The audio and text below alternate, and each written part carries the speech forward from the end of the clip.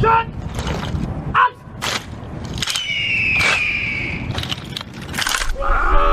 The ship is operating water assigned to us for submerged operation by OpScan 48Tech18, verified by the Nav and myself. Sounding is 1385 fathoms beneath the keel and checks with chart. I have verified that my watch team is ready to submerge the ship. I intend to submerge the ship to 155 feet. Dive! Dive!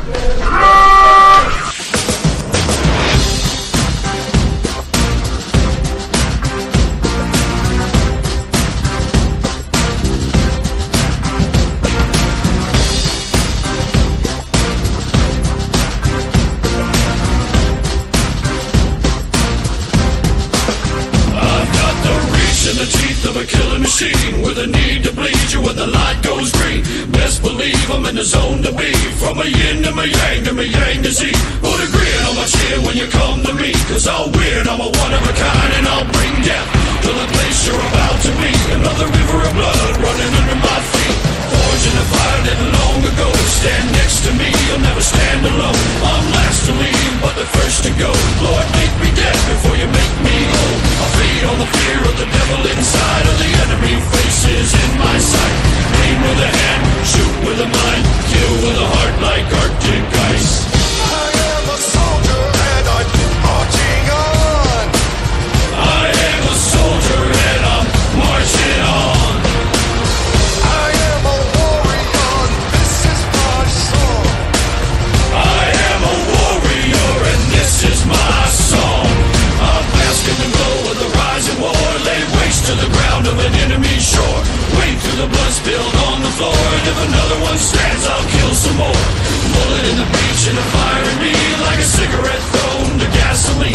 If death don't bring you fear, I swear you'll fear these marching feet. Come to the nightmare, come to me. Deep down in the dark where the devil be. In the mall where the jaws and the razor teeth. Where the brimstone burns and the angel weeps. Call to the gods of across your path. And my silhouette hangs like a body bag. Hope is a moment now long past. The shadow of death is the one I cast.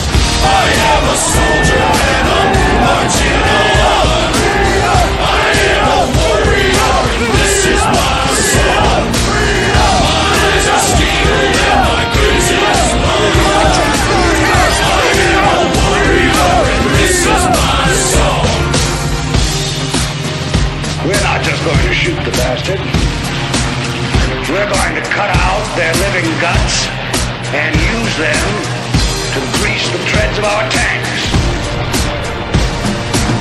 We're going to murder those lousy bastards by the bushel. Now I live lean and I mean to inflict the grief. And the least of me is still out of your reach. The killing machine's gonna do a good deed until the river runs dry and my last breath leaves. Chin in the air with a head held high. I'll stand in the path of the enemy line. Feel no fear, know my pride. For God and country I'll end your life. I am a soldier and I'm marching on.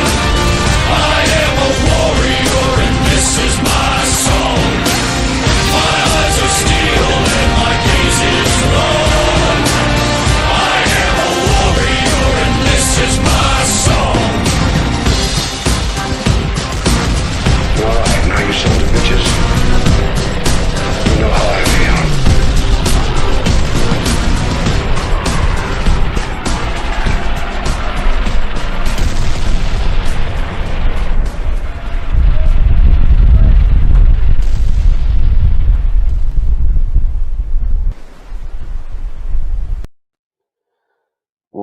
Well, what'd you think about that moto-ass motherfucking intro? That's some moto shit, isn't it? You guys know exactly what I'm talking about. Look, man, I'm going to get my ass kicked by CJ for being live right now. I wasn't supposed to go live. My executive producer warned me against this, but if he knew why I was doing it, he's a rational, reasonable guy. He would go, you know what, Cash? You're right. You should have done it. I've been doing this show now for a few mornings from 8 to 11, so some of you might not be able to tune in at that time. And I know many of my supporters never even get the notifications that I go live. And That's a big fucking problem, man. I've supported Facebook a lot. I mean, Jesus Christ, I've spent countless hours on their platform and have been a loyal subscriber, and I've got a lot there. But the censorship has been obvious. I've got nearly 27,000, 28,000 followers on this page, and the best you can hope for on a live feed's 40 or 50 people, right? And it wasn't unusual for me to have live feeds, into the low hundreds, 300, 400 people at one time, and now it's a fraction of that. So, thanks for tuning in tonight, man. If you guys saw me earlier, well, yeah, I was in the same shit that I got on right now.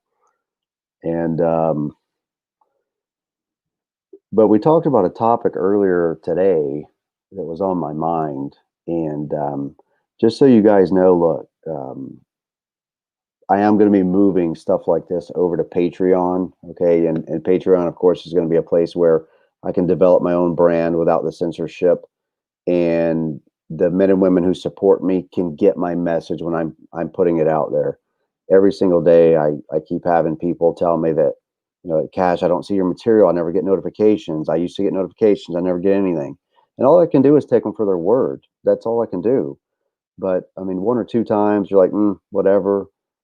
But it's routine. I mean, it's simply routine with so many people. And it used to not be like that. And so I'm just tired of that. I'm tired of it. And I'm going to go over to Patreon. My time is important to me. My time away from my family and the amount of energy I pour into what I do. One of those things is building this platform, growing this. My executive producer, CJ Abernathy, he created that intro. He gets 100% credit. The guy is fucking amazing. He's a talented guy, and I'm blessed to have him on my team. And man, don't ever take somebody like that for granted, because they're good. He works hard. He's sincere. He knows that he's got talent. He knows that I've got some talent, and combined, we can produce really good shows. And we're going to do that. We're amateurs. We're growing. We're learning. Right? We're innovating. We're learning more about what's out there, what's available to us. How can we bring everything together? To drive for reform in this country, not just in family law courts, but in every aspect of our lives. And I'll just continue to drive this message of liberty home every time that I can, about what does that look like. It's a very subjective thing, this liberty, this idea. And it's really what, you might have seen in the title there, I've included some information about Tom Cotton, Walmart, what have you. Yeah, I have to agree with you, Justin. I mean, this is, I appreciate people like Justin. They do donate, and I couldn't do a lot of the things that I do without them. I mean, it was supporters giving me donations that allowed me to buy a laptop. That was a decent laptop. The one that I had was like a couple $100. It was just, and there was no operating. I couldn't do anything with it, nothing. And I spend the money wisely. I buy a nice piece of equipment that I can use, like this Mac, and that's what helps me to grow my capabilities. And you kind of just move up, right? Just like you would in the economic ladder. As people help me out in the work that I'm doing, and they donate to me and support me in any capacity, well, then I'm able to do more things in every way, shape, and form. And like, at the end of the day, here's what people are afraid of. They're afraid of being used. They're afraid of giving money to somebody when they know themselves in the back of their mind, their family's hurting, they're struggling. And it's actually a difficult profession to break into, because it requires you to, one, humble yourself down to the level that you're soliciting donations essentially from people. And nobody wants to be solicited for donations. I mean, we're inundated with GoFundMe's and just all of these charities and nonprofits and on and on. I get it. Fuck, dude. I know. And I don't fault any person for it, because I'm as inundated and saturated with it as what you are, if not more so. People are always asking me to share their GoFundMe's, and it breaks my heart that I can't, because then it creates a cycle of that's all that people want from me, and that's not what I'm here for. I mean, I'm trying to change it on a macro level and grow myself as a human being in that process. And a lot of what you're getting to look at right now is really the Cash Jackson is not the politician, right? This is the Cash Jackson that before I hit middle class, and upper middle class, right? This is my family and my livelihood. We're humble, very humble people where we come from, and I've never forgotten where I came from ever. And like many people out there, I joined the military to get away from pain and trauma I endured as a child here in the state of Louisiana, and some very personal, difficult stories to tell that I'm going to tell one day in my Patreon, because that's going to be with people that I share something closer with, right? People who believe in me, right? That's who I really want to spend my time and energy and focus on, is developing relationships and friendships like what I've never had before. Not that I didn't have them in the military, but because we moved around and we didn't, we're only there for a few years. We always knew you're only going to be with those guys for a couple of years, and you're all getting transferred out, and new people are in and out. But I'm making a more concerted effort at building just really good relationships with people, and that's what I want. Does that mean that you need to pay me to do that? No, absolutely not. No, fuck no. But I guess my mind says if fuck, dude, and it almost sounds terrible if I were to say it. That, like, if I can't expect my family and friends to support me, right, in what I'm trying to do, I'm not working a job, right? I'm not. I'm not working a traditional 9 to 5 job, and I don't want to, and I don't want to encourage others to. I want to encourage others to be brave and to branch out on their own, and to create something of their own, and find ways to do that, and create your own network, and those who love you and support you and want to see what you're doing go further because they believe in you and they know that you can take it. You can take what you're doing 10 steps further with their support, right? And we all need to be better about acknowledging when somebody's going, yeah, hey man, I could really use the help. I'm one of those guys. I could really use the help. I mean, that's just in brutal honesty. I could. What do you want me to say? I need money? No, nobody wants somebody groveling at their feet. Number one, it's embarrassing as a man to do that. I mean, so it has to be a sales pitch. I mean, there has to be a handshake, a free market handshake of, well, what is Cash Jackson offering me? That's any different than what else is out there. Well, a lot of that's for you to determine by knowing me, getting to know me, and observing what I'm doing. There's so much material out there because of the work that I've put in, all of the live feeds that I've done, running for governor, going to Standing Rock, my political activism and my outspokenness on issues that are important in this country that I don't think are getting the due diligence. These types of things. You know what I mean? If you support me to that end, man, I mean, I would love for you, to help me out on Patreon financially. Yeah, you'll financially be helping me out. What's the harm in acknowledging that you'll be supporting someone and something in a message you believe in, like you really truly have your move towards what I do, okay, and what others like me are doing, because there are others like me who need the same financial support, right? And maybe you want to give to both. Maybe you don't want to give any. I get it. Fuck, dude, you're inundated. But this is how we build something for ourselves outside of the mainstream media, right? We've been griping about how nobody's talking about this message, and nobody's out there fighting for the fucking working man. Let's be honest, man. I mean, let's say this, dude. Tom Cotton, man, this asshole, rhino Republican here in Arkansas, in my state.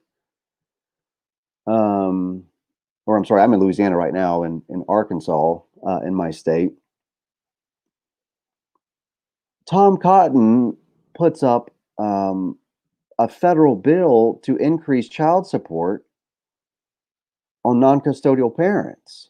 And specifically, he says fathers. He's quoted as saying fathers. Go and read the article, or you can watch the video from earlier if you want to. We brought up a lot of the article and we kind of broke it down. I'm not going to do that tonight. So if you didn't catch this morning's episode, go back and check it out. It was a really good episode, man. I thought that we did a really good job for only CJ's third production for me. But he's been doing this for a little while now for Adam Kokesh, who runs Adam versus the Man. Adam's a wicked smart guy. He's very intelligent, man. He's a little intimidating about how smart he is. I mean, he just knows a lot about a lot of different things, and he's kind of a worldly guy. So, Aaron Williams, a couple different ways. I'm really wanting to get supporters over at my Patreon account, and I don't know if I can throw it up here or not. Let me see if CJ's got something in here that we can throw it up with. I don't know. So I'm kind of looking in like the background, like the producers stuff, and looking to see if there's something that I can just put up. I don't see anything there. Hold on. Well, I got one other place I can check, I think. This is one, that's one location, right? So the scrolling banner down there, but I would rather you, I mean, if I had to choose, I would rather you went over and signed up to be a Patreon member and, supported me month to month. And that's going to help me to do a lot of things. We've got a lot of great ideas, but of course it takes resources to do those things, to get to places, to meet people, to develop the content. And ultimately that's what you're seeking, right? And it's what we're trying to produce. It's my job to produce content, towards the issues that us as working men and women in this country are facing and nobody's talking about. The mainstream media, they're not getting down to the roots of the problems. I live in a very rural community up in Northwest Arkansas, and the poverty rate is very high there. The unemployment rate is very high. There are white Americans just like myself that feel as though nobody's speaking for them. And to a large degree, they're right. To a large degree, they're correct. People aren't speaking for them, and that's unfortunate. And they feel forgotten. And of course, and then people want to bash on me for speaking up for my fellow Americans. Why are we ever wrong for speaking up for our fellow Americans? And I'm trying to do that, and myself included. I'm standing up for myself. Literally, that's what I've been doing. Same thing I taught my kids: stand up to bullies, stand up for yourself. Don't take no shit off nobody. Right? You don't give no shit. Okay. I taught my children, you don't go into school, you don't give people any shit, but you don't fucking take it either. You never, ever, ever let anybody walk on you, put their hands on you, nothing. Right? You don't hurt people, but you don't let others hurt you either. Right? Or your family. And I tried to instill that in my son as much as I could, especially with protecting his little sister. I still believe that as men, we have that role to protect, and that's what we have to do. And that's what I'm doing through this voice and through these channels, and just being as in their face as what I am. And believe me, I'm taking the licks, right? They've been handing me my fucking ass, man, for years. I haven't seen my kids in 2 years. I don't know. I figure if I say it a million times, eventually one person's going to hear it that's going to go, hey, I can do something about that. That's kind of the why. A lot of people are like, Cash, we know you haven't seen your kid in 2 years. Yeah, I know. But I kind of can't quit saying it, right? Because it kind of hurts every single day. So it's kind of right there, and I just throw it on out.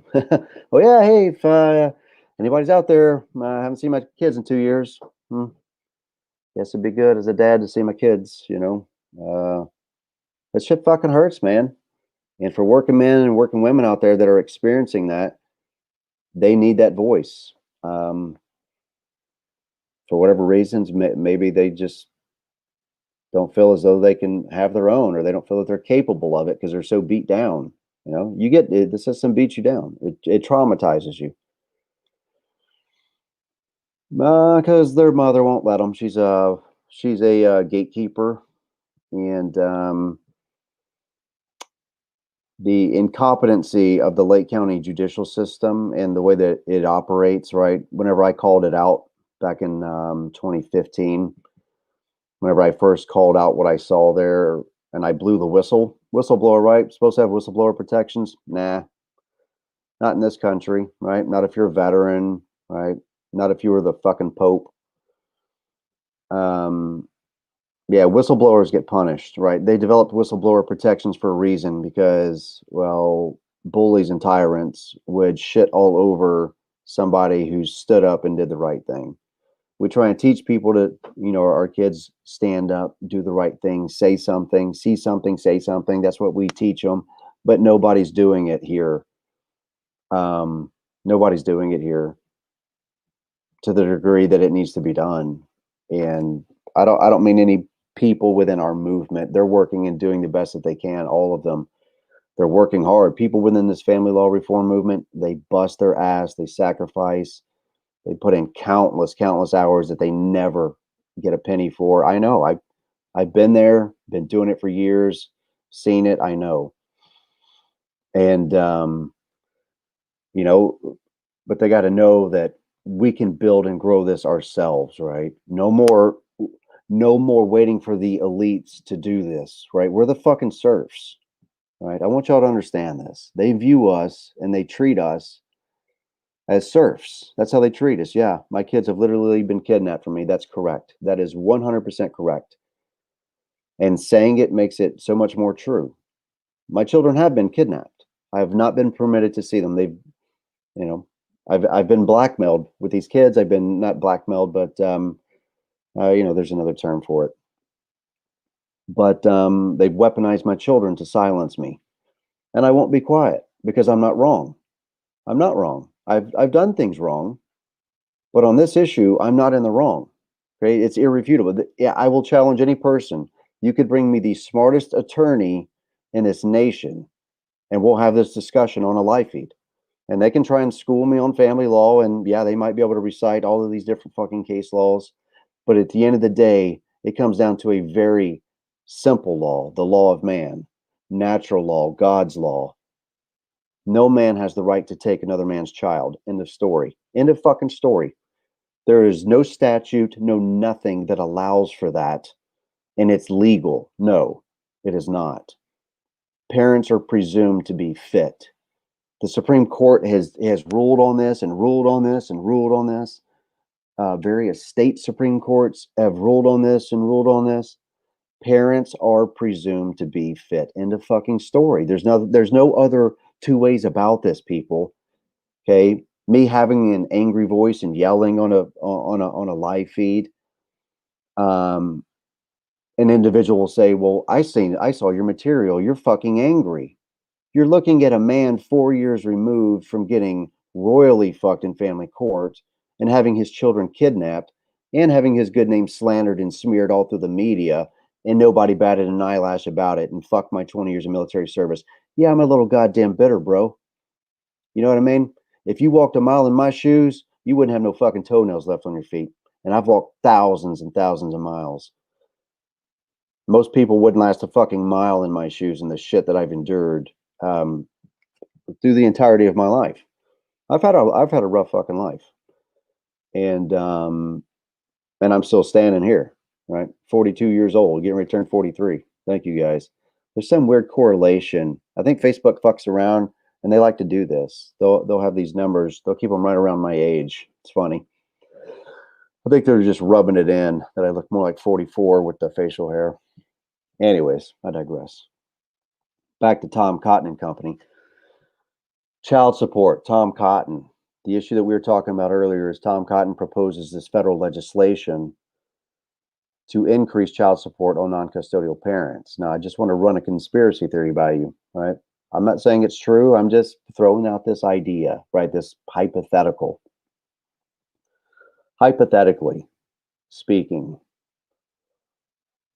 I would say I am the most prominent activist for family law in the United States. I believe that I am. I believe that I am the most outspoken, the most bold, that there's not one person out there that pushes harder the boundaries with our government on this issue. There's not one person out there that does it more than me.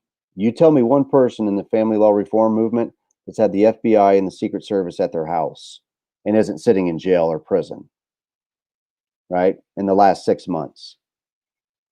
I'm the only fucking one that I'm aware of. Somebody else, if there's somebody else out there, let me know, right? Please tell me. Why did the FBI and the Secret Service come to my house? I'm glad that you asked.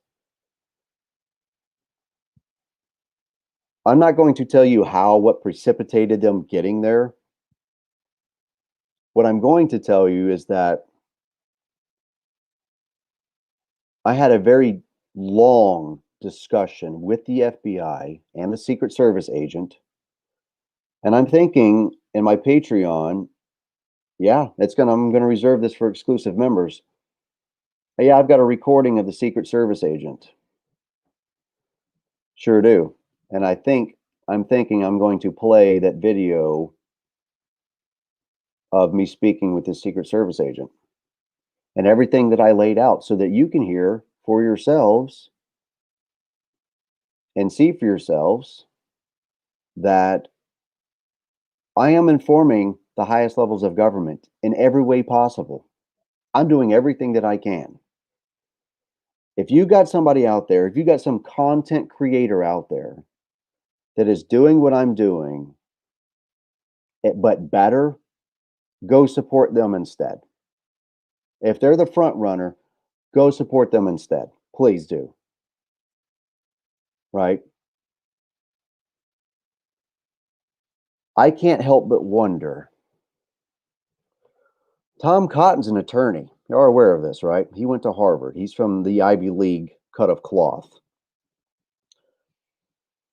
His family is from Arkansas. Arkansas is a small state, right? This is like the good old boys club down here. This is like you either on the in or you're on the out, one of the two. And I think that holds pretty true in most states, right? They've all got their own unique blend of that, but you know what I'm talking about. Tom Cotton from rural Arkansas, very poor state, mind you. Look up, somebody could probably Google this right now. How many people from Arkansas have went to fucking Harvard or whatever Ivy League school he went to? I think it was Harvard. But he became an attorney, went into the Army. I think he's a captain, got a Bronze Star.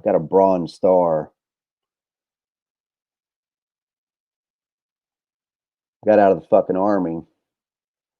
You know what this man was learning? He was learning the insides, the inner workings. He was learning the inner workings of the military and reporting back to his actual masters, which are those within the Bar Association. Okay. Where's Walmart from, folks? I'm taking this somewhere, so follow with me on this.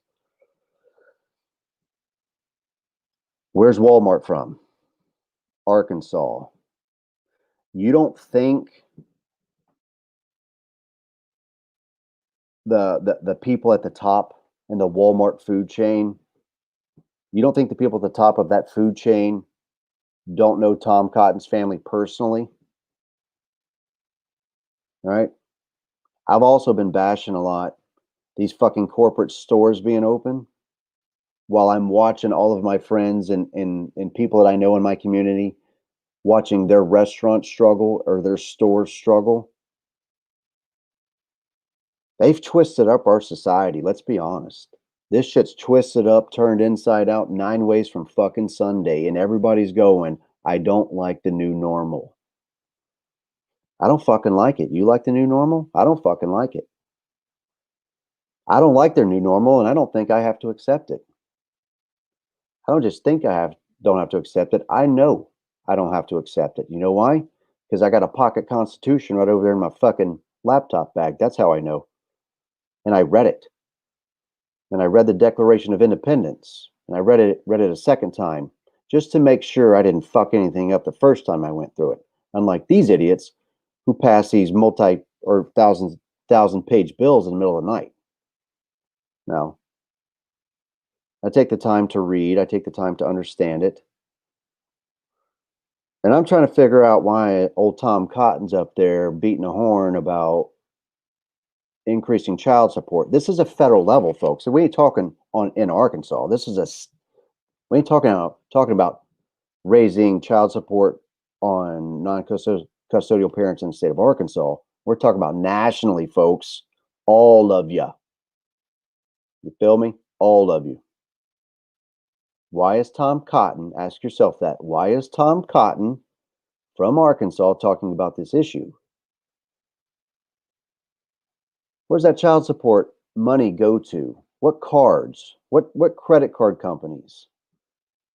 What credit card companies are making money off of child support going to credit cards? It's not a lot, but there's some big ones. I think there's some big banks attached. You hear what I'm saying? And where's that money getting spent at? Where are they getting funneled into? Well, when they shut down all these businesses, you know as well as I do, they're funneling all of these people with those EBT cards into the big box chain stores. It's where they're going. And who's having to work to recharge these cards, right? Or that money, that welfare money?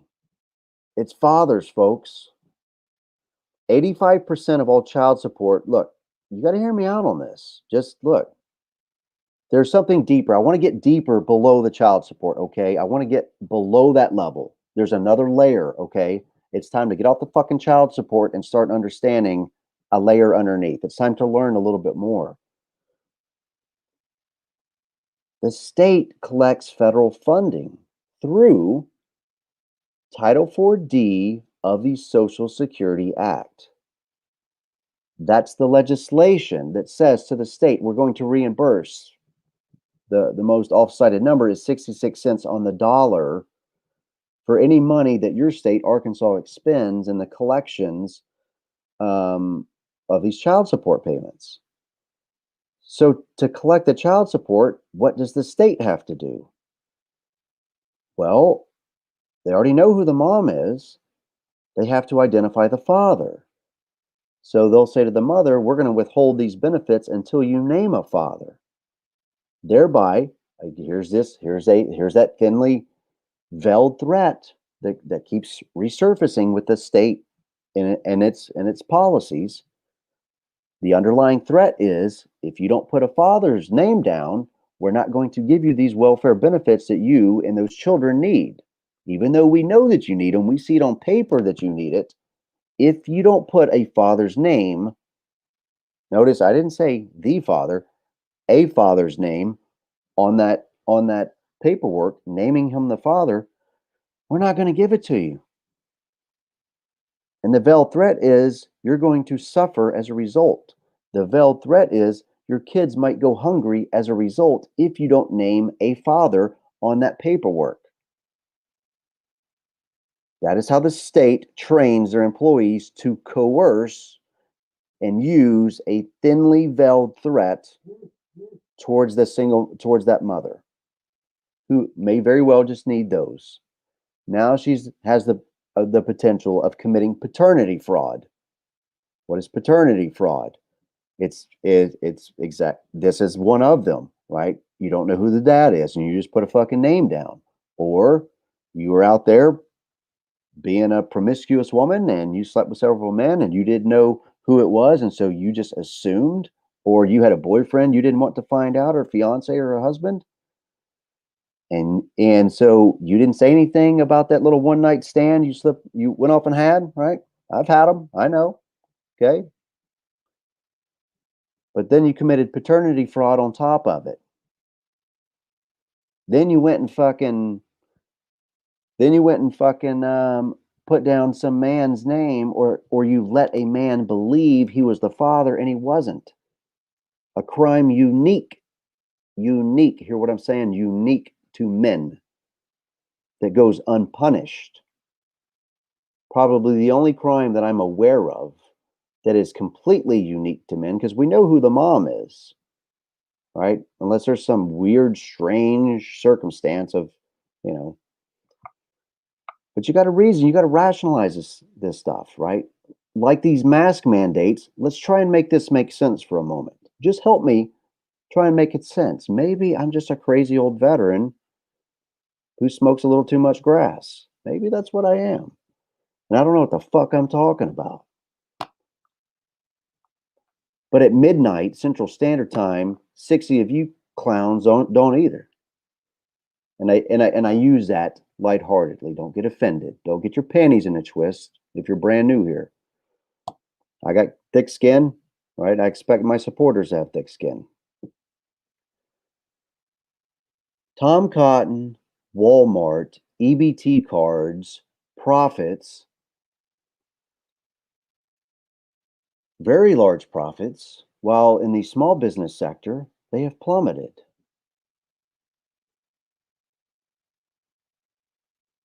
That doesn't make any sense now, does it? My battery's going to die. Son of a bitch.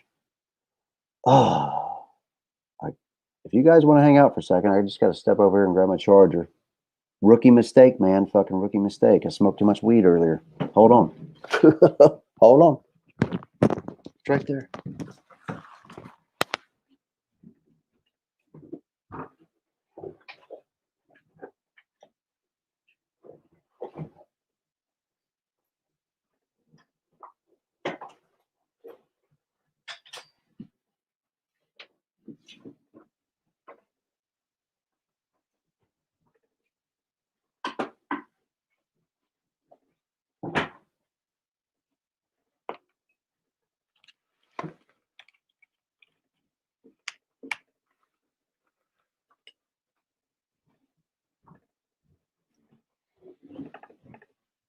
Holy shit. I kept 56 people on the feed?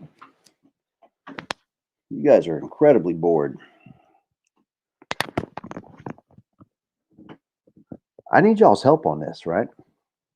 Especially because I'm a disabled veteran, right? I look, this one reason I'm the, hear me out on this. You guys are gonna just hear me out for a second. People go, Cash, you're not disabled. Okay. Let's review a couple things. Haven't seen my children in years. I did 20 years in the Navy. And mind you, without going into details in my career, let's just say there was a lot of fucked up things that happened. As many service members who go through do, let's just leave it at a lot of fucked up things happened to me in my 20 years in the military. But then I get out. I just want to raise my kids, right? Put yourself in my shoes for just a moment. I want to get out of the military. I'd been separated from them for 3 years. Okay. Then 2012 to 2015, I was separated from my kids. I just want to retire, get out of the Navy, and go on with whatever the remainder of my life's going to look like. I don't. My career gets virtually ruined because of my ex-wife's false allegations. That is, in fact, what early terminated my military career. And the early termination of my career, combined with the two years of separation of my children from 2012 to 2014, I was in such a deep state of depression and despair, I attempted suicide. Okay, I've got this nifty scar in here on this wrist. That's a constant reminder of what family court and the separation from your children does to a human being. It's torture, and I consider myself a human rights activist to that end, that I have experienced and continue to experience a real world human torture ongoing inside the United States, and it's condoned by our government. And I believe that there are corporations that are at work that are paying very large sums of money to lobbyists to lobby on behalf of these bills and these private corporations to make them a lot of fucking money. and here's what they're going to say: he's the crazy, batshit, crazy disabled veteran who attempted suicide, and then it becomes a slander. Okay, just more salt in the wound. And I'm not. There's no suicidal ideation. Okay, at all. I am not suicidal. If I end up dead, I did not take my own life, and you better investigate it. Okay. But I would begin with all of the people that I've talked about, especially those I've talked about the most, and that's not hard to figure out. But that depression exists today, and depression is one of those diseases that is so incredibly difficult to manage and identify. Because as human beings, we condition ourselves to blend in, and it's I'm sorry, we don't condition ourselves. It's in our best interest to blend in with those around us. So that's what we'll do. We'll mimic the behavior. We know that generally, if you're laughing and smiling like what Robin Williams did, that you were generally, upbeat. Those weren't the signs of depression, right? The signs that we always consider of depression is that they're sad. Right, that's the first thing. People just think you're overly sad. That's what depression is, and it's so much more than that. Depression is, for those living with it, especially a major depressive disorder. It's extremely complex, and a lot of things can exacerbate it and make it worse, and especially. Any consumption of alcohol, which I did at one time myself medicated. I did.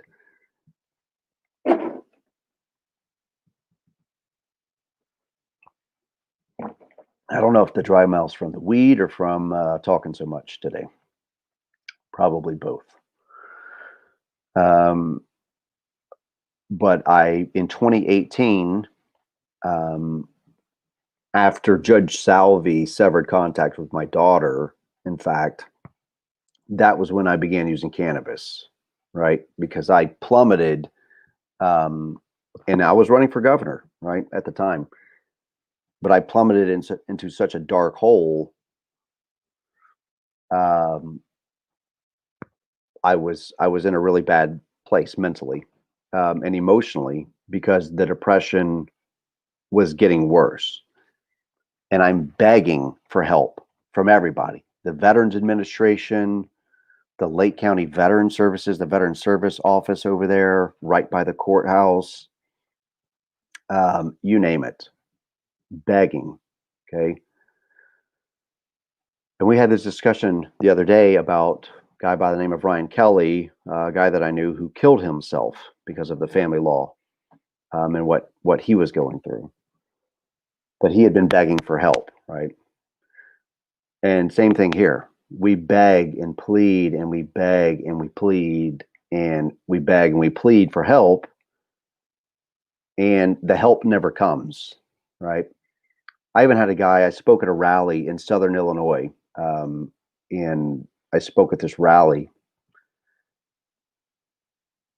and afterwards, some people made a remark. They made remarks in the Reopen Illinois group about, well, who is the fucking crazy veteran up there talking about his kids?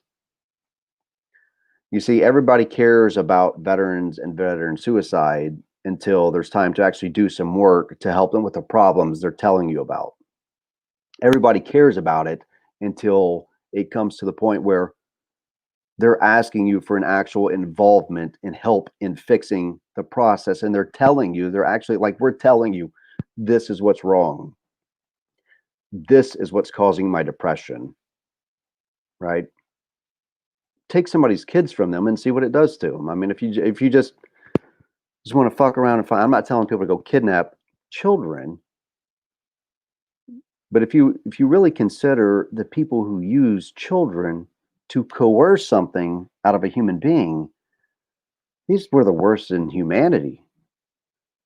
We're talking drug cartels and mobs, the mafia, terrorists. People who commit genocide take people's children and use their kids to silence them.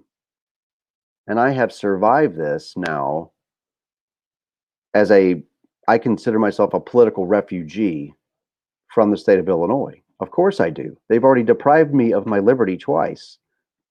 Yes, albeit they were for very short periods. But those were the threats, right? Those were the direct threats of how quickly I hadn't done anything to be incarcerated for any amount of time. I shouldn't have been incarcerated at all. I never, ever should have been placed in handcuffs, ever. Never should I have ever been in handcuffs. I've been in handcuffs 3 times now in Lake County, the very county where I've got tons of certificates from my volunteer service for their sheriff's department while I was a drill instructor up there. They don't give a fuck about their veterans and their service members. That's bullshit. That is so much bullshit. Every one of those motherfuckers should be walked out of there in shame and tarred and feathered all the way down Michigan Avenue or whatever the main street is over there in Waukegan. These people are fucking homegrown terrorists, or what they are. And I don't mind telling people about it, because somebody's got to. But at no time have I ever really thought and considered, what does corporate America have to do with all of this? And somebody's going, well, that's capitalism for you. No, it's not, dumbass. No, it's not. That's interference with the free market, is what that is. People confuse this. That's what's known as crony capitalism. Okay? Cronyism. Fucked up individuals manipulating shit. They're cronies. I don't know the actual definition. We could look it up, but I'm not going to.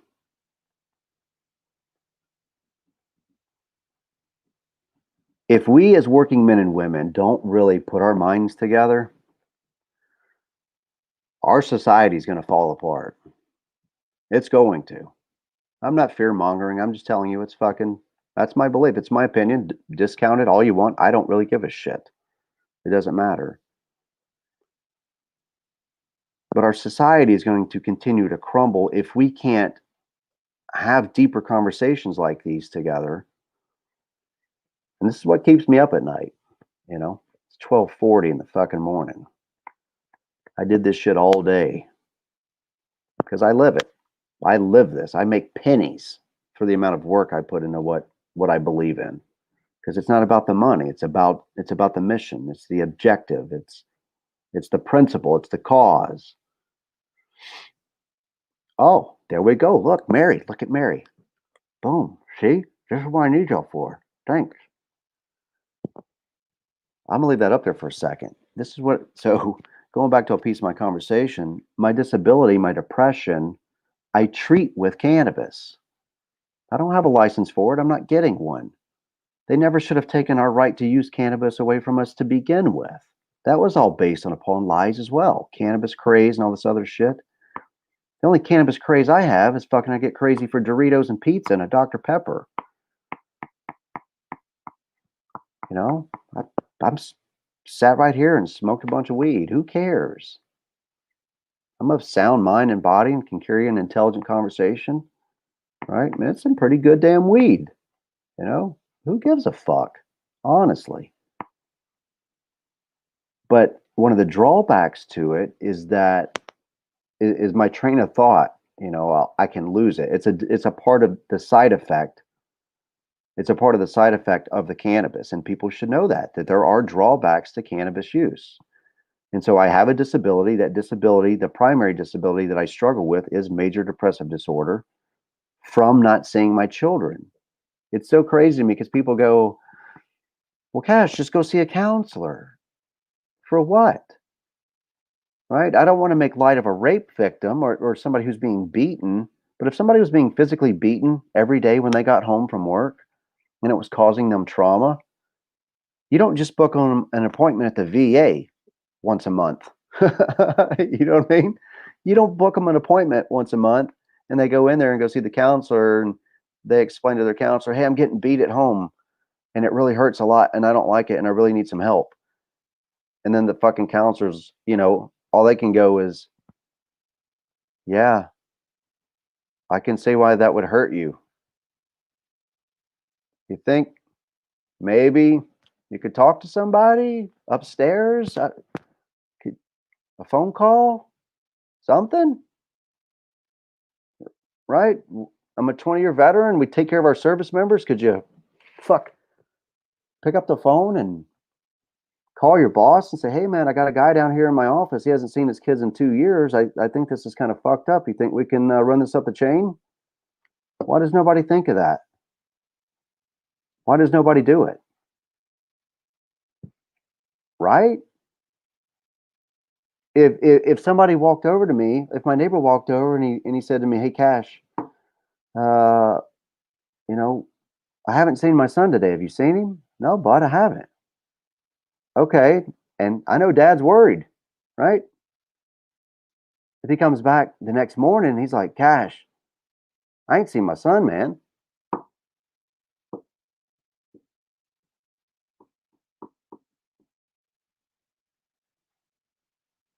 It's one of the most difficult things to work through.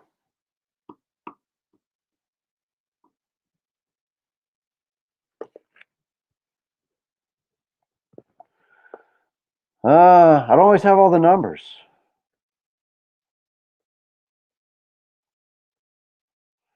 I don't know which people, bud. Right? One of the other struggles of doing the work that I do is the amount of messages I get from people. They can't comprehend it because they don't get them. And I know I was there at one time many years ago. They can't comprehend the amount of messages of parents I get that are hurting just like me. And just working men, working women, just struggling, grandmas, mothers watching their sons go through this and helpless, fucking helpless, right? And you can't do anything for them, right? That's going to provide immediate relief for them, right? And that's one reason I call this podcast, the War is Hell podcast, because we're in a war. We're in a fucking war, and there's casualties on the battlefield right now. And it's 99.99% us, right? And our kids. It's our kids being killed. It's us being killed by the police, right? Walter Scott, right? A lot of the interactions that are forced between police and citizens are for child support collections and warrants and arrest.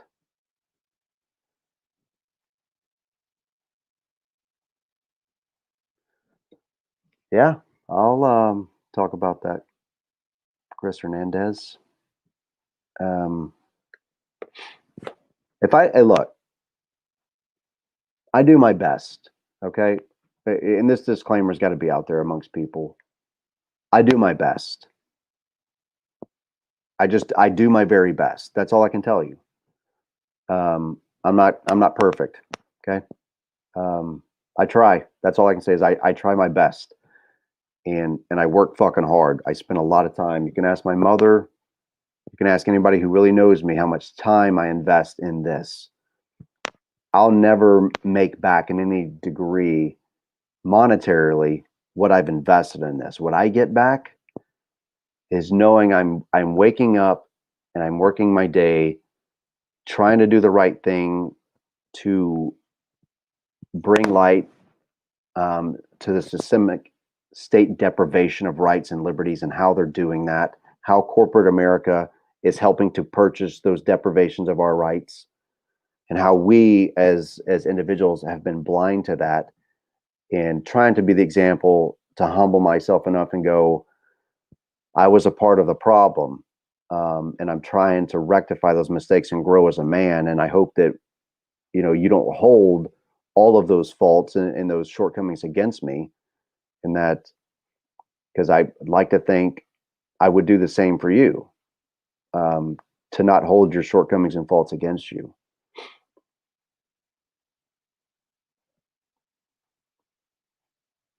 This sexism Chris Hernandez is talking about is obvious in the numbers, right?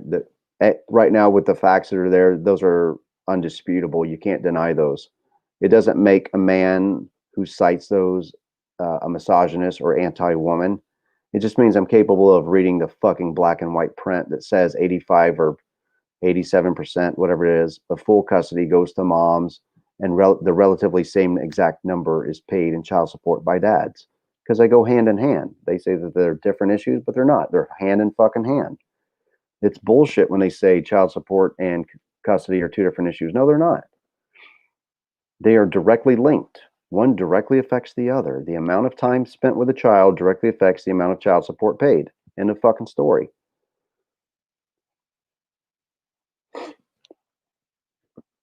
And it's for revenue generation, right? They don't love you single mothers. If they loved you single mothers, let me tell you this, single moms. Let me tell you something nobody wants to fucking tell you guys. And I'm not going to beat you up, right? Well, maybe a little bit. So, if you're a single mom out there, if you're sensitive, I would just walk away.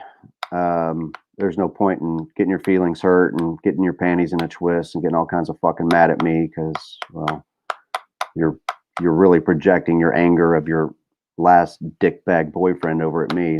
I didn't fucking do it. But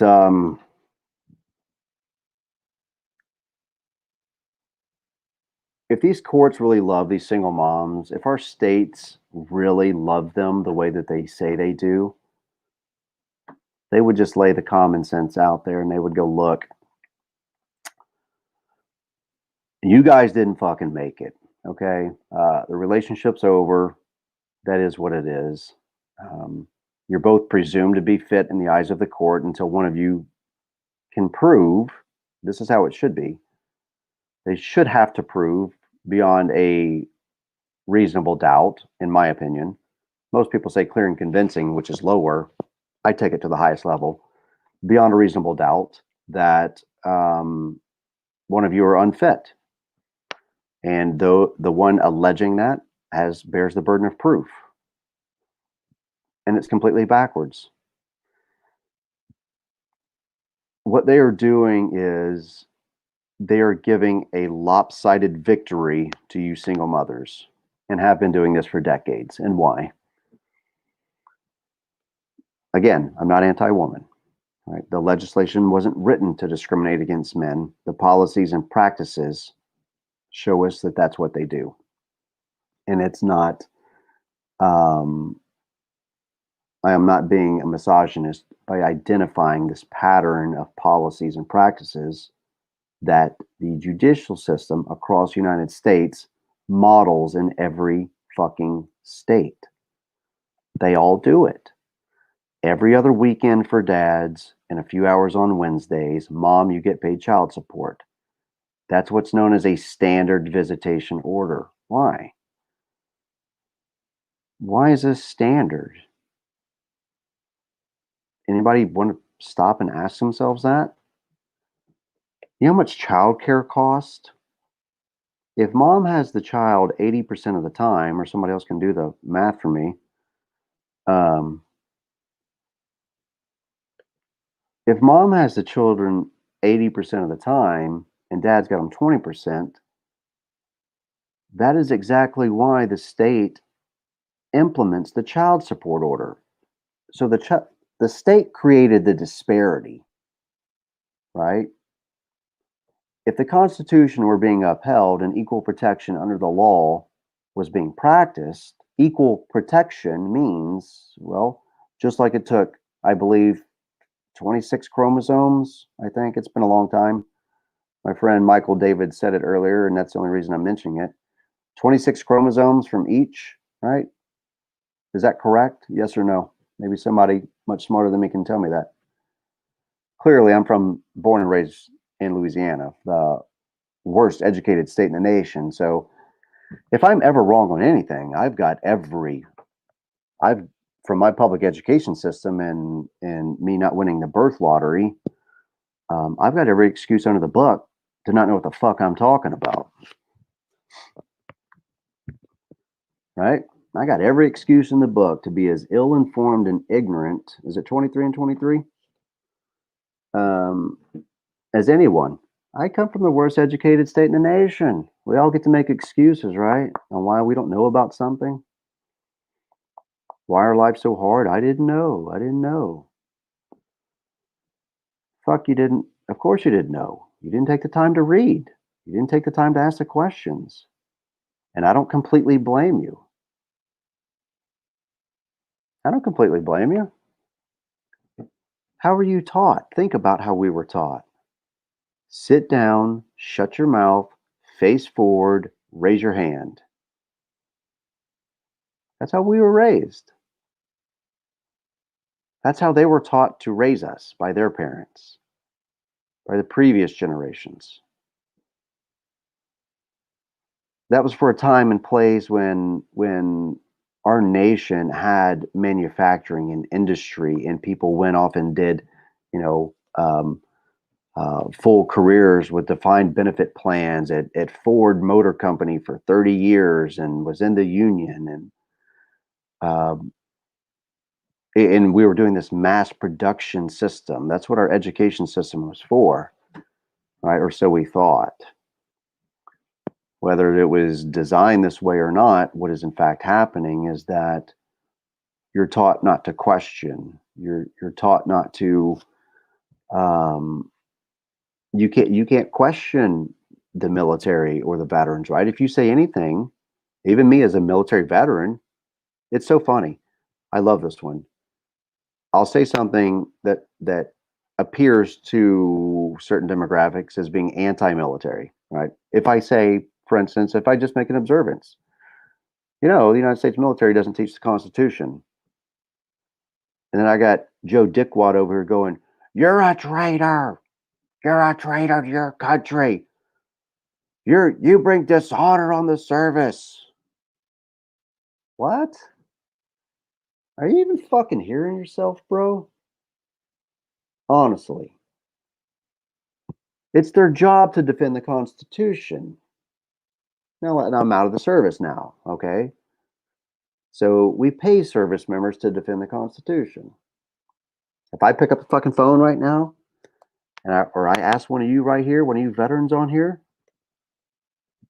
if I just grabbed one of you that I know is a veteran and throw you on the spot and ask you some questions on the Constitution, am I going to get the deer in the headlight look?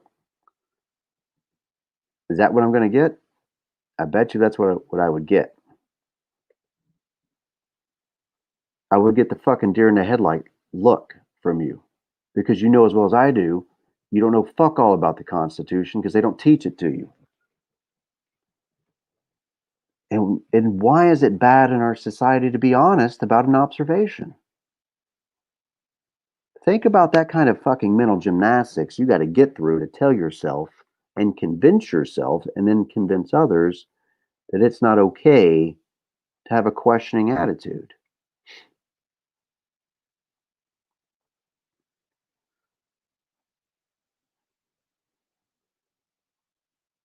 We should have a far deeper questioning attitude, and we should be teaching this to our children. And we should be networking amongst working men and working women. You're in this fucking bullshit struggle with me, right? Misery loves company, don't we? But I think while we might not be the best educated, we might not be the Harvard grads like Tom fucking Cotton, I think we're smart enough to come up with some solutions and solve these problems ourselves and stop asking and waiting for government to do this bullshit for us. We can fix these problems. There's a solution. We just haven't put it together yet.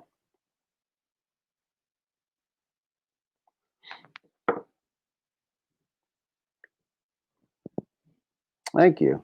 I appreciate the minor correction there. There's only a few off. Does it really matter, right? They're manipulating RNA and DNA chains for who knows what? Zombies?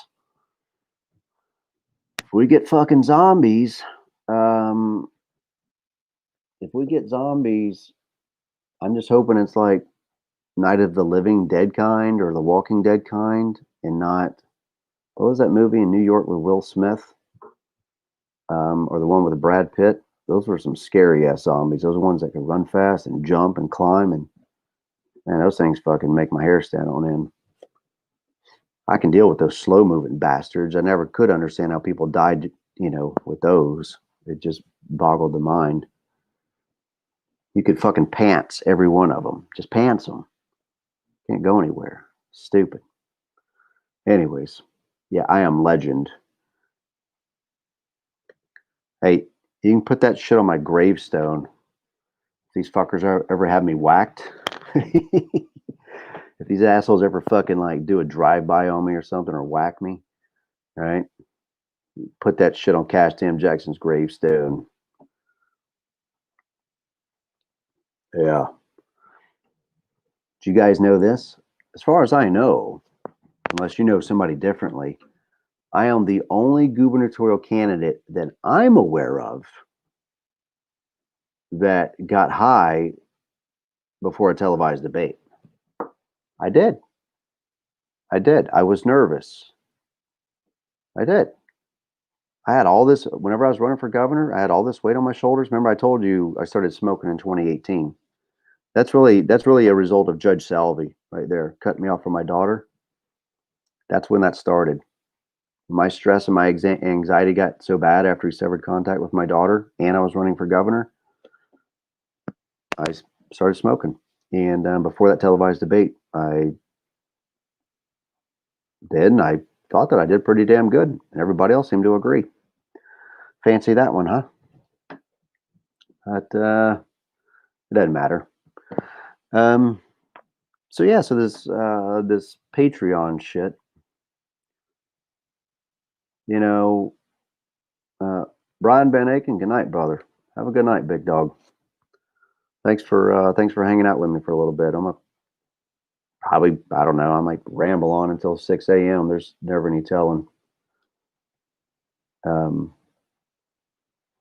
Levon says I did. Thanks, Levon. You've been around a long time.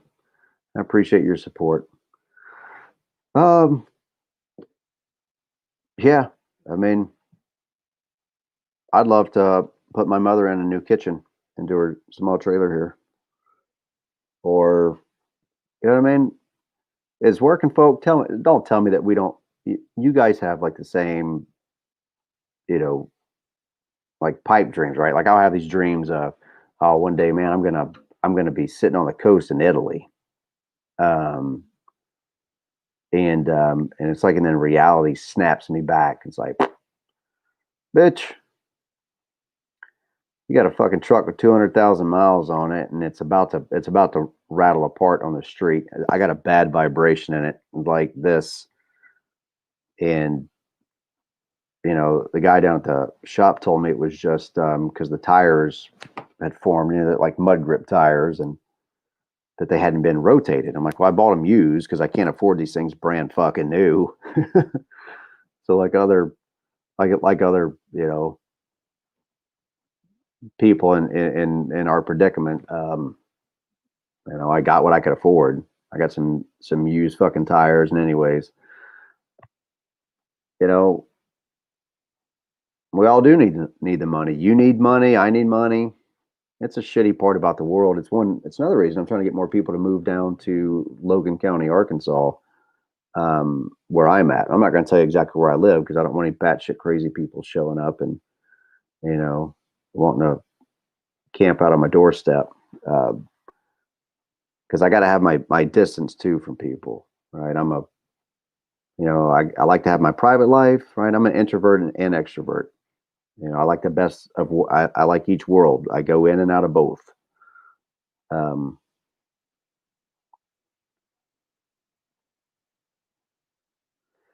Yeah, Chris. Hey man, I appreciate the offer, dude.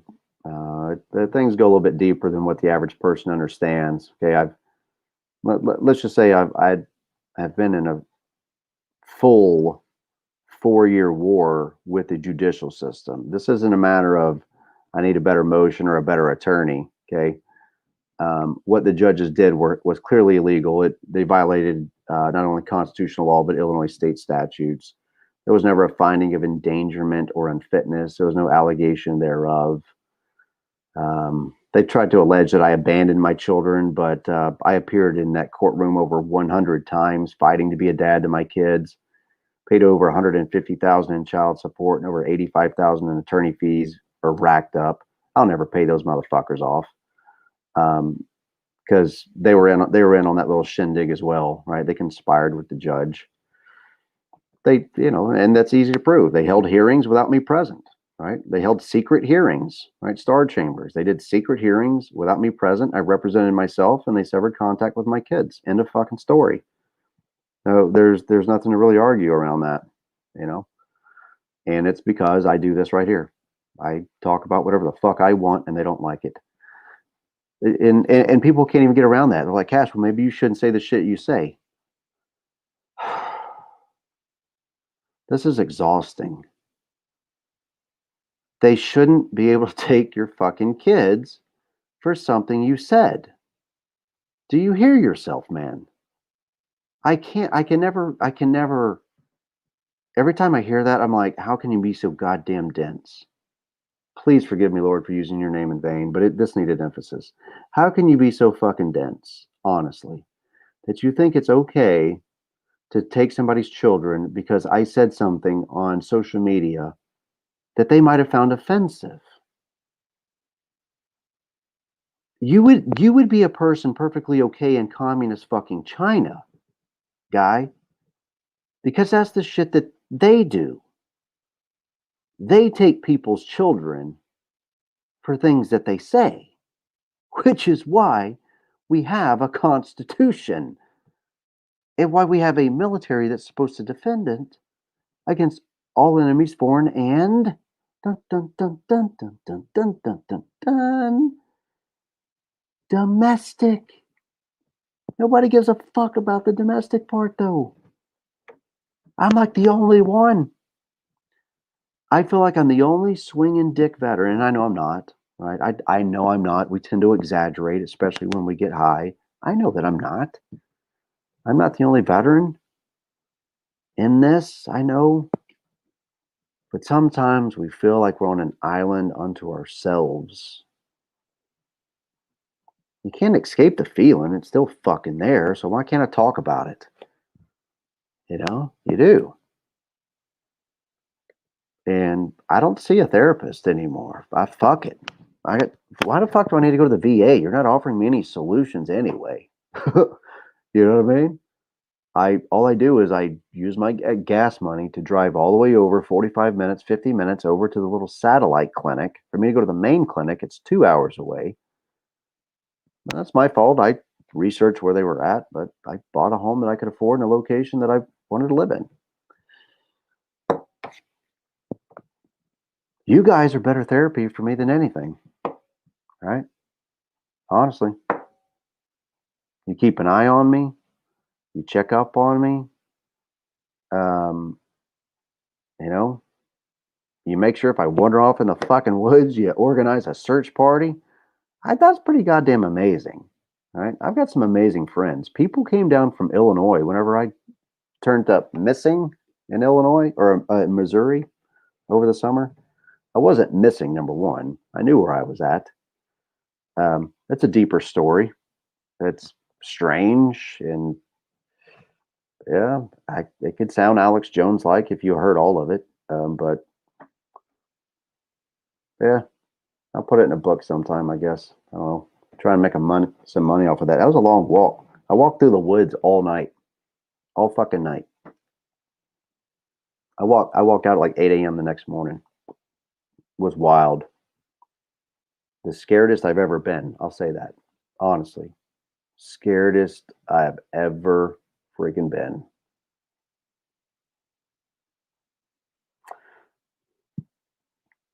I disagree, Paulie. Oh, no, I'm sorry. No, I agree with you. I read it wrong. I'm sorry. And those are the people I want to be around. I want to be around people that support me. I have to think more about my family and myself. I'm down in Louisiana spending time with my family, trying to help out my brother, whose house caught fire. And, he's a guy, he's just trying to get his head above fucking water, man. Struggling. House caught fire the day before Thanksgiving.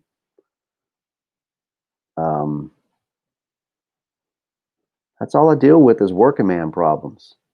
It was really funny whenever I was running for governor in Illinois in 2018, and we're up on stage, and I'm thinking, because I knew they're going to give J.B. Pritzker and probably Ronner as well, but I knew J.B. Pritzker for certain.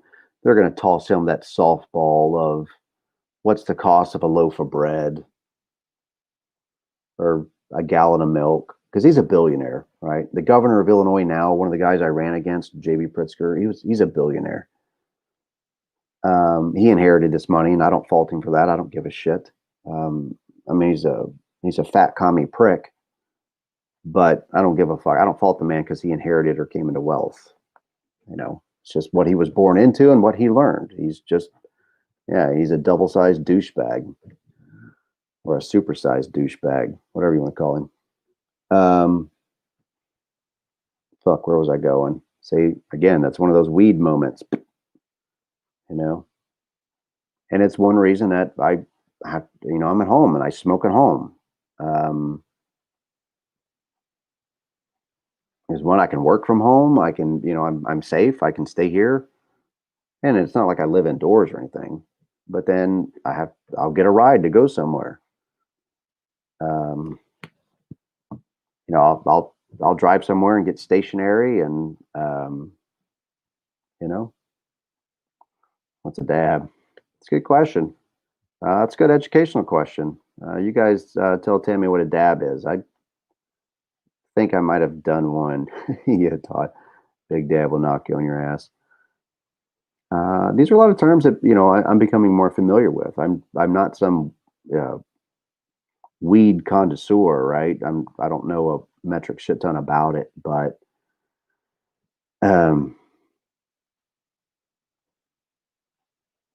I'm learning more about it and how to use it safely and appropriately, not abuse it,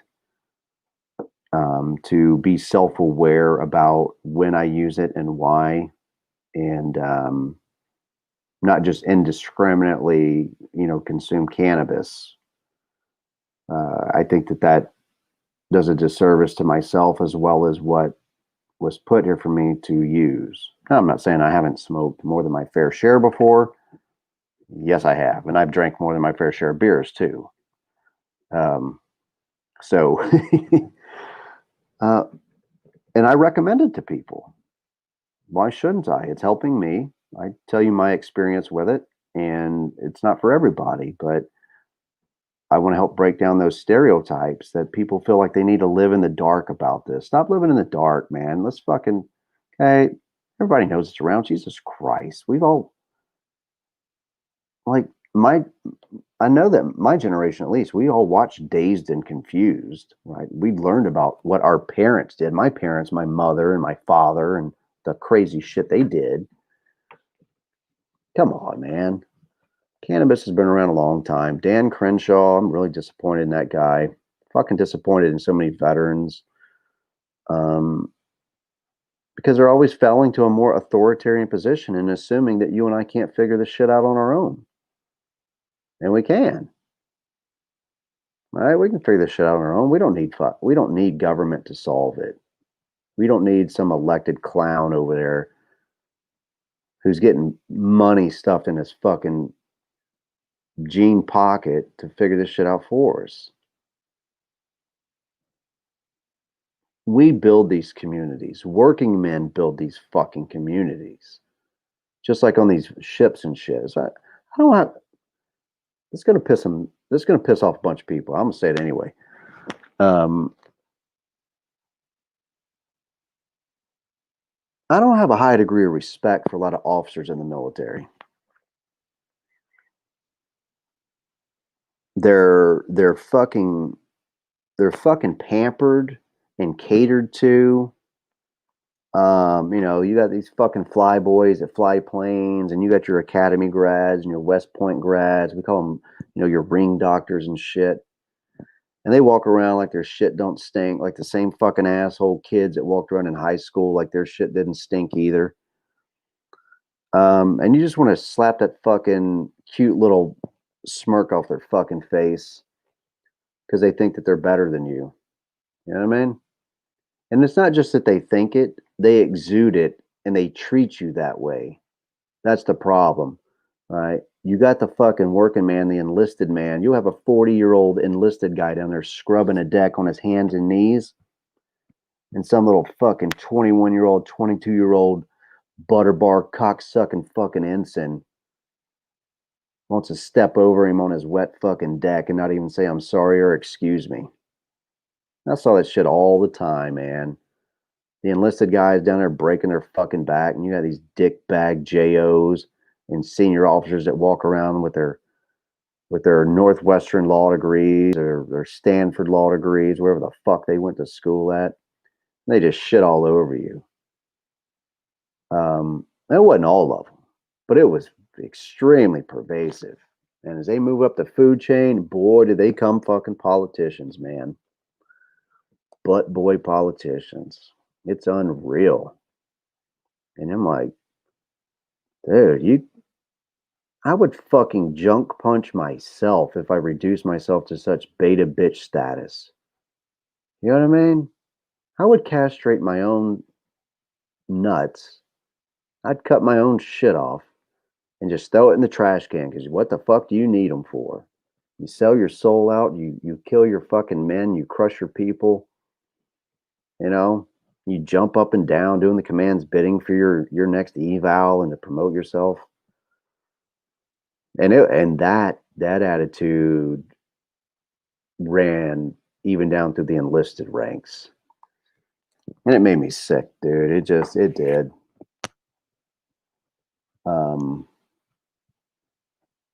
It just pissed me off. I didn't like seeing people get shit on, especially for, guys in there breaking their back, and I'm down there breaking my back with them. Appreciate your service, Colin. I do.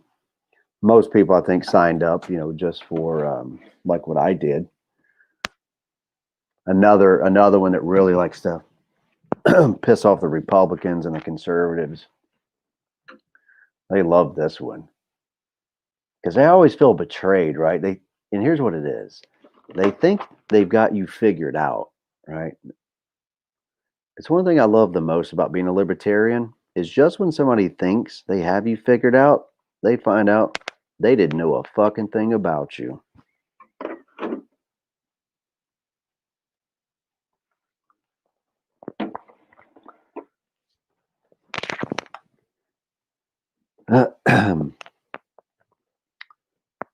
Because they don't.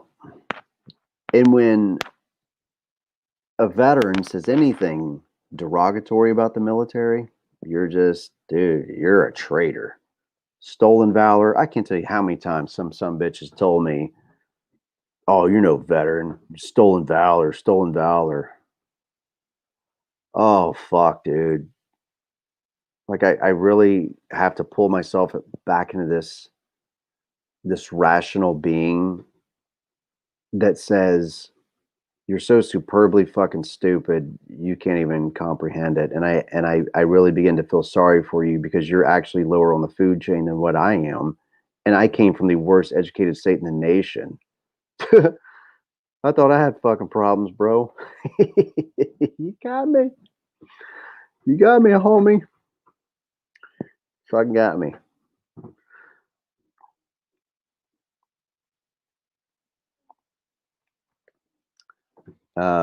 This is like one of the best people you'll ever meet right here. So I've known this lady for 6 years, right? In 6 years I've known this lady. And boy, does she know some shit about me. I mean, man, that woman knows some. But I know some shit about her too. And she is not as sweet and innocent as she portrays herself to be. She's a wild child like what I am.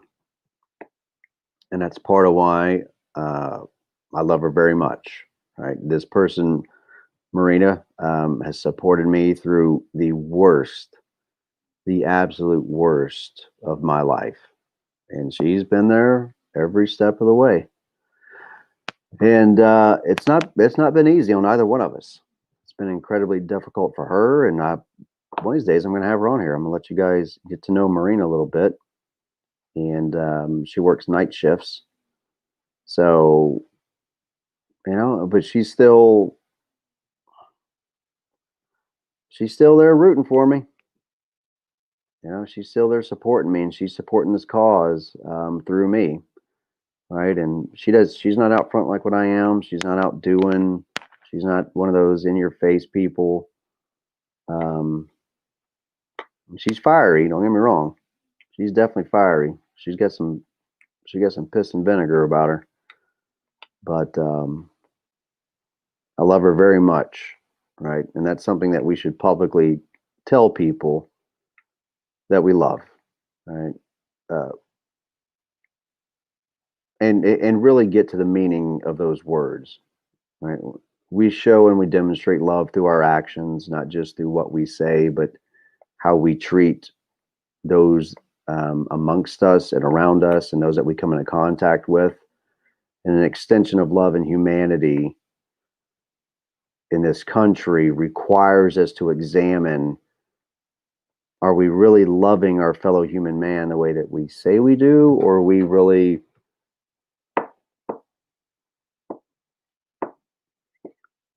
covering up for our shortcomings because we know we're not doing enough?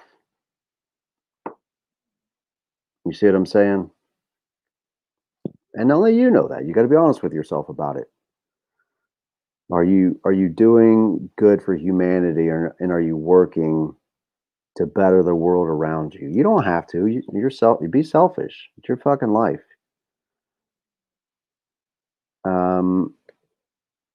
It's your life. Live it how you want to live it. Just don't hurt other people, right? It's a simple concept. We tell our kids this when we send them to school. Keep your hands to yourself. Don't hit other children. How many times have you told your kids that? And ultimately they'll do what? They won't keep their hands to themselves, and they'll hit other children, and they'll have to get in trouble, and you have to do the hard part of being a parent, discipline your kids. They cry no matter what you do. If they have to write lines, they're going to cry. If you spank them, they're going to cry. Okay? Get them the wrong ice cream, they're going to cry.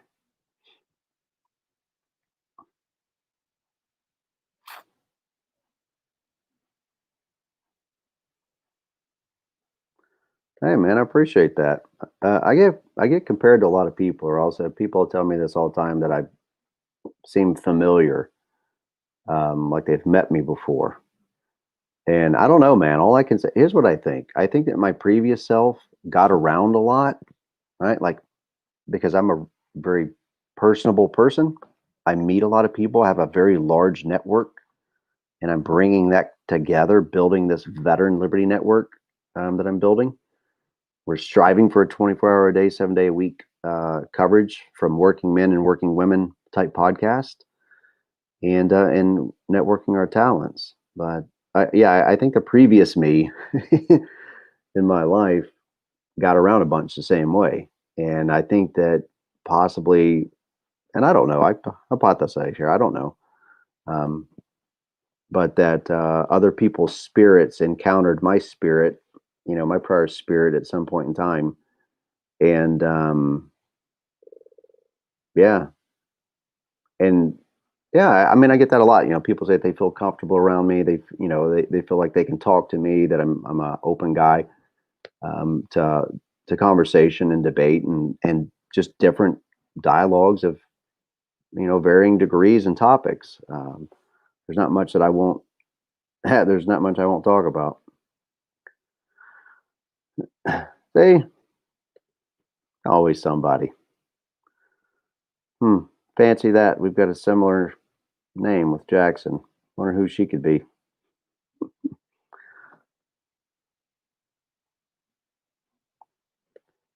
Big old crocodile tears, man. There ain't nothing like them crocodile tears from a little girl. My daughter Kaylee, now that, man, she is animated like her dad. She's like me. She's very animated. And she's funny, man. She's got the best laugh. I love my daughter's laugh. Right? It's like, it's infectious. She starts laughing and I start busting up laughing. And so fuck.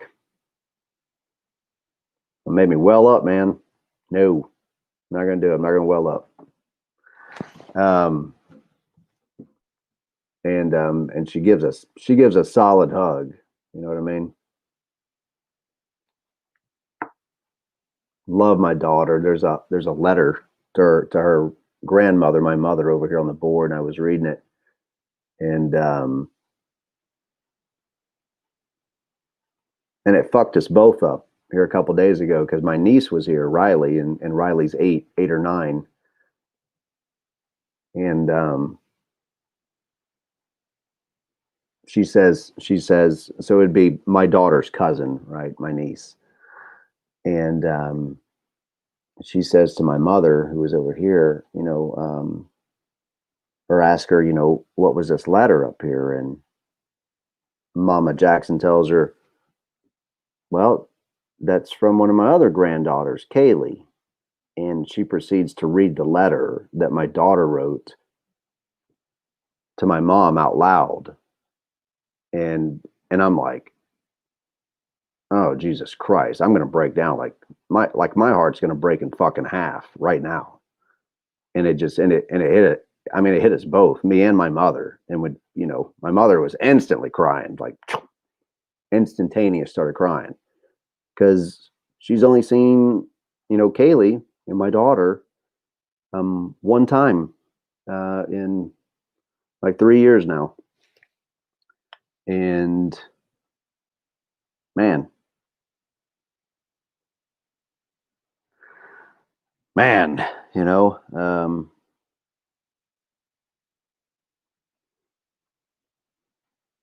yeah, that's what we do. Keeping that well full requires us to let those emotions come, right, and work through them. Let them come. You work through them. You acknowledge them. They're real. Okay. That anger is a justifiable emotion. Your sadness is justified if you're experiencing something like this, or even something different. We have to give ourselves permission as human beings to have a human experience. And all of these things, whether we like it or not, happen in life, and we've got to work through those things, our own individual human experience. So you have to allow for the fact that you're going to get angry, you're going to get sad, you're going to be elated, and they're all normal, and it's okay. And you can observe them, right? You can see your emotion. You can pull yourself aside and go, yeah, man, I'm really fucking angry. I'm really mad. And you can take a look at that anger. You can spin it around and look at the various, imperfections and ridges in it and go, that's a lot of fucking anger. And you can let it go. You can pass it on. You can send it on down the stream. You know what I mean? And, or you can hold on to it. Many of you will do that instead. You'll just, I did for many years, just held on to anger. Not that I still don't get moments of it that dwell up in me. It burps out, it comes out. It's like, raw, mad as, you know what?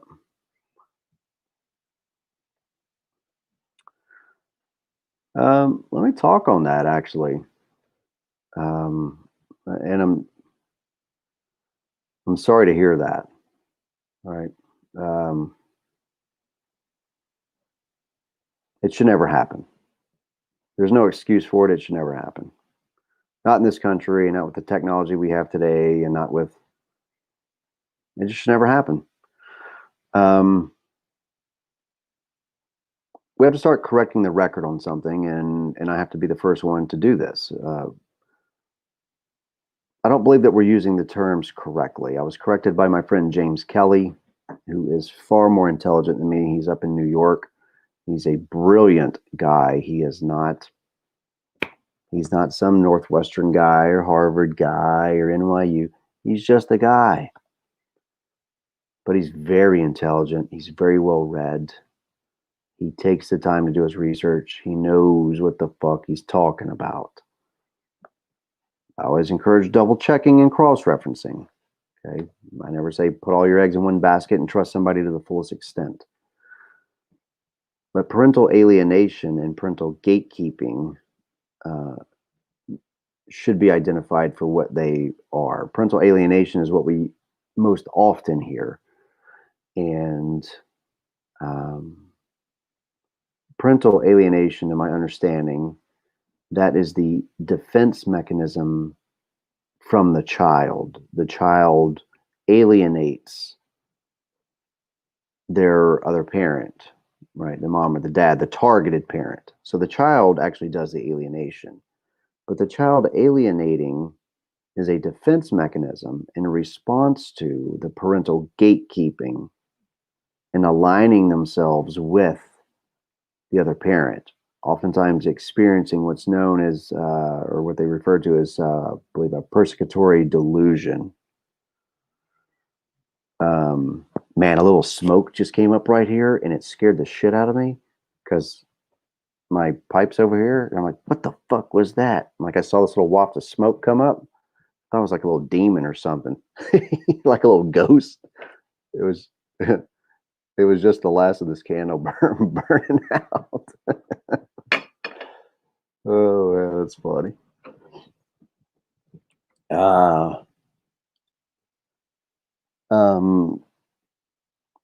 I don't know, man. I'm now trapped in this.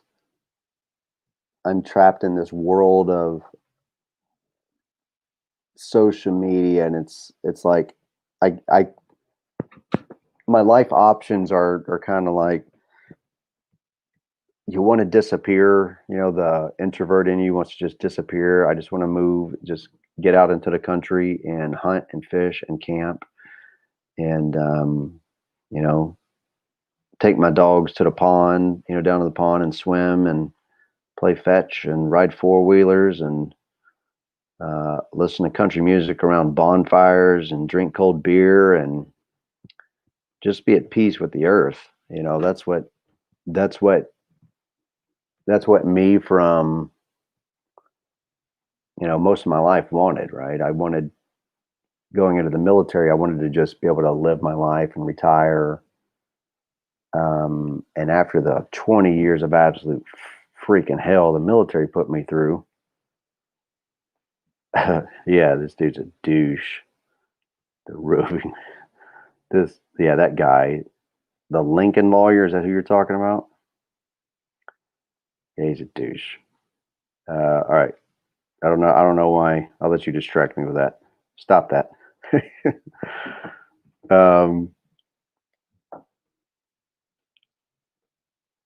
The decision in my life, you know, where you're compelled on one end to just say, screw it and walk away from all of it. How do you do that? I mean, think about that. I've been locked in litigation now for 6 years, fighting to be a dad. I haven't seen my kids in over 2 years. Blah, blah, blah, blah, blah. You ever sat and wondered about the people who actually have to, like myself, who have to process the thought of, do I just walk away from my kids? I mean, honestly, think about that for a moment. If you have children, I want you to think to yourself for just a second. Seriously walking away from your children and fighting for them. If they were taken from you, they were being kept from you, whatever. Think about seriously resolving in your mind that you're just going to walk away from it all. That is, I cannot for the life of me, understand why we are not intelligent enough as a species to say to ourselves, this is a really, really horrible thing to do to another human being. And I think that we stop this practice today. Right? Somebody could have let me see my children anytime. For my daughter, it's been over 2.5 years. I have not seen my daughter in over 2.5 years. If and when I ever see her, I'll be a fucking mess. I'll be a fucking mess. I'll be a mess. Right? Same with my son. Me and my son were like this. We're like that. When and if I ever get to see my son again, I'll probably fall out, man. My kids will probably have to fucking hold me up. I don't know if I'm gonna be able to stand. You know? And I've been trying to will it into existence for 2.5 years.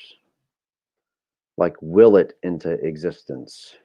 It'll happen. It'll happen. You know what I mean? Fighting to make it happen. Not just wishing it upon a star. I've been fighting to try and make it happen. And it still hasn't happened. And this is why I know it just reinforces everything that I know. If they can do this to me, they can do this to anyone. And that's why I have no regard or respect for many of them. I just don't. How could I? If you live and breathe that, if you live and breathe that, I don't know who this guy is, man.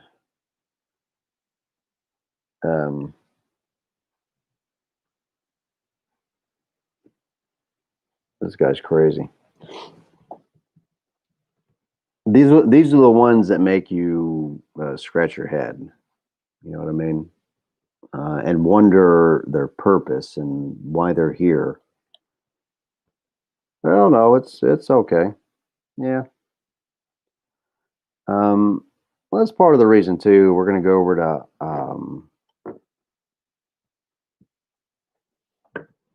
other platforms, and Colin Kelly here can pay to chime in over there. All right. Colin Kelly is such a super fan. They'll be able to pay to chime in over there, and you know, it's funny. I mean, these people concern me none at all. Yeah. Yeah, somebody remembered, man. Love you people, man. You guys are the best. I love it when y'all remember that shit. That is awesome. Yeah. I can block him. You know, if y'all want me to block him, I'll block him. I don't care. Fuck him. I don't give a shit. Yeah, I mean, the haters are good. You know, it's kind of like, you know, you're driving down the road, you're one of these backcountry roads, and you see some fucking moron jacking up a truck and sticking a wooden block under it, and you know you should fucking stop and tell them not to do that. But instead, you're like, no, that needs to happen, and you just let them go on with it. That's this guy. That's this guy. I don't know. Did you speak to me over the phone? I don't know. Did you? If you got some fucking personal beef, man, like, what do you want to do? You want to fisticuffs?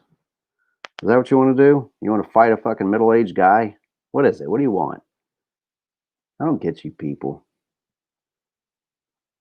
I don't know, man. Well, Colin, maybe go up here and look at these messages. Colin, either you've got somebody messaging on your account for you, or you're trying to gaslight me and these people here, and I don't really know.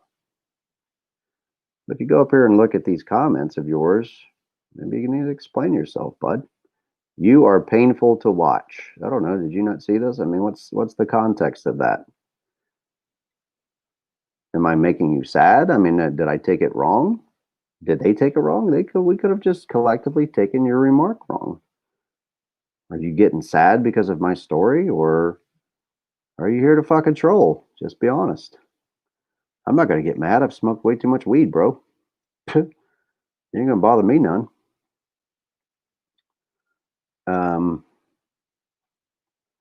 Well, good night, buddy. I hope we didn't. Cross our wires and call you out unnecessarily. If we did that, I do apologize. I didn't mean to. So if I did, I'm sorry. And I bet you those other people would apologize too.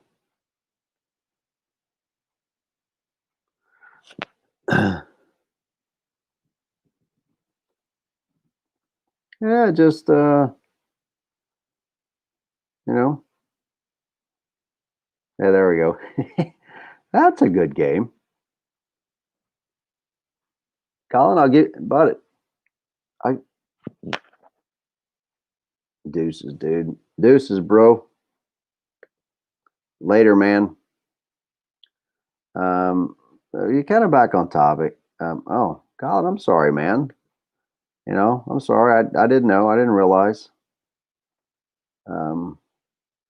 I got to get all you guys lined out.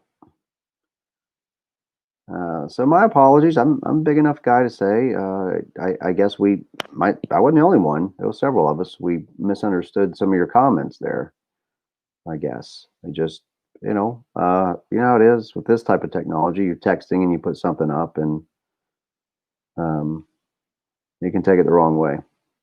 So, no harm, no foul, man. I apologize, and I apologize on behalf of anybody else here who also misunderstood. So, but you got to take some ownership too, bro.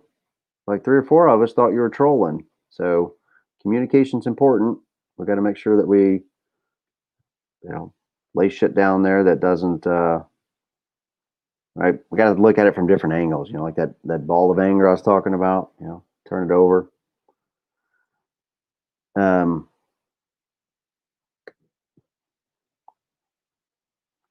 Thank you, Kim.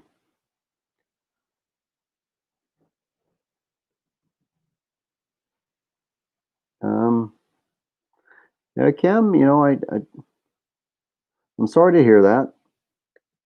First of all, um,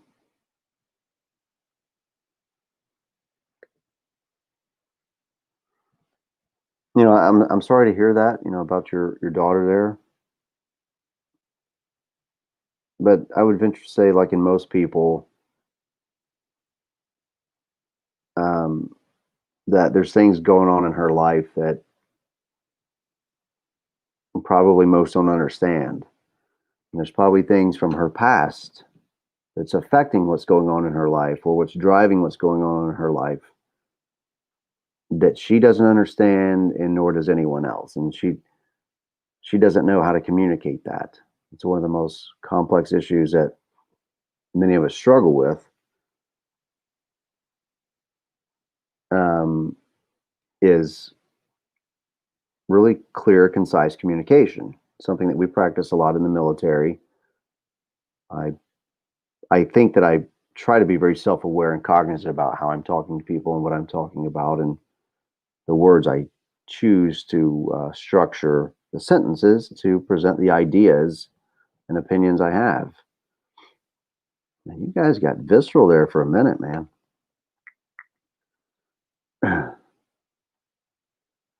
Yeah.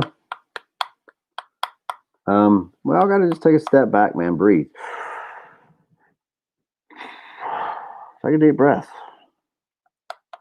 It's not that bad. Okay, it's bad. All right, it's fucking bad. You're right. I know. I'm not gonna sugarcoat it for you. You don't need that. It's a shit sandwich, and we're just all sitting around the same gigantic Subway shit sandwich eating it together. I do got the munchies, man. I need to have some food delivered to the house, but I'm in Podunk, Louisiana. There's no way anything's open right now. So look, those of you that are I know I'm just kind of on and just talking tonight. It's midnight, right? Yeah, I don't have anything better to do, and I don't have. Well, I could be sleeping, but I'm not that sleepy. Watch, I'm going to yawn. I just said that, and I'm going to yawn. Watch, here it goes. Okay, I made a liar out of myself. I am that sleepy. Oh hell no, man! You'll put on that dad bod quick. You be eating that damn ramen at this hour. You better get your ass a frickin' some rabbit food.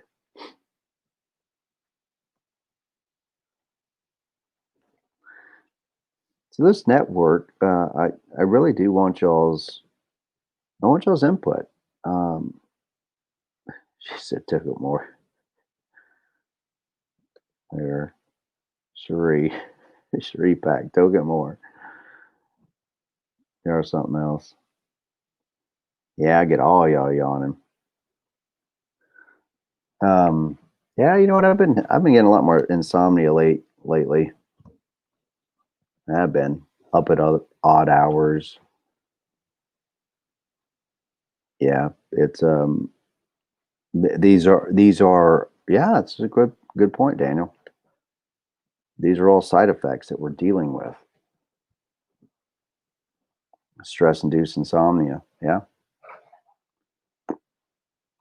There's so many negative health consequences to this bullshit. It's not even funny. I mean, if you really want to slap a Surgeon General's warning on something, put it on the front of a fucking courthouse. That's where it really belongs. Shit. Yeah, I'm up with my lady here. Yeah, those courthouses kill more fucking people every year, I believe, than cigarettes. Because while they might not be dead on that day, they basically sentence them to an early death. Because the stress is going to kill you. It's going to kill you faster. It's going to make you older faster. It's going to cause far more health complications. Right? Just having and dealing with depression, it's a bag of shit, man. It's not fun. There's nothing fucking fun about it or glamorous, or you don't want. It's not like anybody with depression truly wants people to just feel sorry for themselves. There's been a misunderstanding passed down from generation to generation that people are just looking for attention. And we were taught that in school as we saw kids, or we heard kids that would, threaten to hurt themselves or something else. You ever go back and think about those kids? What was going on in their life that you didn't know about, that you thought they were just wanting attention? And maybe, just maybe, they were experiencing something really fucking bad at home and they were trying to get some assistance and they didn't know how to go about doing it, right? That whole communication thing, it's an integral part of how we survive. If we don't learn to communicate, okay, most times, so if you hear a baby crying, what's your first reaction? To go comfort the baby, right? You see a child crying, first instinct, comfort the child. You see an elderly person breaking down crying, what's your first instinct? Same thing, to go and offer comfort. Those with depression are screaming out and they're crying out and they're in need of comfort and aid and assistance and they're not getting it because of the communication style. They don't know how to communicate to you effectively enough what's hurting them. And you don't know the communication style to read the language, right? So you don't even know the right questions to ask. But many of us, myself included, are at points in our lives where it's not where we realize, we've come to this realization that there's no quick fix. Nobody's coming to the rescue. Right? Donald Trump's not riding in on a valiant white steed to save the day. Nobody is. And so you go to bed and you wake up the next day knowing you're probably still not going to see your kids that day. And you're going to go through the entire fucking day and you're not going to see them. And you're going to go to bed the same way. And you're going to wake up the same way. And you're going to relive this groundhog experience of deep, dark, depressive misery day in and day out, unless you do something about it and take some sort of control over your life. You can eat that shit sandwich all motherfucking day and choke it down. You can sit in your seat, you can raise your hand, you can be a good boy or a good girl, do what you're told. Don't question the man. Don't ask thought-provoking questions. Don't get into any critical thinking to try and discover for yourself possibilities about what else might be impacting and creating the circumstances you live in. You're drowning in debt. Your property taxes are through the roof. You think your wife's fucking around on you or your husband's fucking around on you. And it just becomes one big, gigantic ball of shit. And it's just rolling down the hill right at you, and you see it coming. And you don't want to do anything about it. You just want to sit there and watch it happen. You're paralyzed. You think you've explored all of your options and there's nothing else you can do. I know. I've done it. Probably still doing it to whatever degree. But what I refuse to do is to just lay down and die. You feel me? I just can't do it. I can't just lay down and let them stand on my throat and fucking kill me and me not fight back. I can't do it. And it's one reason I'm so open about things. What do I have to lose? They took my kids, okay? They took my children. I haven't seen my children over 2 years. I pay $7,400 by December 31st, or they issue a warrant for my arrest for a 90-day jail sentence in the Lake County Jail. What a great Christmas present for a fucking Navy veteran. Third Christmas in a row without my children. I get to look forward to my new year, my brand new year of 2021, doing 90 days in the Lake County Jail. Eating those shitty fucking peanut butter sandwiches. Laying out my mattress after I go through the bullpen and putting my mattress down on the fucking floor around the other 20 poor dumb fucks just like me. You know?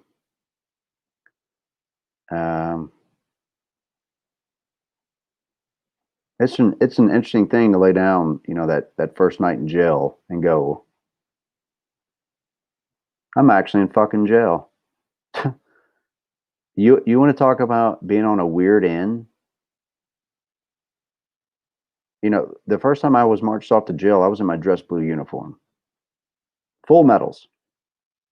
With my mother sitting in the courtroom. Right?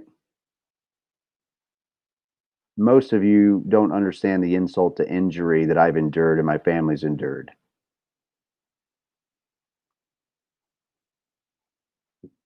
I mean, my mother, who saw me off on a plane at 17 years old to go serve this fucking country, has had to sit and endure and watch her son and her grandchildren get put to the meat grinder of family fucking court.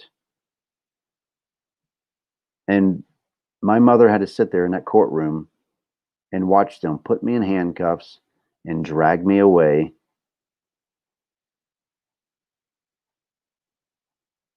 because they could.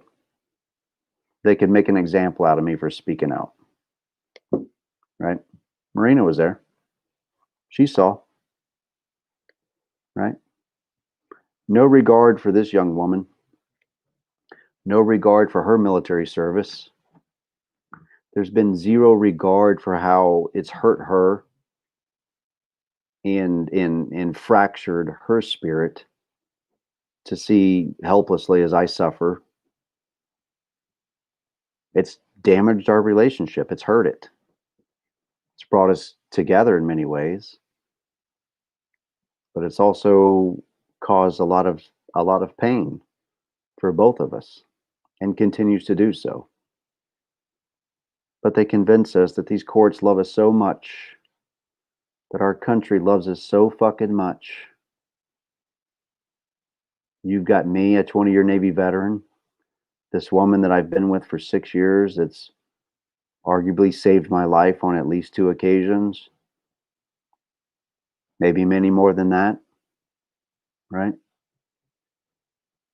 And nobody cares about the trauma she's had to endure, right? They don't care about the pain done to our families, those closest to us that sit and watch us suffer, those that walk with us and comfort us into the courthouse as we're handcuffed and led away with no empathy, no respect. Just get that piece of shit out of my eyes. That's how you're treated. Get that piece of shit out of my face. That's how they treat you. And they did it to me in my uniform, right? Several times now.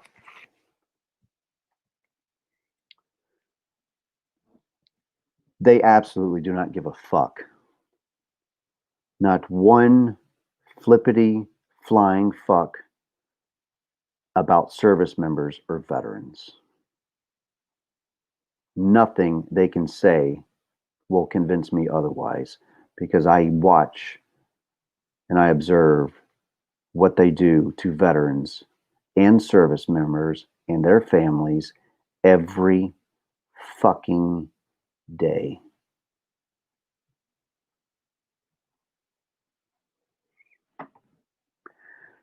And that's why I'm the biggest pain in the fucking ass that they've ever seen.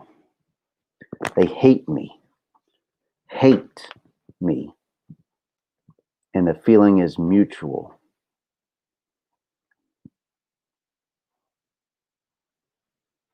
I hate them. And it's my mission in my life to destroy them and what they stand for and their business. That's my mission in life. And I don't give a shit if they like it, and I don't give a shit if they know about it.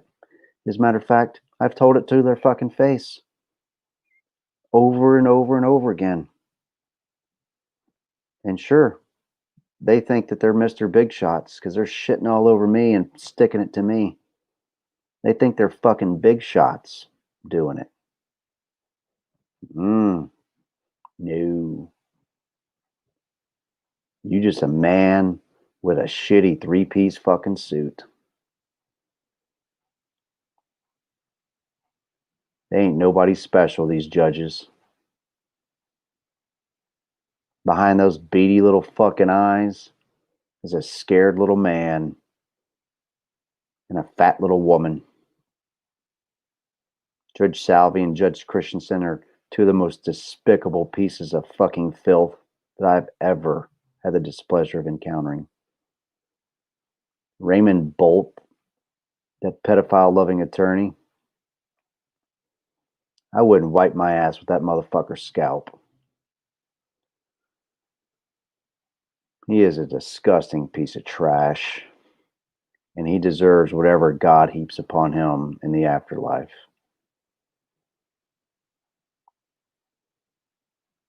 These people don't scare me. I know what fucking bullies look like. I've seen them and dealt with them most of my fucking life. I know what they look like. They don't take care of people. They don't protect people. They abuse people.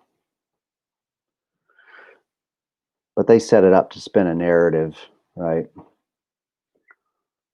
Go home Go on, baby. Be safe. Love you.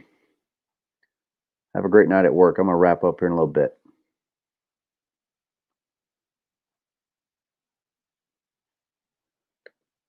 We need more men like Daniel Gaines. Stop crawling to me fucking looking for pity, man. You're not going to get it here. And it's not because I don't feel sorry for you or wouldn't feel sorry for you. It's because that's not what you need. It's not what I need. I don't need your fucking pity. You don't need my pity. You don't need me to feel sorry for you. You want me to feel sorry for you. You want me to feel sorry for you the same as I've wanted others to feel sorry for me, so that maybe they would be moved to action to help me or for me to help you. It's a survival mechanism, right? Puppy dog eyes, right? If you scold a puppy, he doesn't want to be hurt, right? Even if a human being scolded, you hurt it. You scar it a little bit, right? And in some respects, maybe that hardens men and makes them, turns them into what our species needs, hardened men.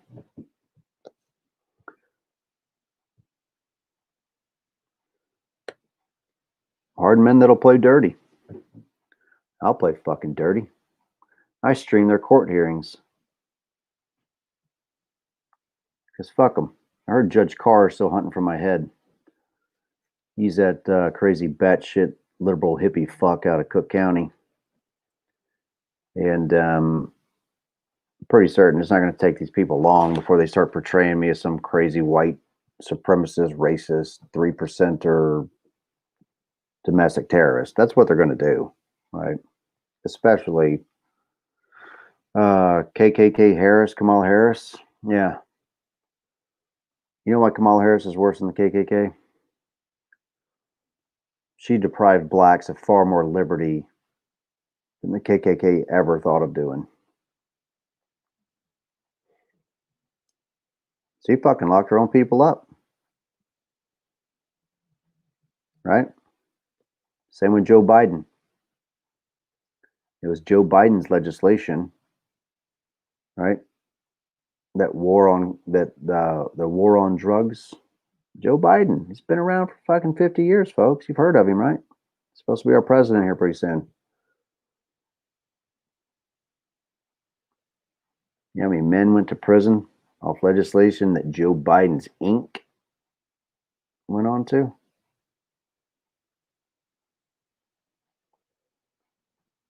They're not for the working class people.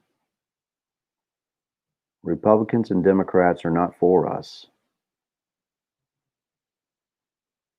Those of you living down here in the South with me, okay? Ask yourself how many bullshit laws you got to put up with every day you wake up. Ask yourself how many bullshit laws that really make your life more difficult. Now let me tell you something. Because they exist, undeniable, in every county and every state across this country. The statutes and ordinances put in place is to make things more difficult on the working man. It keeps you in line. It keeps you in check. It keeps you from aspiring to the place that you could otherwise if they didn't have their boot on your throat. So collectively, we have to lift the boot from the throat. Collectively, we have to stand up on our own 2 feet. And collectively, we have to unite and agree to fight back against common foes. That's pretty simple. If you're a Democrat in Chicago, you're not my enemy. If you're a black man in Chicago, you're not my enemy. Or a black woman. Or a Hispanic. If you're a gay person in California, you're not my enemy. I don't give a shit what you do with your life. It's not my life, it's yours. I don't fucking care. I just want you to be happy. Whatever that looks like. If you're a man and you want to be a woman, go be a fucking woman. But don't you dare try to convince me that you're a woman, because you're not.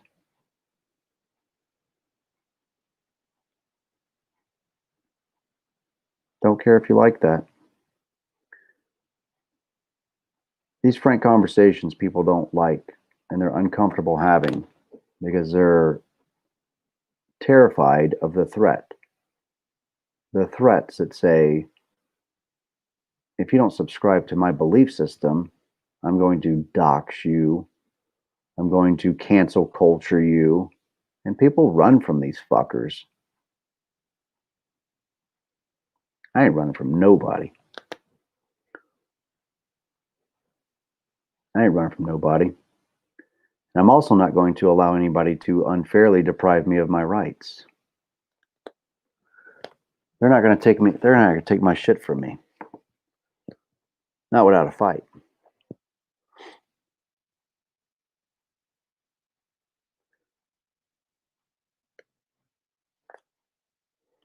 Oh, Pritzker. What a monumental dickbag that guy is. But I have to say, Illinois is getting everything that it fucking asked for. You allow those freaking spineless Republicans, those rhinos, to continue to run your state Republican Party. Republicans are thus far have been too fucking stupid to realize that libertarians are an ally on the most major pressing issues in the state. The libertarians align with the Republican Party, right? The gay marriage shit is a moot point right now in Illinois. Cannabis is a moot point. So what the fuck do Republicans have to argue over with libertarians, honestly? Piddly shit. Their state's bankrupt. Their state's fucking bankrupt. You got a guy who pulled out toilets to have his multi-million-dollar properties condemned to avoid property taxes, to have the hypocritical fat bastard go on a speaking tour and talk about how, he shouldn't be able to do that, and now he's going to change the law so guys like him can't pull out toilets and cheat on their taxes? Did any of you fucking listen to any of that? Or was it just me and the fact that I was stoned? But according to the liberal left, libertarians are just libertarians are racist Republicans that like to smoke weed.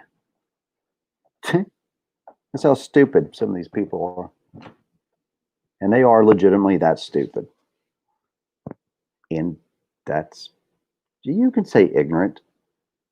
At this juncture, for many of them, though, it's willful. So then it crossed over into stupid. Once it became willful and intentional, right, of the cognitive dissonance that existed after they were confronted with facts and evidence and logic, and still they went off on some irrational ad hominem attack, now they're just plain fucking stupid. Okay? And I don't know what to say for them. They're just stupid.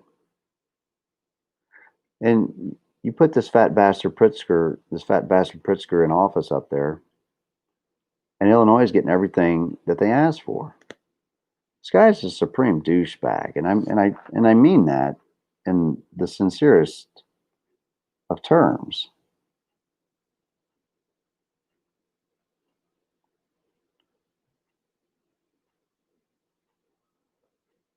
I'm just reading some of you guys' comments, man. This is one of the best parts about social media that I enjoy. I get to meet people from all over the world. Some people tune in from Australia and the UK and Canada. Those are some of the more prominent areas that I have supporters, and I don't like saying fans. It's fucking weird. I'm not in a boy band, right? Like, I don't have fans. I've got friends, right? I've got family. I've got a network of people. Some people are just acquaintances, and other people have closer relationships to me, but of course, for the obvious reasons, I'm a little guarded, right, about who I allow closely in my life, as we kind of all should be.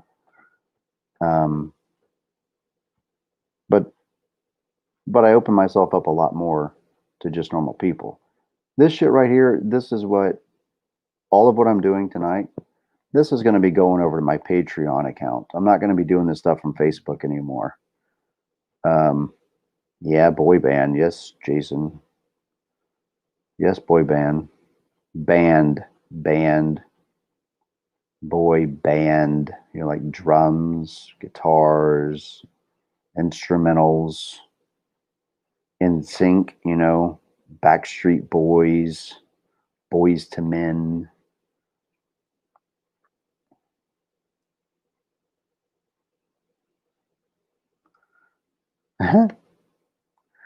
Well, Walt, hey man, I like that photo, that High Times photo you got there. That's cool. Don't go punching a Democrat in the nose. Nah, I know you're just being facetious. I know you don't. There we go. Back to boy, Jesus Christ, you guys are funny. First time a Democrat complains me. Yeah, don't go punching anybody in the face. Right? And I'm not an English Nazi. Here's because I fuck up too all the time, right? This T-O and T-O-O. I fuck that up all the time. I won't even lie. I do. I'm pretty much self-conscious about it at this point. Is that bad, man? Is that bad? The English language is just fucking stupid. Two, and like two. Jesus Christ. What? That's only that. You know, that's only one example. You could have two, T-O, two, right? Also, T-O is also, right? Two is like directional. T-W-O. Jesus Christ. Can we just teach our kids to just figure out the meaning based upon the sentence?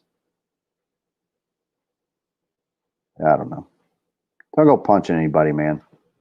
I know it's frustrating. Get yourself in some MMA fights, right? Go out there and kick some ass in a ring somewhere. Do it the legal way.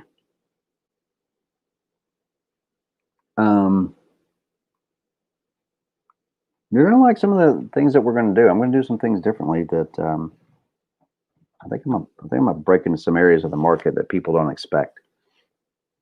I don't know. If I don't, well, who cares? It's my failure, not yours. Now, if you supported me and I still didn't make it, well, I mean, I probably owe you an explanation.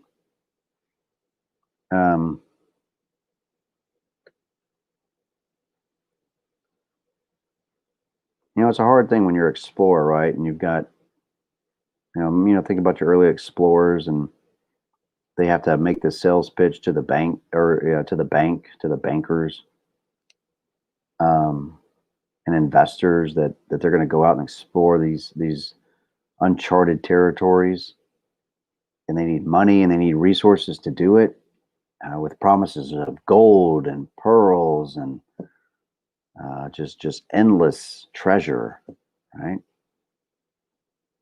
That's kind of like what some entrepreneurs are doing, or many entrepreneurs are doing, and to a degree, it's what I'm doing right here. In that, oh, Gabriel, it has been a long time, my friend. Look at you. I haven't seen this guy in a long time. One of my Texas buddies. It's a great guy here. Real good dude. Had a real tough case, man. Had a real tough case. But this is why I have to take my stuff over to Patreon, right? I have to acknowledge the fact that I've spent so many years doing this, that I've developed a lot of experience and wisdom about it, right? I'm kind of a coach for people, family law coach. I've done some family law coaching for some people. They'll message me and ask, and I charge people now. And why shouldn't I? if you want to call somebody else, feel free to call them. All right, doesn't bother me in the least. But there's only so much of you, and time is money, and time away from my family. Well, that's a really important one at this stage in my life. It's too important to me. Time away from my family is getting to where it is too valuable. I've sacrificed as much time away from my family as I'm going to sacrifice in my 20 years in the military. And I'll say that number a lot, and it might drive some of you crazy. I know how it drives me. I wish CJ was on here right now. Well, it's more than just this. It's more than just a donation platform. It actually works a lot better. I think it provides a better free market solution for content creators. That's kind of what I'm doing. It's what we're known as. We're creating content. We're in here. So, for instance, the amount of time I've spent here just having this discussion, for some people, it was probably therapeutic. I wasn't screaming or yelling or doing anything insane. And I can't have a relaxing voice, and I'm trying to be kind of quiet because Mama Jackson's sleeping down here at the other end of the house. And it's a small house. It's not very far. I could throw a golf ball down there to the other side. Pretty easy. But yeah, so what I'm doing, I spend a lot of time and energy and just getting to where I'm at today and my knowledge level. And I've invested in myself. I've invested in this cause. And that investment has been my time away from my family. But it's because I was fighting for my family. So it was a sacrifice I would make. See what I'm saying? All that time that I spent researching and learning and doing what I was doing to fight for my kids, that was an investment in my family because something was taken from me. And I was trying to reclaim that which was taken. And I appreciate all of you that are willing to join. I mean, people like me can't. I mean, I wish to God I could just be one of those kids or middle-aged adults making crazy videos with their kids on TikTok, and do it that way, and it'd just be a really fun, uplifting, enjoyable experience for me and my children. I wish to God that that's what it was for me. But it's not. That's not reality. The reality is that I'm an activist. I don't like being called that, but for me not to play any type of, word games or wordsmithing with you, and that you understand what it is that I do, that's what it is. I'm a journalist, right? I can be more. I can wear. See this? It comes off, right? Take my hat off. I can put on a different hat. So I can be an activist. So I can be a father. I can be a fisherman. I can be a hunter.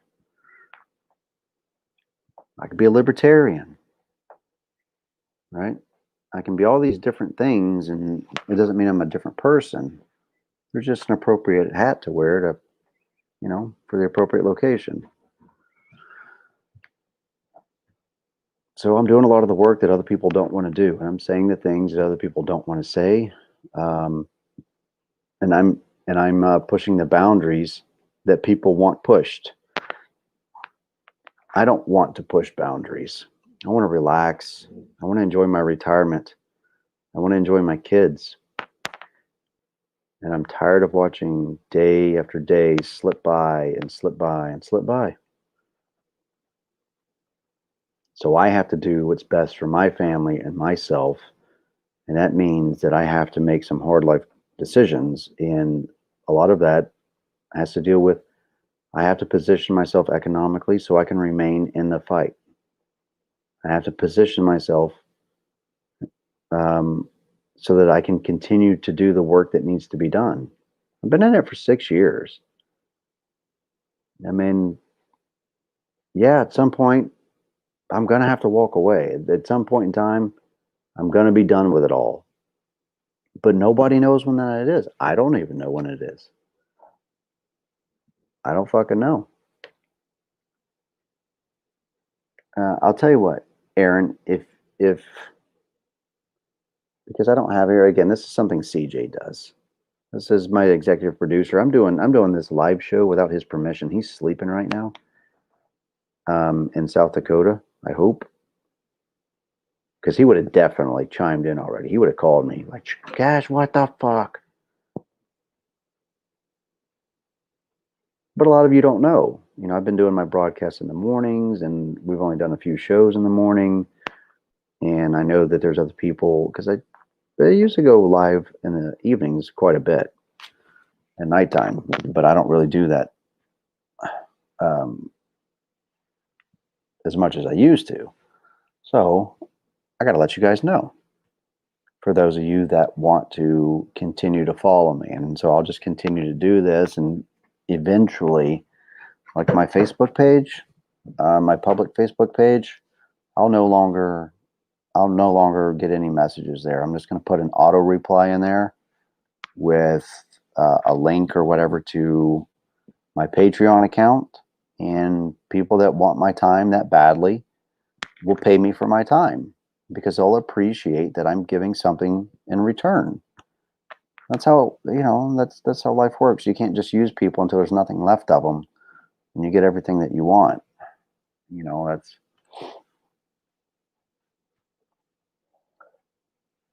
there's always, or, you know, can be a time for a relationship to end, right? And if this is our time, I think that's okay, and there should be no hard feelings.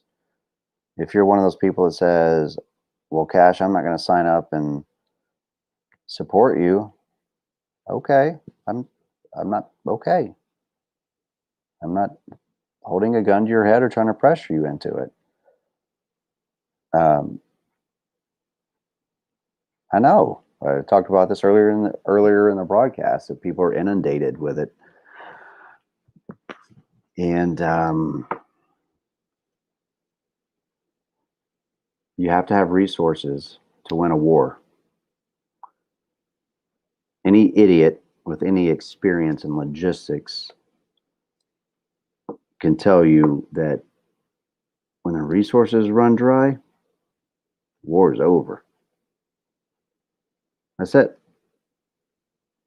And instead of people putting their money into attorneys and judges and this entire bureaucracy that's funding this war against us, start putting your money in people that are fighting for you, that you see, that you believe in, people that you really believe in.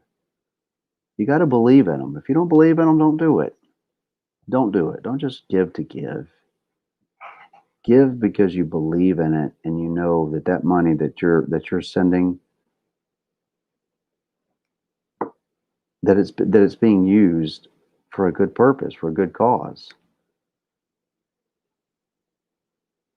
I mean, what better way to spend our money? And if we could really get government away from, and we can do this, right? If we can get government rolled back to where, and I just mean to the degree, let me just rephrase that. People need to really begin to reconsider what they thought government should be doing in our lives. When they do that, they'll then begin to ask themselves, are all of these government services really needed? Do I really need government to be the one doing it? I'm not saying that the government or that the service isn't needed, but does government need to provide the service or the product, whatever it is? Does it have to be government, or is there another way? And I think that we can find other ways. I need musicians. If you guys know any good musicians, I need some. I'm going to play their music on my show, on my broadcast. Right now, that's Monday, Wednesdays, and Fridays at 8 a.m. till whenever I'm done. 2 hours, 4 hours, whatever. I need artists. I need musicians. I want to grow the Veteran Liberty Network. It's a nonprofit. This is a nonprofit network. Do you understand that? A veteran nonprofit, more specifically, not just a nonprofit, but a veteran nonprofit. Well, we've got to do all the other bullshit with the filing of bylaws and all that stuff. But you know what? We have the EIN number. I've got to get the board members together. That's the hardest part. Is 90% of my board has to be veterans, so that makes it more complex. Oh man, I can't believe I kept 40 to 50 of you on this feed. I mean, that's impressive for as long as I've been over here talking, 2.5 damn hours. Can't believe I'm still awake. I need to go to bed. But, you know, again, I had stuff I wanted to talk about. I got it out. I'll probably end up deleting this anyhow. Maybe before CJ gets up. I'll pull a fast one on him. Executive producer. He didn't even see what was coming. I gotta be quiet. This is I want y'all to help me spread that word for me. Right? That this is a working man's and working woman's show and network. I'm not going to be the only show. I use the term network for a reason. I'm going to grow it. It's going to be a lot bigger. There's going to be more shows, more podcasts, more for you to choose from. More people like me pandering for your $3 Patreon donation. These are people that are working to make a living to provide a content that they think the world wants to see and hear. Right? I never would have dreamed in a million years that kids would be making millions of dollars reviewing toys on YouTube. Fantastic. That's amazing. But if a kid can make millions of dollars reviewing toys on YouTube, do you think maybe we could try and be successful ourselves in doing this and supporting our fight to reform our government and make it all better? Like, these are really important ventures. I'm not saying that a kid, oh no, it's not important. A kid reviewing a toy, I can see some benefits. I can see the child learning a great deal about the business, and I could see the children who are learning from the other child, they're learning a lot from one another, how to be a teacher, how to be a student, you know, how to break down a topic. There's some beneficial things to that. Does it give a lot of good, or does it produce a lot for society? Well, don't think so. But it keeps the kids entertained, and that's what makes most parents happy these days.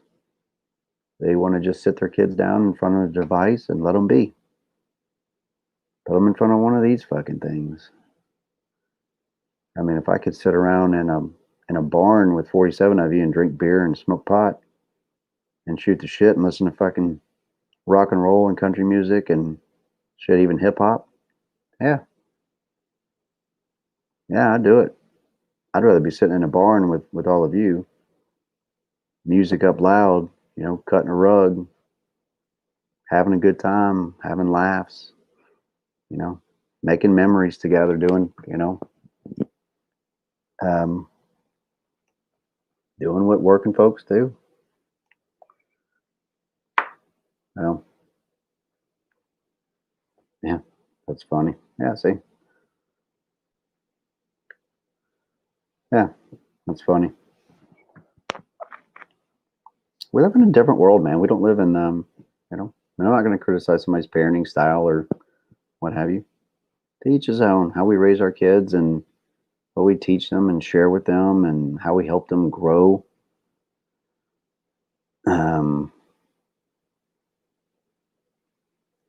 You know, how we help them grow and everything. Yep. What the? If that means what I think it means, that's funny. You make me laugh. But yeah, we get to help one another grow, man, and just build one another in our adventures. There's no reason we have to do this by ourselves. I think that's one of the greatest takeaways that I have in all of this, is that we have to be humble enough to admit we're just human beings. We're not full of infinite strength and drive. May seem like it sometimes, and we might think that we're superhuman, but we're not. Right? No matter how strong you think that you are, no matter how smart you think that you are, there's always something or someone that's smarter and can make your life incredibly, incredibly difficult because they've got some deep-seated psychological issues. I acknowledge my issues, and I've had to disclose my own personal HIPAA to defend myself and my character and who I am as a man. It would have been nice if the Daily Herald would have spoken with people that I served with and spent time with.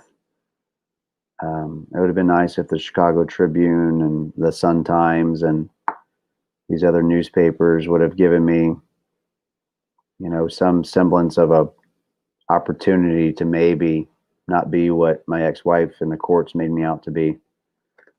That would have been great.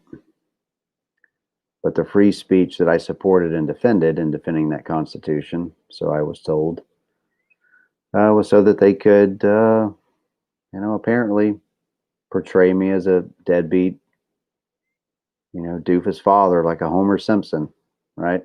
That's what they give you. Right? That's how they serve up their gratitude. And I'm not even saying that they had to fucking like me, endorse me, or anything. I just wanted a fair shake, and I just don't think that I was given a fair shake after my service to this country. And yeah, that bothers me. Why shouldn't it?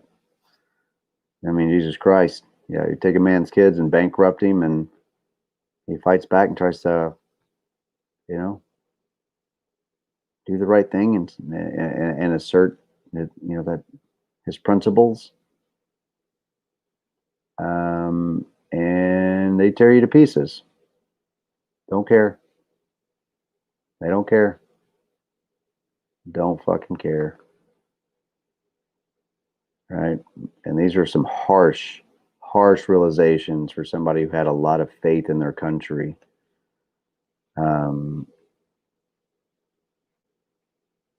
I'll never, ever look at America or my government or the state the same.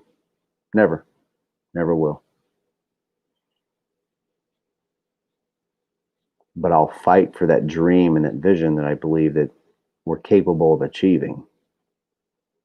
That I will do. That's what I'm doing.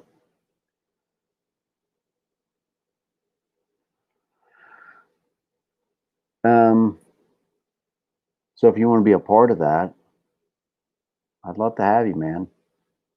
Honestly, I'm just trying to be me, and it's not an easy. He's not an easy guy to nail down, right? Cash Jackson's not an easy guy, even for me to nail down. Talking in the third person, I've got to have a mental disorder. That shit's not normal. You don't talk about yourself in the third person and be right in the fucking head. I know I had a chief that way. She spoke in the third person all the time. Made me laugh. I'm like, man, this lady's crazy.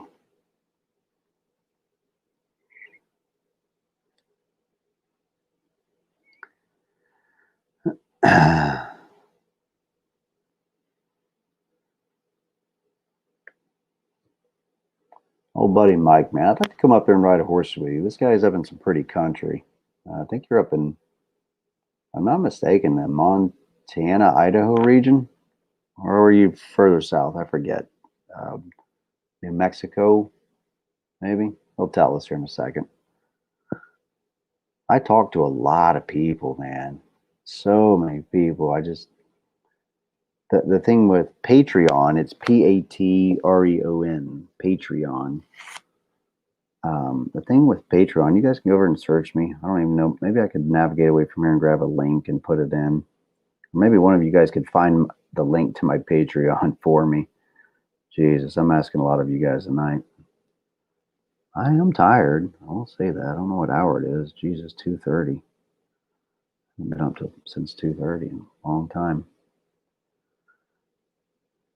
But I want to help to navigate those of you that really care about what I'm doing and supporting me over that Patreon account. And oh yeah, there you go, Northern Nevada on the California border. I wasn't that far off. Yeah, maybe maybe a little bit. Beautiful country though. Love to come out and ride. I got some other friends in Nevada and Utah. In fact, my buddy Wayne's going to come down to Arkansas. And for those of you that don't know, I have a lot of people come down and visit me. I've got friends from all over. They pass through, and I like my place. It's a little farm up there in Arkansas, and I'm working on growing it and making something of it. But yeah, they live in Illinois and I live in Arkansas, and if I'm seen near their house, their mother calls the police and says I'm stalking. That's the game. I call the police on you. And the police, being the police that they are, they don't enforce any type of civil issues and tell you got to go to court. And yeah, it sucks a lot, right? It sucks a lot.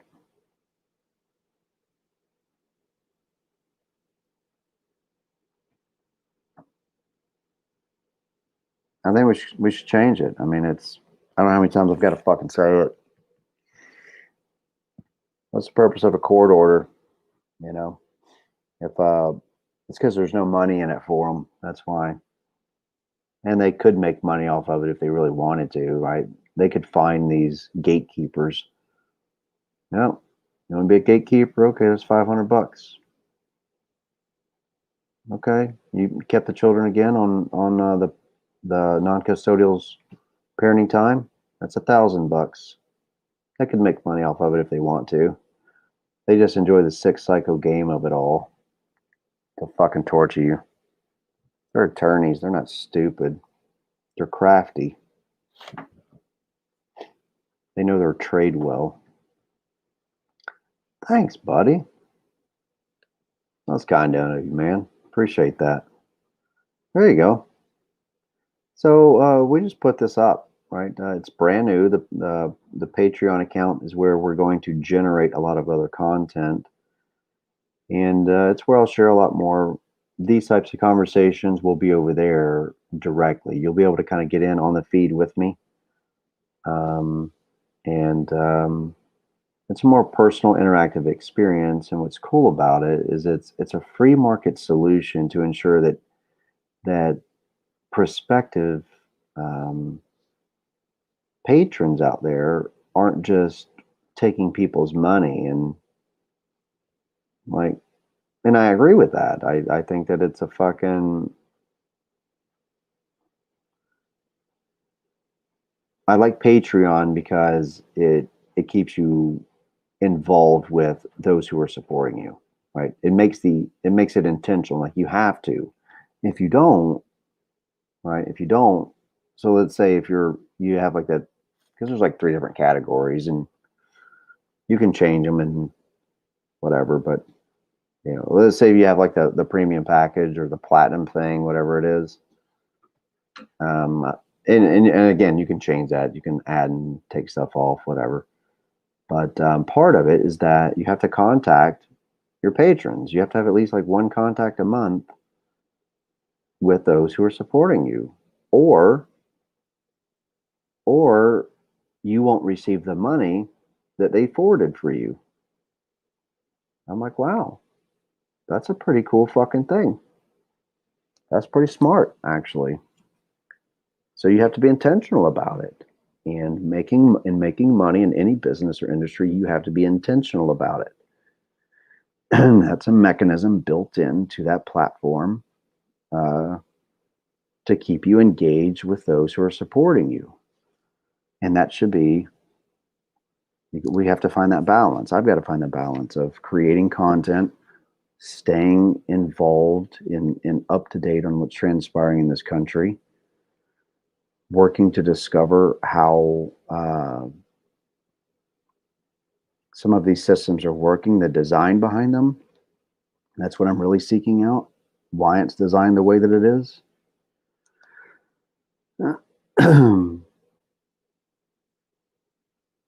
Why is she like that? Well, I'm not a medical professional. I can't rightly tell you.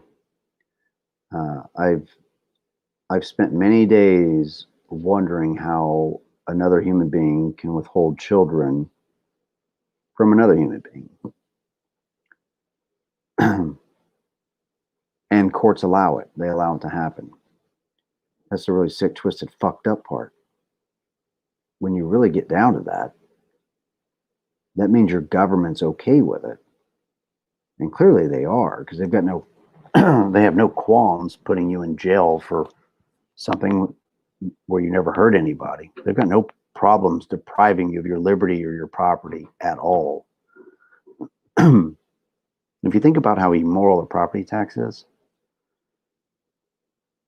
so if you go out and get a home loan, well, just to get that home loan, number one, you probably had to work and save up money and be responsible and do the right thing. A lot of indications that you're doing life the right way. If you're buying a home, that's a pretty strong indication that you're doing a lot of things the right way, at least average person. There's always outliers of criminals that are, stole money and bought a home or whatever. But for the average citizen out there, you're working hard, you're breaking your back, you save your money, you're disciplined, you want an investment. So property is known to be a good investment, and you want to buy your home, and you do. And you get your beautiful dream home. Let's say you get your beautiful, we'll just go with the common 3-bedroom, 2-bath, white picket fence. Yeah, that's it. Home, you get that home,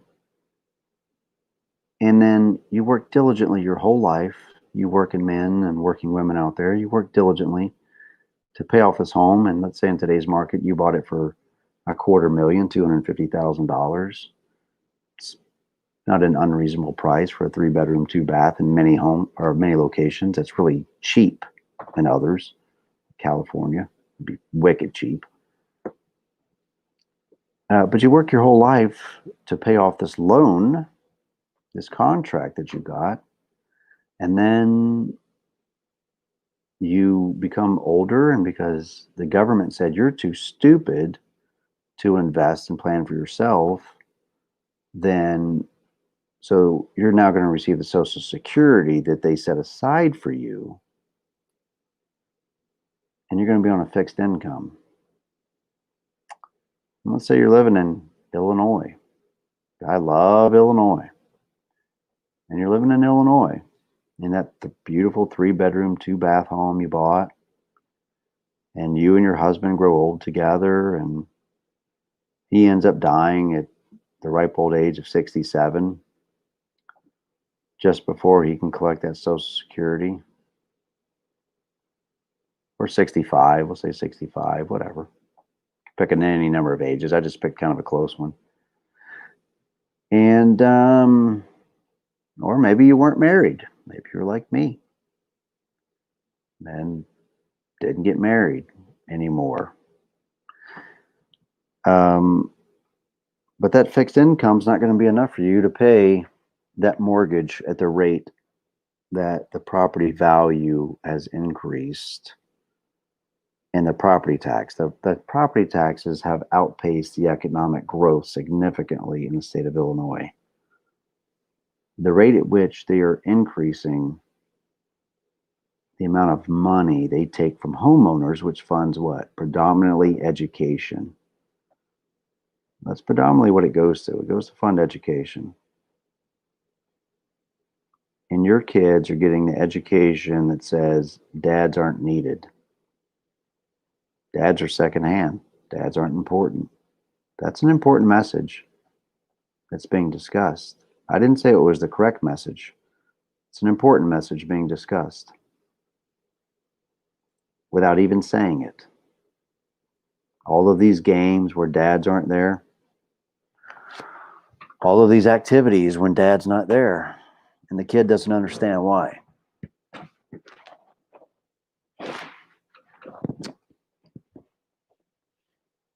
They're normalizing fathers being pushed out of the lives of their children. In my age, whenever I was a boy, I don't remember many kids that were in that circumstance that I knew about. Maybe there was a lot more than I was aware of, but I don't think so. Again, it wasn't uncommon, but it's far more common today. The education that they're receiving, yeah, what education? Oh,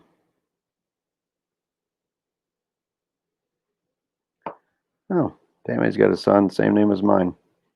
Caden. My boy's name's Caden, but it's Kaedon. Yeah, Ira's a great guy. Really good dude, man. If you've not networked with Ira Scott, you should network with Ira Scott. Tell him Cash Jackson sent you. He might let me crash at his house and use his grill and drink his coffee. He's my buddy. Really good dude, though. Very smart. Yeah, California is a big bag of dicks right now. And it makes me angry for all of my friends that are in California. I've got some great friends in California. People that I love dearly. They're like family to me. And I miss them. And I hate how they're being treated there. Just like I hate how my friends and family are being treated in Illinois and elsewhere across this country.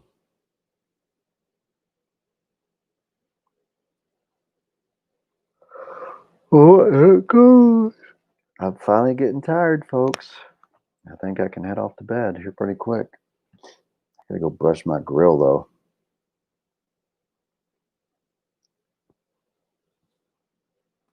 Well, tell Caden Felix that Cash Jackson sends his best regards and well wishes to him. I hope that he's doing good.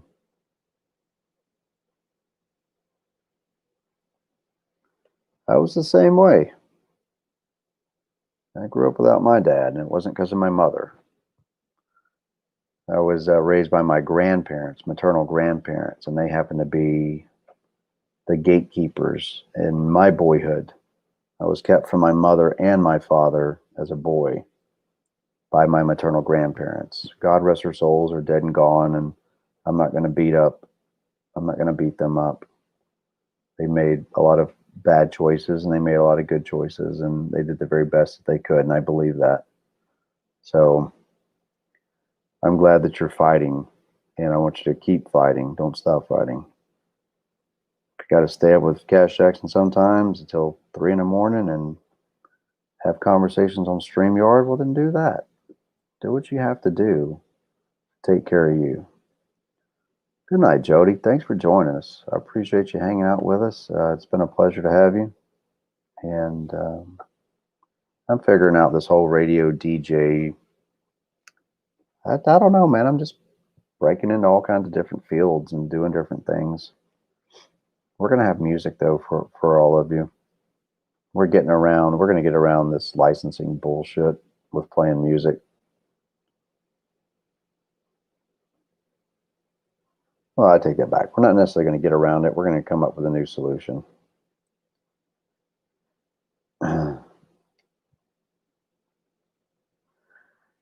But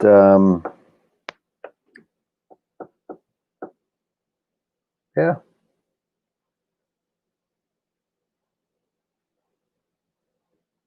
I'm on TikTok now too, by the way.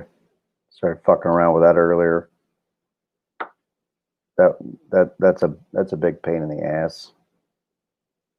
It's just learning a new platform. It's actually pretty neat. I kind of liked it. The videos have to be under 60 seconds because it's going to force me to hone my messaging. That's what it's going to do. It's going to help me to be able to deliver far more efficiently quick little monologues, 60-second under monologues, elevator pitches. That's what it'll help me to hone and do. And it's just another platform, another audience, another avenue of approach. It's another angle, and I'm gonna use it. So I'm on TikTok now. If you guys aren't on TikTok, it's not just dancing. It's not strictly, putting some quirky little dance to song.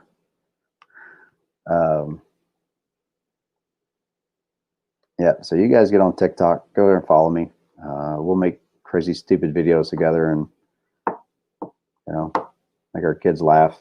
I like to try and put out. I'd like to try and put out more good content, good positive content for my children in hopes that they see it. I don't want everything that they see coming out of their father to be negative and just disdain. And that's a really hard thing to not do when you're hurting a lot, right? That's one of the self-control measures, and being self-aware that your pain wasn't caused by others. But a lot of times that pain can get away from us, and we just keep going and going and going. And really what we're doing is we're adding our own fuel to the fire. It becomes almost like what we would classify a class Delta fire in the military, right? It's creating its own oxygen. It's self-feeding then. And we can become that way in our pain and anguish, that we allow our emotions to start this snowball effect, or this cyclic effect. And you get yourself more worked up. What it comes down to.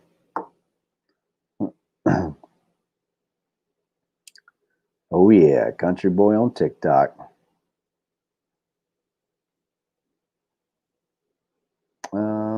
Yeah, so I'm on Parler too.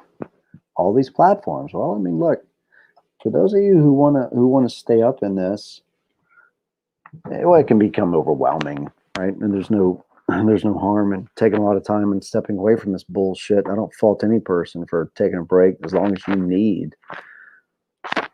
Some of us are built differently. Some of us just take little miniature breaks and just keep at it, just grinding.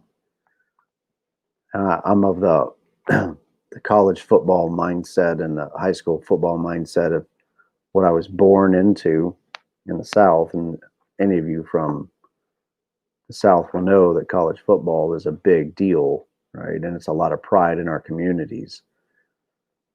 And the critics say that there's an overemphasis on sports and what have you.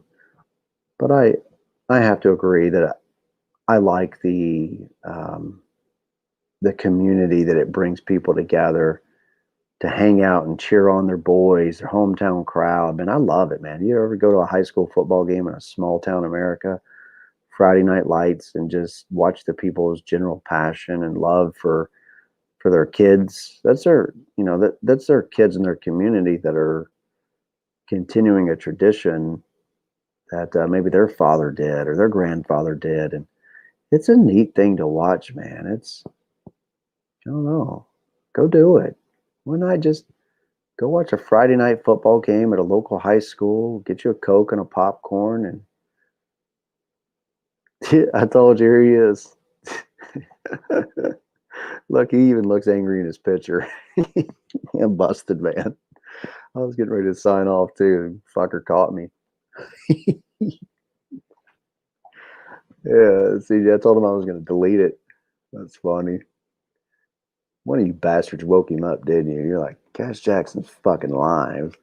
You ain't been awake, man. Would you just roll over? And this is my executive producer, CJ. He made the fantastic intro. I ought to play it again. I ought to play the. Y'all want to watch the intro again? He did it. This is the guy who made that, man. He's a genius. This fucking dude.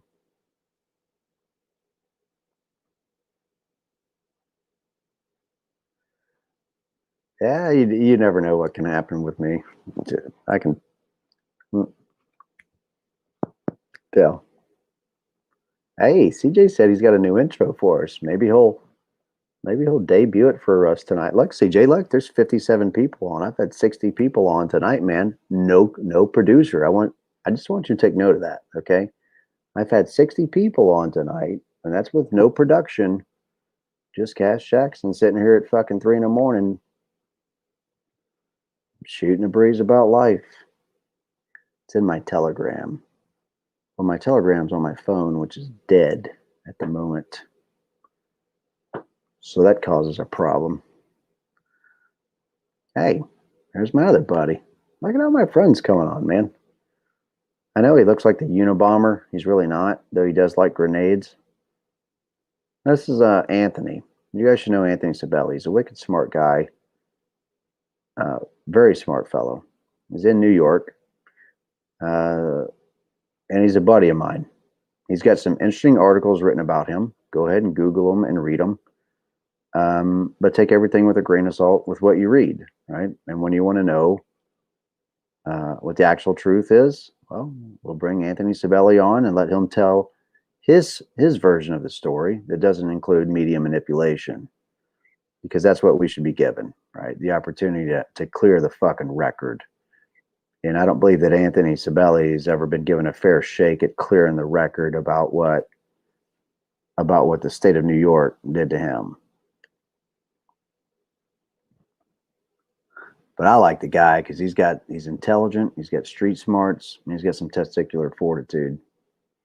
I've often speculated whether or not he was in the CIA or the intelligence community at large.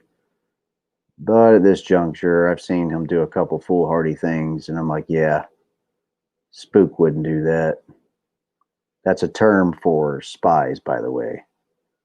So don't get no crazy like racist. He said Spook.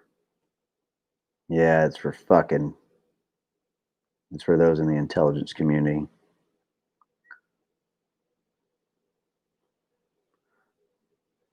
Well, I hope you guys do. I hope you guys help to market me if you enjoy just who I am as a person. I mean, there's, I guess, it's an old adage, there's someone for everyone, right? And I'm not for everybody. I'll be the first to admit that. I'm for a niche market. I really consider that niche market to be, when I say simple people, I don't mean stupid. It's people like me. They come from simple backgrounds. Clearly, I'm not in some decked out news studio.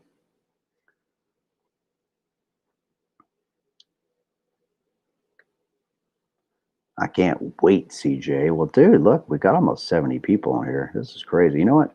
Maybe I'll just stream right on into the morning hours, and we'll just give everybody a morning broadcast show. And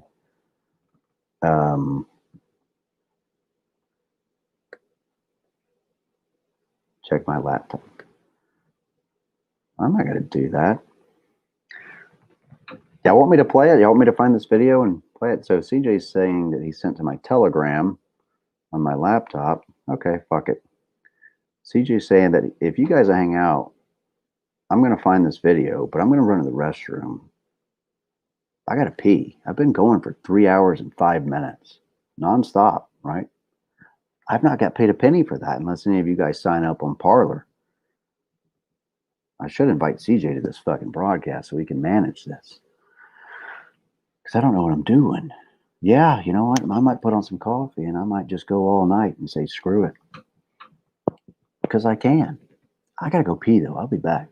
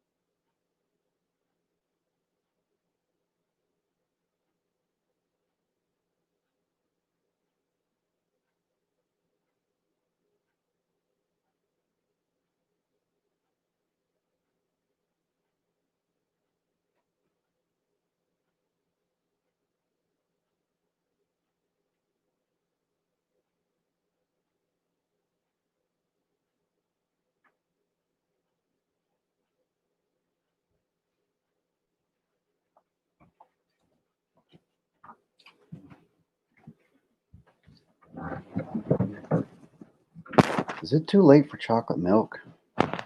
No. You guys think it's too late?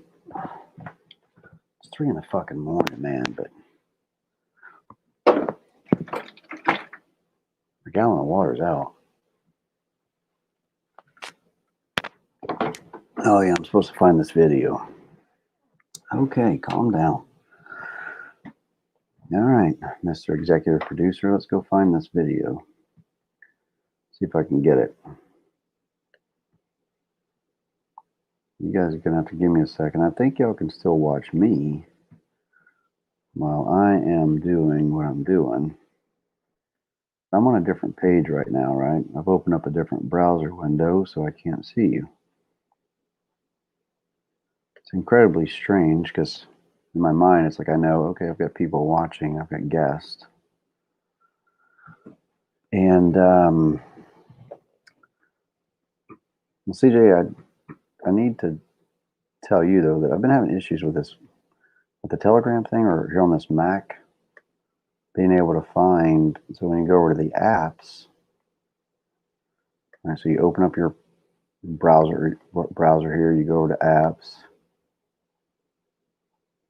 Then when you go into the apps, Telegram doesn't show up anywhere, but it says that it was downloaded. So I don't know, Whiskey Tango Foxtrot over. I don't know what to do with it.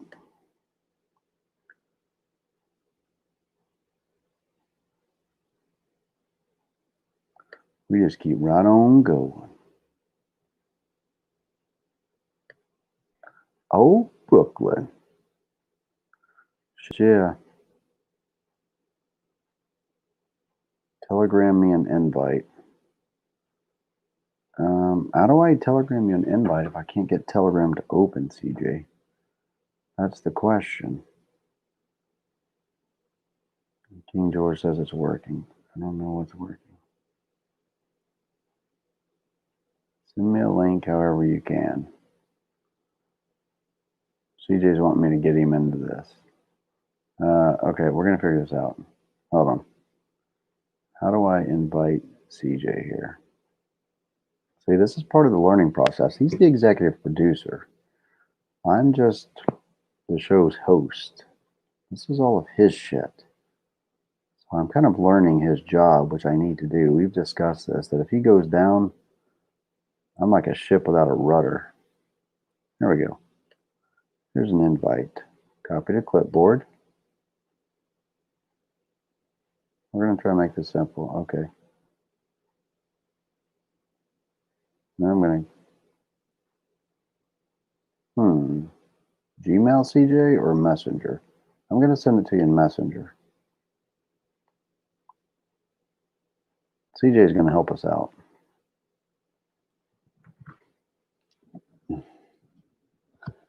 To CJ Abernathy.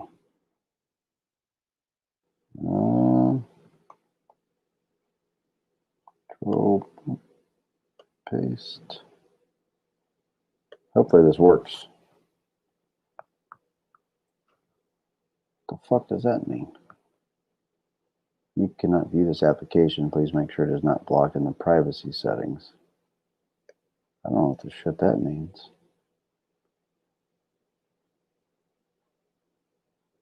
I'm gonna figure this shit out. I'll tell you what, fuck it. Watch this.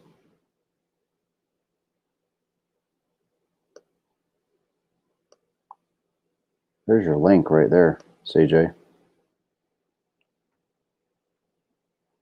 I just put it up for fucking everybody. Look at that. I just sent out the StreamYard link to everybody. I might have fucked up. I'm not going to be allowed to produce shows at 3 a.m. anymore.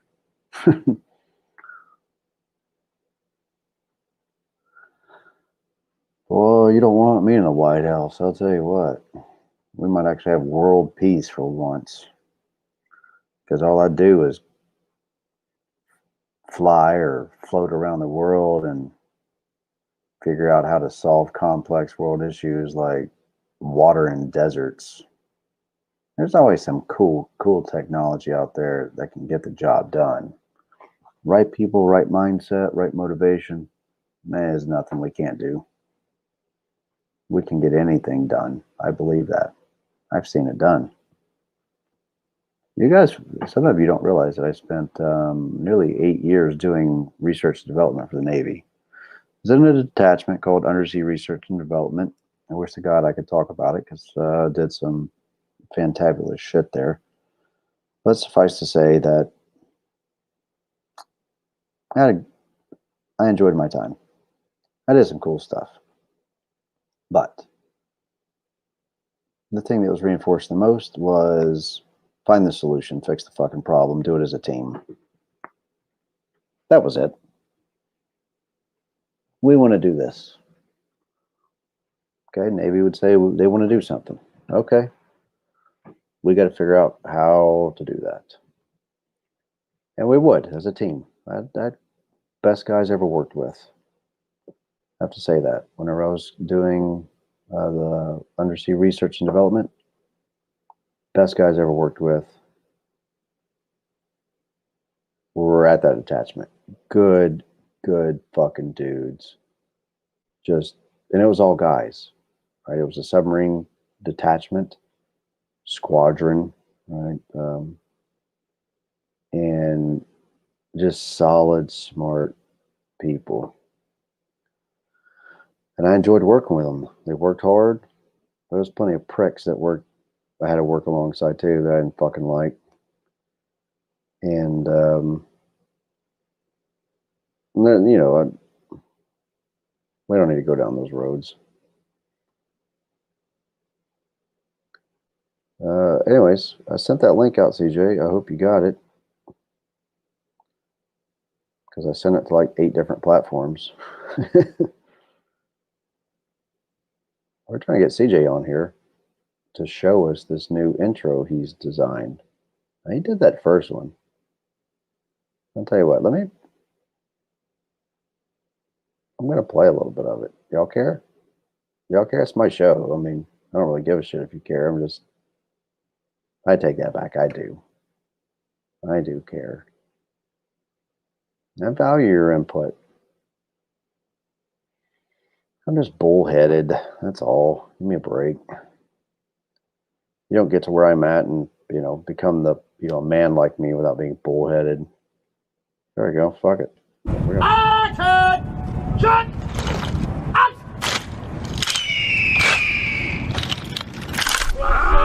The ship is operating water assigned to us for submerged operation by OpScan 48 Tech 18, verified by the Nav and myself. Sounding is 1385 fathoms beneath the keel and checks with chart. I have verified that my watch team is ready to submerge the ship. I intend to submerge the ship to 155 feet. Dive!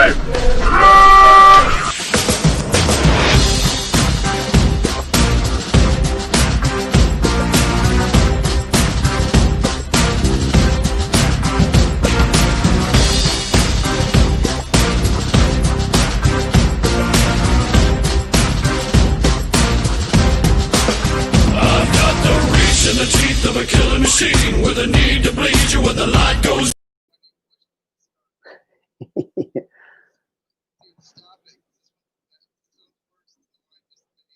Can you guys hear? Can you guys hear CJ? I wonder if they can hear you. Can you guys hear CJ? Oh, CJ's talking in my headphones.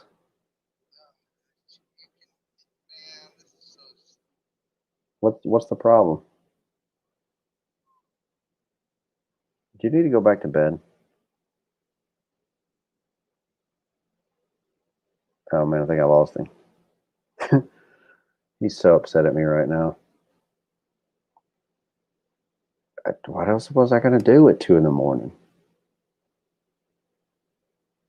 So I had CJ on the line there. He called me on Messenger in my headphones. Oh, no, a bunch of them said yes. Some of you said yes. That's funny. Yeah, that's so funny. He didn't see. He learned something. He didn't think you guys could hear him. I was wondering because I'm like, Well, I hear you in my headphones just fine. No, that's interesting. That was really weird that worked like that. Oh yeah, it's 4 a.m. there, huh? Yeah, you're East Coast time. Check that out.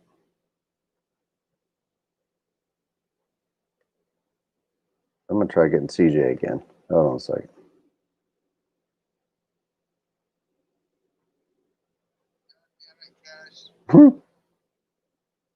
Did that link not work or what? Did you want it or no?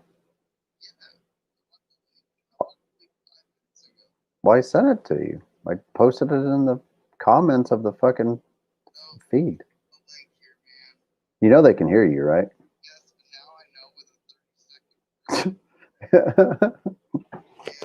Oh, hold on. Wait. Hold on. Check this out. All right, hold on. Well, I've been bragging about you, man. Everybody loves your intro. Everybody loves your intro, dude. No, you created it. Well, it'd be kind of like Marilyn Monroe singing "Happy Birthday, Mr. President" to Kennedy, right? It was his birthday song, but she definitely did it all.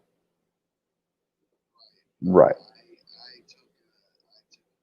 Hey, I sent it to you in this chat. Did you see this in the chat? Look in the messenger chat. I sent it. There. Well, that worked too. Hey, I'm figuring shit out, man. Look at this. We're gonna have to shift this show over to the night hours because I've had almost 70 people on tonight. That's what you do. I don't know. I know why. Because I'm here. Ta-da! That's funny how that works, huh? That's funny. Yeah, but you're still on a call somewhere. CJ's gonna play a There we go. You're gonna have to. What you're gonna have to do is I'm gonna share my screen, and then you're gonna have to put it on the screen for everybody. I almost got you to a 5-minute intro, dude. That's pretty awesome. I know. I'm like proud of this. Yeah. I mean, 5 minutes, man. Dude, and several people said that we should chop that down, and I'm like, No, dude. If they can't stand you at your 5, they don't deserve you at your 2 hours. That's right. So you know what? You got to sit through if you can't watch a little 5-minute intro, I mean, here I've been going for 3 hours and 20 minutes. They can't hang with me. Yeah, that's the average person, CJ. Honestly, I'm not bragging, but the average person can't hang with me. Yeah, no, Cash. I'm not gonna disagree with you. But, everybody peters out, and Cash Jackson just keeps right on fucking going. Where is my screen at, man? Like, okay, so check this out. Let me put this over here so I can still see that. Telegram here. All right, so the video is ready on my screen right there. And I can't share my screen. You got to actually share it for us.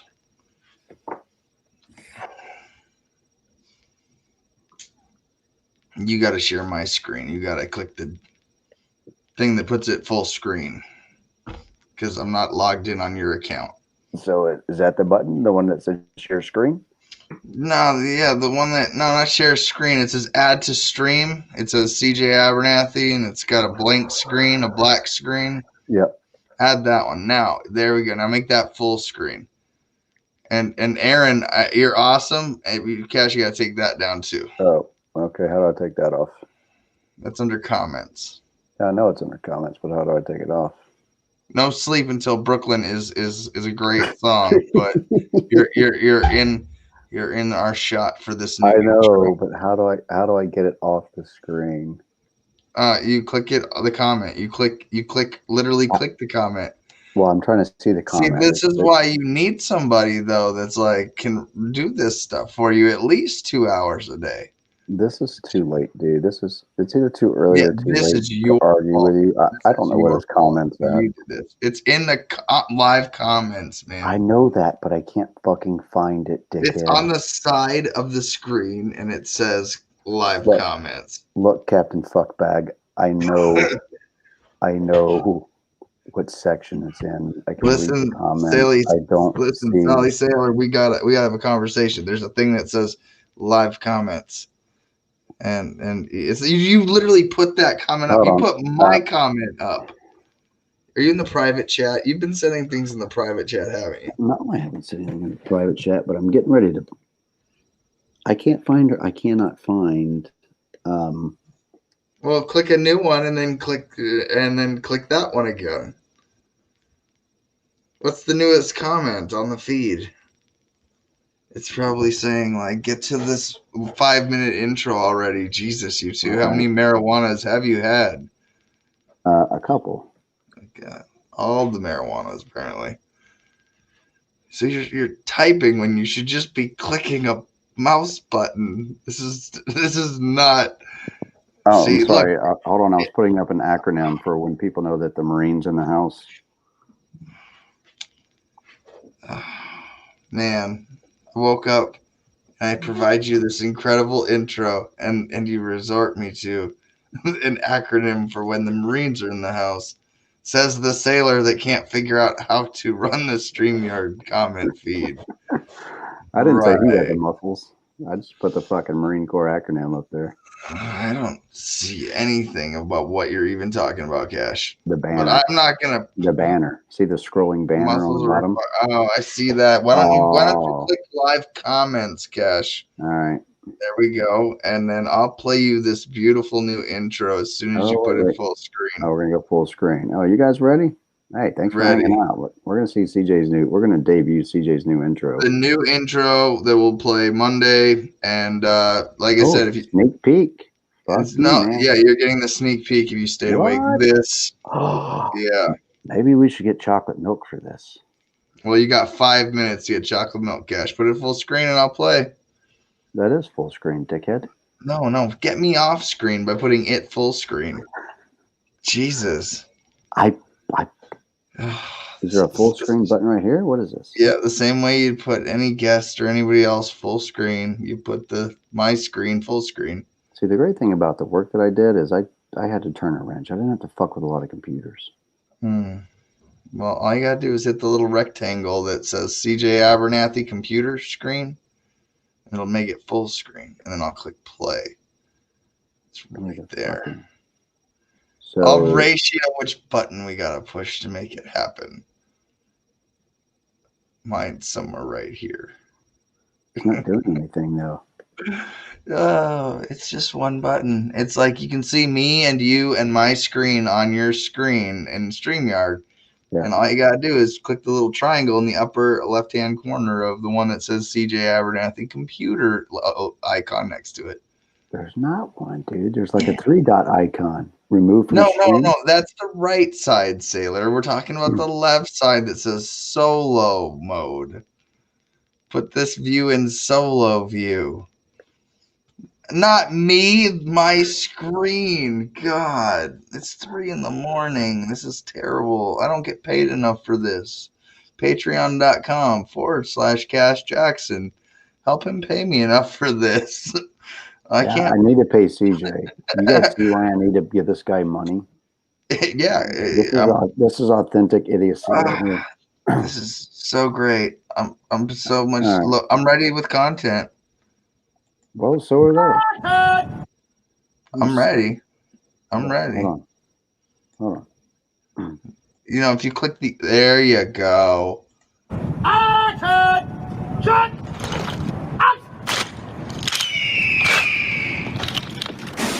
Born by freedom one, yet held in precarious station. Set up on defense and sealed his will to guard and protect his new nation. So he resolved to defiant of all who would challenge his right to be free. With his swift sailing vessel and 10 carriage guns to haunt the world's oceans and seas. Born to go into harm's way, from all ye hell or high waters be damned. No lightning, no thunder, nor hurricane hail can stand in the face of his wrath. Beneath his enemies sleep, my power the gates cannot grow. The tide will rise, every last man shall shake to the core of his soul. Operating water assigned to us for submerged operation by OpScan 48 Tech 18, verified by myself. Sounding is 1385 fathoms beneath the keel and check the chart. I am verified that my water is off the ship. I intend to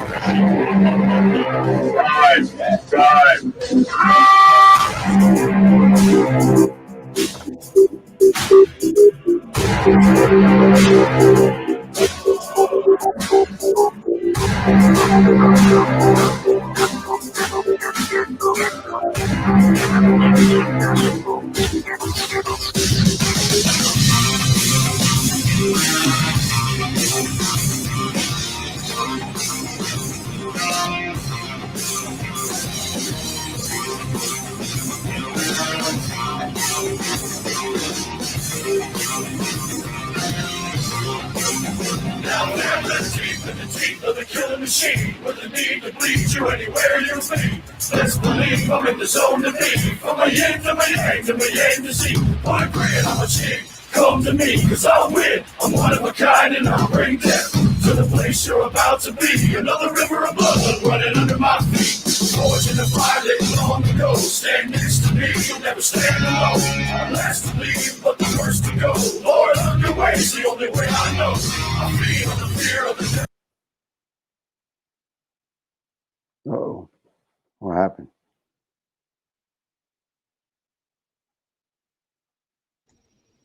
I don't know. It just Oh. stopped working all of a sudden. Yeah, there was some audio issues in there too. Yeah, it just stopped working all of a sudden. Why don't you take this down real quick, Cash? There. It might just be the way.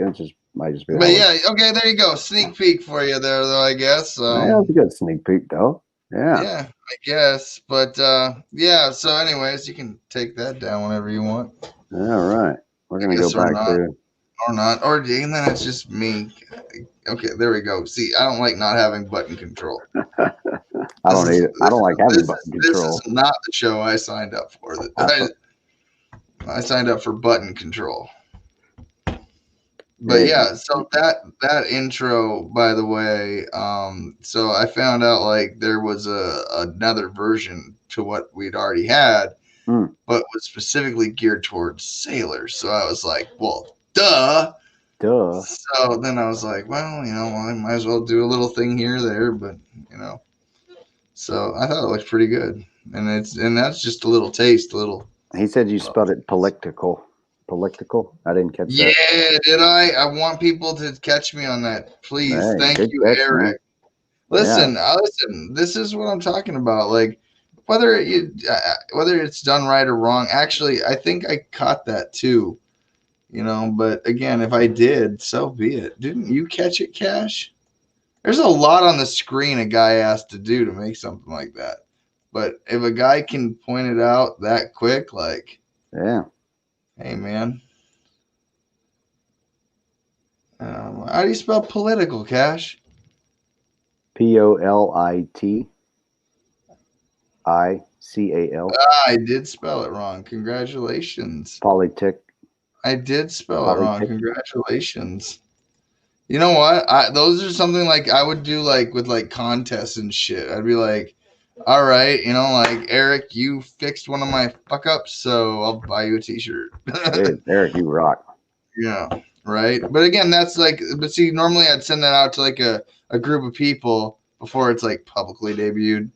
And then like, but it's 3 a.m. It's my rough draft, really. I told you I was going to like work on this over the weekend. How much were you smoking? Oh, shit. Oh man, I don't know. I pull out the nuke. Oh Lord.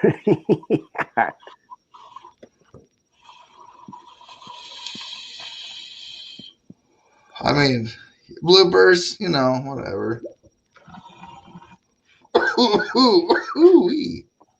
Yikes.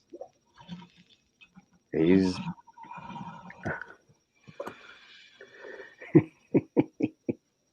I've been smoking since it became legal. It's legal. What are you going to say to the guy? It's legal. There's nothing you can lawful. fucking say. It's lawful. It's lawful. There you go. We've got a disclaimer. It's not for kids. Right. Not for kids. Oh, Wu-Tang. Now that's for the children. Wu-Tang. So yeah, Cash. I was working on that. Eric, I'm really glad you did catch that though, because like I said, I would have felt really stupid if it was like Monday morning, official number 4, new intro, and I got a typo like that. Maybe it's been on the whole time too, and you're just the first to catch it though. Maybe. Hell of a show. Yeah. Yeah.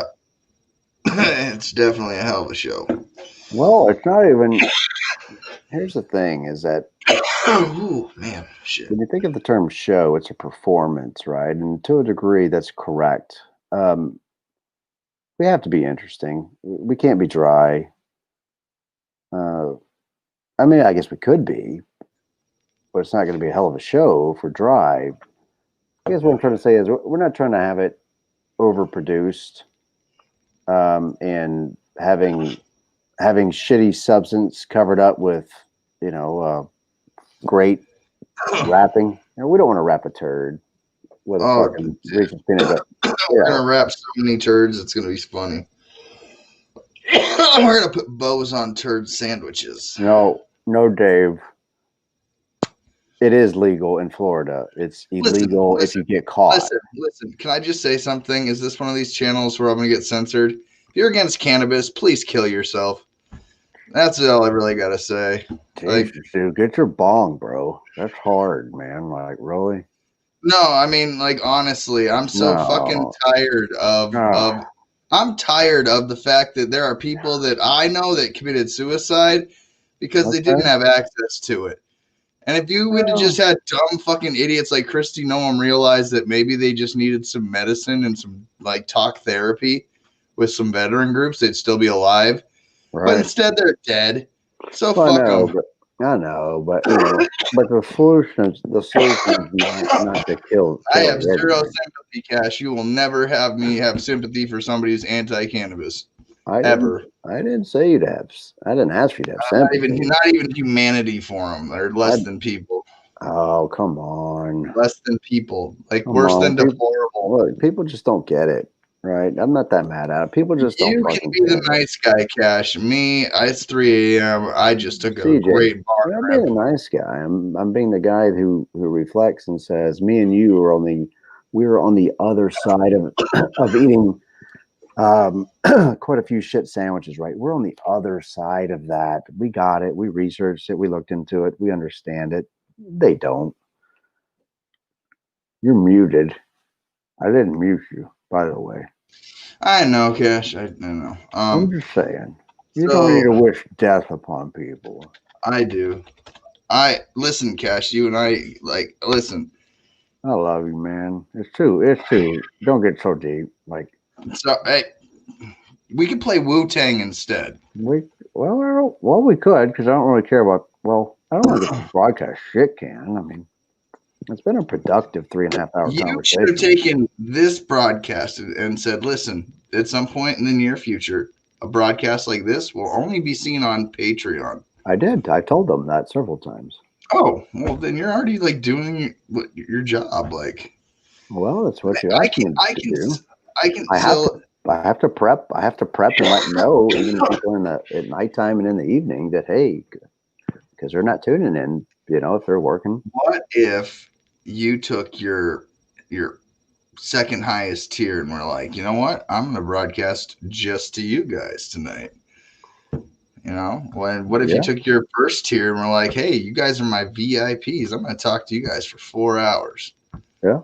If you like listening to me that much already, you can come on and listen to all the crazy people that you're going to end up talking to over the next, course of this show. That's a lot of content you're asking people to consume. I mean, but again, it's a good cause. You promote a lot of great stuff, I can see why a lot of people are going to enjoy this podcast, because it's not going to be done in the way that people would expect it to be done. You know, like you're dealing with Cash Jackson. You're not dealing with Joe Rogan. You're not dealing with any of the other major podcasters. You're dealing with how Cash wants to be a podcaster. This is how you develop your show.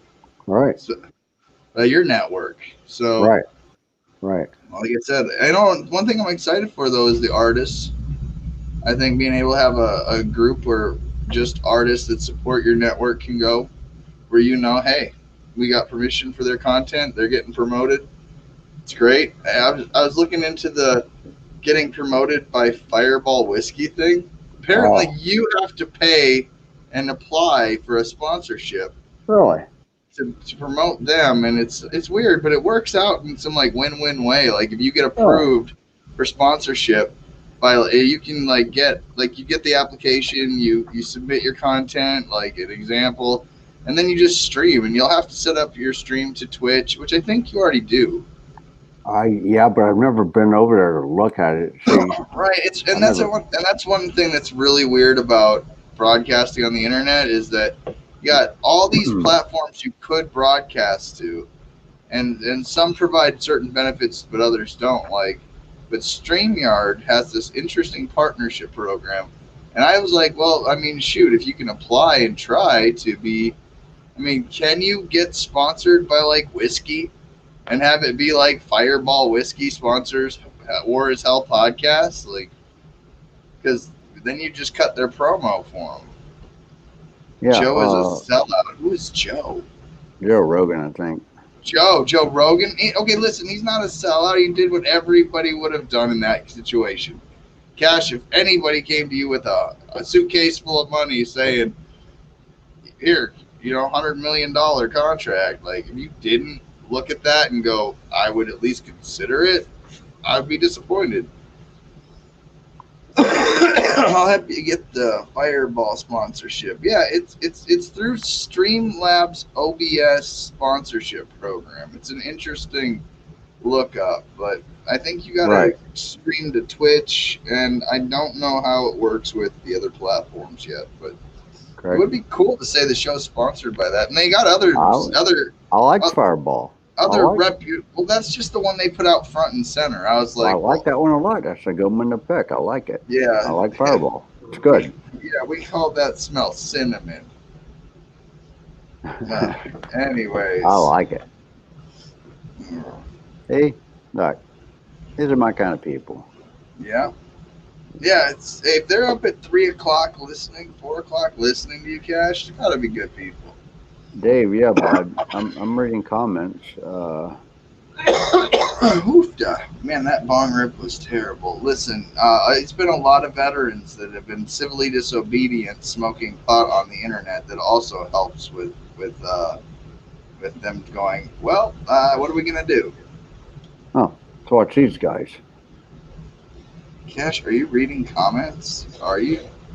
I am. I'm trying. Oh, I see you bouncing. Okay. Sometimes it's weird. The comments will move, and I'll be looking at the screen, and I click, and it jumped, and I didn't know it. I see that. I see how that works. Yeah. Is that Cash's tagline, Cash Jackson Podcast? No, War is Hell. War is Hell Podcast. War is Hell. Catherine. Well, yeah, you're right. We're developing some consistency. Maybe change his TikTok to Cash Jackson Podcast, a uniform name across all platforms. War is Hell. Yeah, but a good suggestion, though, with the uniform branding there, Catherine. I like that. Maybe good for marketing, this, to take a look at that. She's right. I'm not saying she's wrong. Yeah. Oh, good Lord. I might have, the can of cough. I want to check out this band Glowstick Willie on Twitch. Okay. Yeah, I don't know anything about Twitch yet. I don't know anything about Twitch or Parlor really, or Rumble was this latest one you had me fucking do. I got that done, by the way. Oh man, so check this out. Adam beat you though by an hour. He verified his Rumble account, got it activated. So on Monday, I'm going to start uploading the live show and his clips to Rumble. we're gonna upload your broadcast exclusively to Rumble after you debut them on the bigger platforms, because they don't have live streaming yet on Rumble. But when they do, best believe we'll be live streaming on Rumble. Oof, man, that last one got me, Cash. Yeah. Yeah, Kendall had to go to work. She got called in tonight, so Yeah. I was like, well, she's That's a working man problem. We get Yeah. called in middle of the night. Get your ass up. Yep, right. Yeah, she's Not like that stock market though. That stock she- exchange she shuts does- down right 5 o'clock. You know what time? she's a Navy vet who does radiology here at the local hospital. Yeah, you have a real sweet lady. I met her a couple of times. I liked her. Yeah, she's crazy. She asked me to marry her. Yeah. Yeah. And I was like, yeah, let's get the government involved in this. Sweet, good idea. Are we gonna look up glow stick Willie? I don't have any of the controls. I'm not producer CJ right now. I'm So how do guest CJ Abernathy, so How do I pull up glow and stick it's Willie? after hours. If your kids are awake right this minute, right now, you're the terrible parent. Watch my kids wake up. Yeah. Like, Daddy, I'm scared. What's Right. going on? Oh, jeez. Yeah, they'll blame it on me though. Right. It's all my fault. Just tell them Cash did it. No, that's okay. Yeah, just tell them Cash did it. Any problems or issues you fucking got in your life, right? Somebody's giving you beef. Cash, Just if you tell lived in them. the same jurisdiction in South Dakota and had your case, you would have equal custody of your kid. Oh, I don't doubt it. And if I kept my mouth shut, I'd have equal custody, like Yeah. my friend Ryan. Yep. I'm not saying my friend Ryan kept his mouth shut, but no, let's be honest, CJ. And tell me if I'm wrong here. Tell me if I'm being arrogant and pompous about this. Nobody's extending themselves to the degree that, that they've put their face out there that much, right? Like running for governor. I thought that was a big fucking thing. That was a hard thing to do. It wasn't easy. You would think it's a big thing until other people are like, it's not as big of a thing as you think I it have is. no idea how much work I put into that fucking No, thing. you put in work beyond so many people's expectations. Dude, Like, I drove 6 fucking hours. Hold on. I drove from my home in northern Illinois 6 hours down to the bottom of the state to do a news interview, and then drive 6 hours home. Do a 15-minute, 20-minute news interview, and then 6 hours back home, right? I did that shit running for governor. People don't realize it. I was driving myself around the state, up, down, and across, sideways. I loved it whenever somebody was going with me and they could drive. What a fucking burden. While running for governor, bro, I'll toot my own horn, man, because those assholes didn't do it. I changed 3 ladies' flats. Actually, I taught three ladies to change their own flats. I did part of the work, and then I made them do part of the work. Why don't you go excuse yourself, get yourself some water and a cough drop? I want to have this. Hey, food for thought. When you put something that big to your mouth, you can expect to choke on it a lot longer. Just saying. Just saying. Choose a more appropriate size for your mouth, CJ, and what you can handle.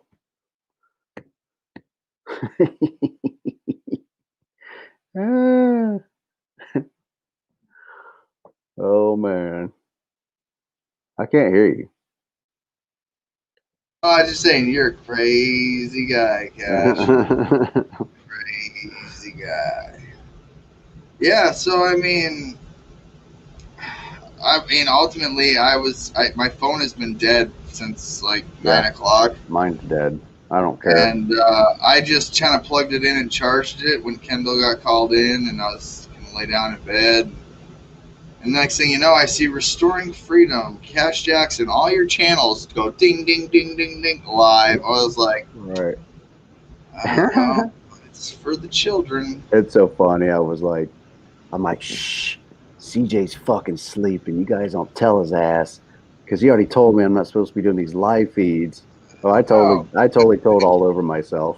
I'm like, And then you fucking, like 3 hours in, you pop in. And I'm like, son, I was just getting ready to sign off. Actually, I was getting ready. I was yawning. I was getting ready to get out of here, man. You kind of woke me up. Well, like I said, man, it's kind of funny that you were live, and I just so happened to plug in my phone, and man, Hey, do you know anybody else that does 4 hour fucking live feeds like this? Does anybody do that? yeah, For me, but you know not. what, CJ? Honestly, I was telling him this is like my family therapy. Honestly, I'm telling you right now, a lot of veterans are turning towards social media as a form of talk therapy to the public. yeah.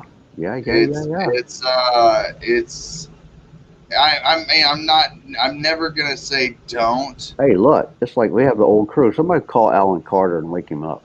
Uh-oh. We should call Alan Carter and fucking. You want to prank call Alan Carter?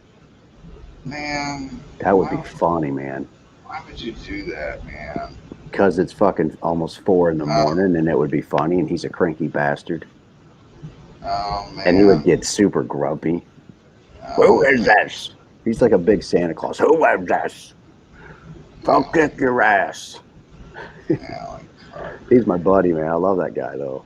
Man, long time no talk. He's an asshole, but I love that guy. Yeah, man. I got just crazy, man. I'm almost ready for bed myself, man. It's the marijuanas. Like I said, you know, Not mine. why wouldn't you do it? I mean, you could. Do it. Well, really, just because my phone's dead and I'm too lazy to go get a charger. That's why. Dang. Yep. Oh wait, hold on. I could call him on Messenger though. You want me to do it? Oh. And you guys, and they can hear it. Remember? Let's see if it works. Let's see if he figures out it's you. He might be working. You know, he works in the prison system. Let's see what happens. Can you still hear me, CJ? Freaking hell. Dude, I can't see you when I go off screen, so you're going to be verbal and tell me if you... Yep. Yes, I can hear you. Jeez, this is ridiculous. This is some kindergarten shit right here. Yeah, assume it's the opposite. If I'm not talking, I can give you a thumbs up. Like the audience is like, yeah, here's your I couldn't see the thumbs up because I was on a different tab. This is why once I get there, we're going to set you up to where these tab issues in one screen is going to be a thing of the past. You guys are going to enjoy a different version of a different version. I don't know what happened to that.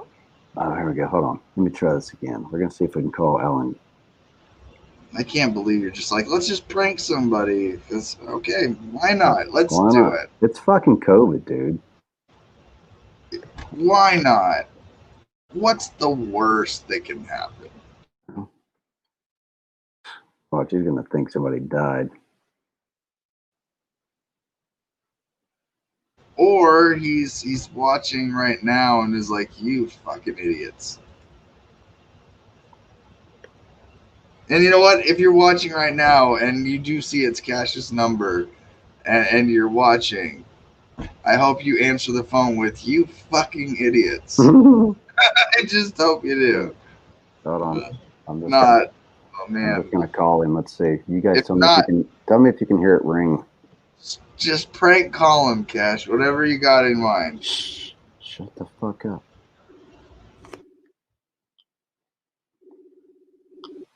It's kind of hard to prank call him when it shows up Cash Jackson's calling.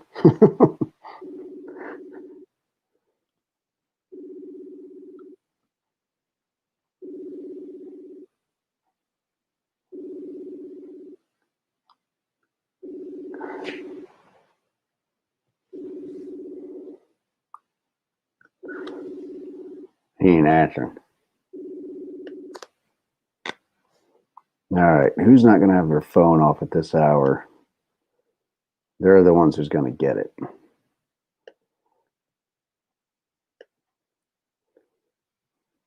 Oh.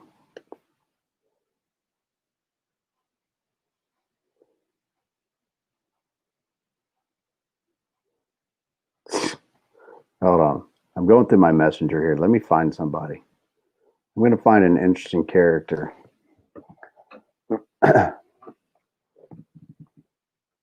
Oh, God, not that one. Nope. That guy would get us all thrown in jail if I call him. Come on. Populate, populate, populate. Oh, shit, I know. Watch this. I've got it. You guys don't say nothing.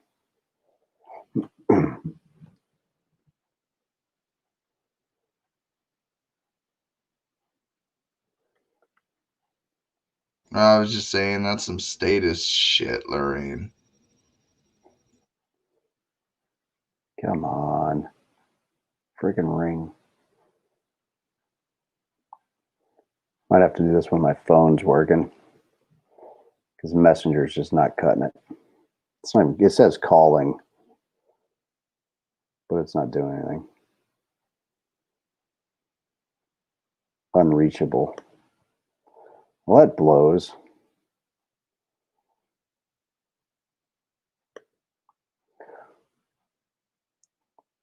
We'll try it again some other time. I'll use my phone when my phone's charged, and I can actually call them. Not use stupid Messenger.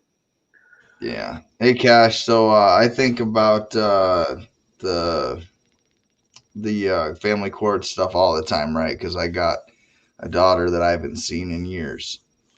And so I'm like, these like sleepless nights, I tend to think about my daughter.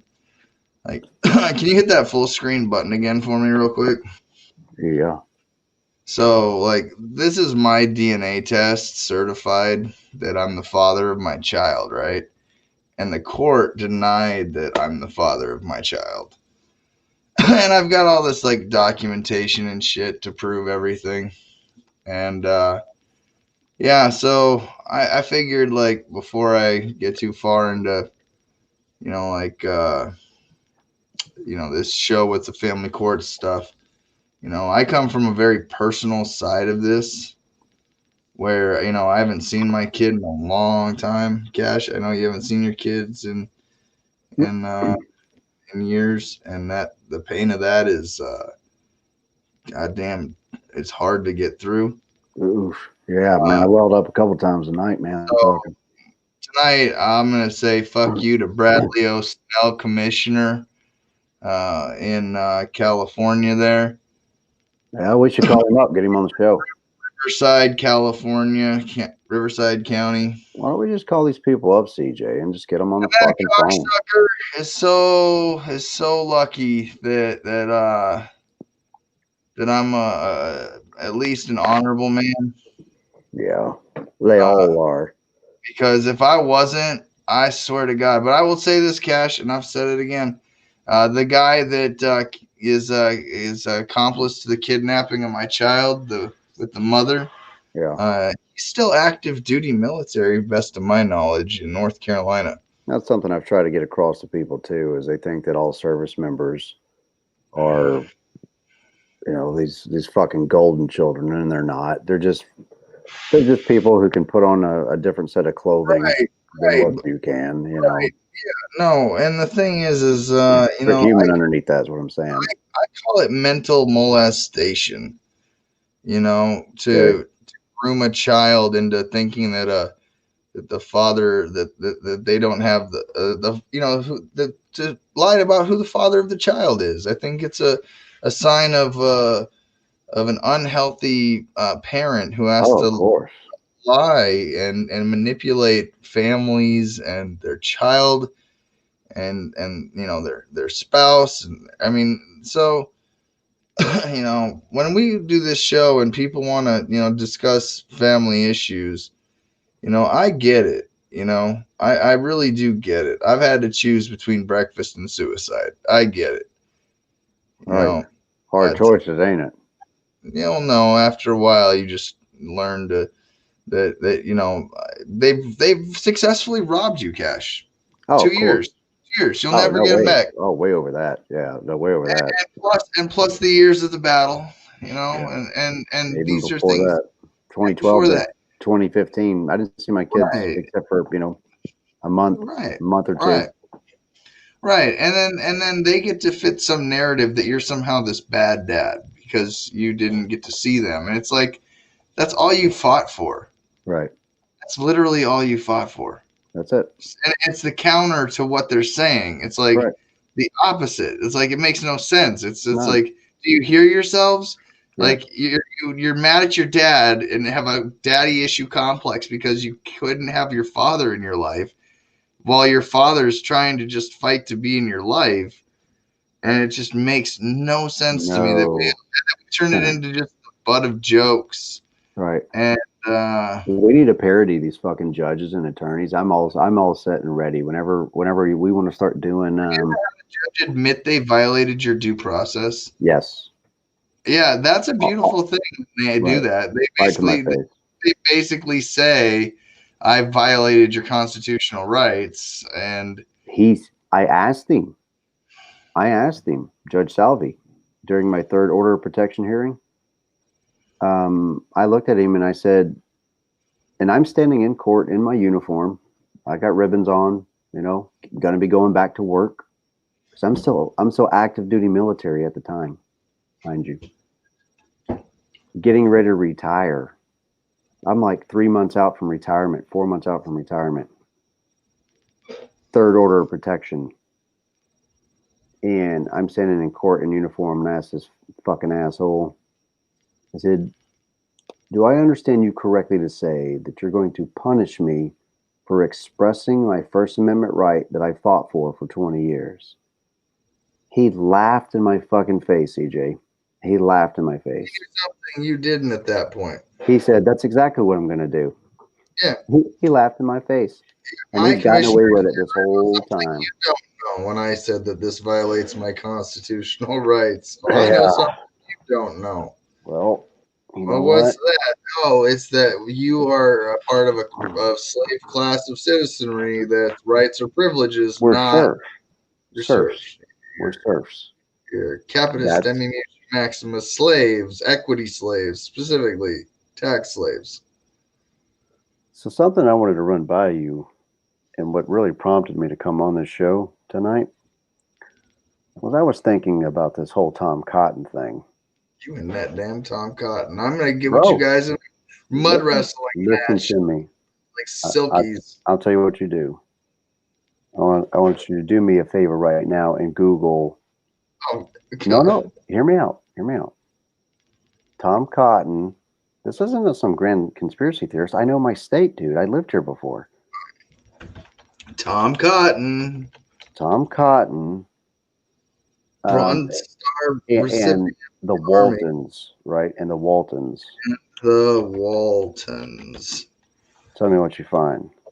Would you like the Arkansas Times? Or would you like DianaBitch.com or OpenSecrets.com? Arkansas Times, I guess. Actually, it's ArkTimes.com.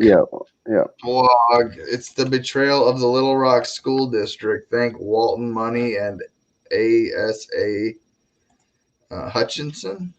Asa Hutchinson. He's the governor. I got a letter from him, by the way. I have a letter from this governor thanking me for my service. You could throw it on the screen if you want. Yeah, I don't have it on here anywhere. What do you mean? It's right there on your screen. No. I meant my letter from Asa Hutchinson. Oh no, the story. Yeah, the betrayal. This is what you wanted me to see? I don't know. Walton Money? No, I don't think this is it, because this has got the Waltons and Asa Hutchinson. Unless Tom Cotton's talked about it in there somewhere. Take it down. I guess that ain't it. No, so here's the thing. Here's what I was thinking about. In this state, there's not a lot of rich people in this state, CJ. This isn't California or New York, right? I want you to consider where I'm at for a moment. More people in Arkansas. Right, so I'm in Arkansas. Correct. Okay.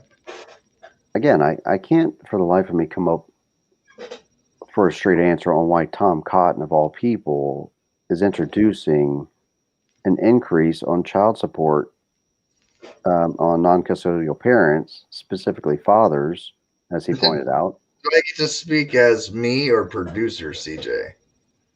No, you're off the clock, man. Yeah. So Tom Cotton, you asshole. Oh, yeah, he is. Let me finish though. Let me take this down a road for a moment. Hold on. I got a path I'm going with this. This was what I was, just was bouncing around in my head. Here in this state, there's not a lot of millionaires. Okay, Tom Cotton, as we discovered, went to a prestigious Harvard Law. He went to Harvard Law School, became an Army Ranger, got a Bronze Star, right? A captain. He got all these little checks in the fucking box, right? Little Ivy League boy got all of his fucking checks in the box. Money like that, people that go to Harvard, guess who they know in states of Arkansas? You know where Walmart's from? Where's Walmart from? There's not a single Costco in this state. Why do you think that is? No. There's not a single Costco in the state of Arkansas. And why do you think that is? There's lots of Sam's Clubs. Who owns Sam's Club? Because, Hold on. Arkansas people like to keep it all in one, like a family. Walmart. Listen to me. Walmart's founded here. Which stores have stayed open? Which stores have stayed open? There's another one to bake your noodle cash. What about the ones with the plexiglass? Right. How did the plexiglass just come out of nowhere? Hold on. It appeared Let's everywhere. keep going. Let's keep going. Walmart, Tom Cotton, child support. Child support. How are you going to piece all this together? Right. Well, aliens. Nope. Maximus child support collections. Visa and Bank of America, I think, or maybe it's just Bank of America, that's issuing child support cards. Oh. So the banks, the banks and credit card companies are getting in on this gig. So guess what? So your credit score will remain below the poverty line for credit, so that way you can never get out of your debt cycle. Well, and again, so how does this all come back to Tom Cotton and where are we funneling the majority of who's seeing all the profits? Who's seeing all the profits right now? Who's seeing all the profits? The big box stores, right? So we can look this shit up. Which companies had record profits? Amazon, of course, Walmart. Hey, Cash, this is where I'm kind of like, hey, man, like, this is where, like, do I cross that line? Like, the idea is... Oh, Catherine here put one. What is Tom Cotton's... Grab it. Can we grab that article of Catherine's? Opinion on cannabis. Maybe we should see this story. What is Tom Cotton's opinion on cannabis? What is Tom Cotton's opinion? Yeah. I'm assuming he's against it. Oh, let's see. He's Cotton on the issues. He's definitely got that rhino fucking.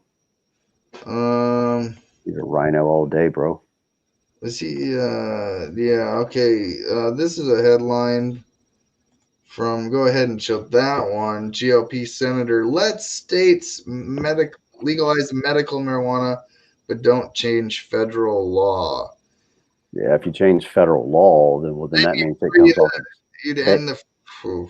Oh, you mean we'd lose some federal control? That's what that is. If you change federal law, then that means in this context, we would be wanting to lessen their grip.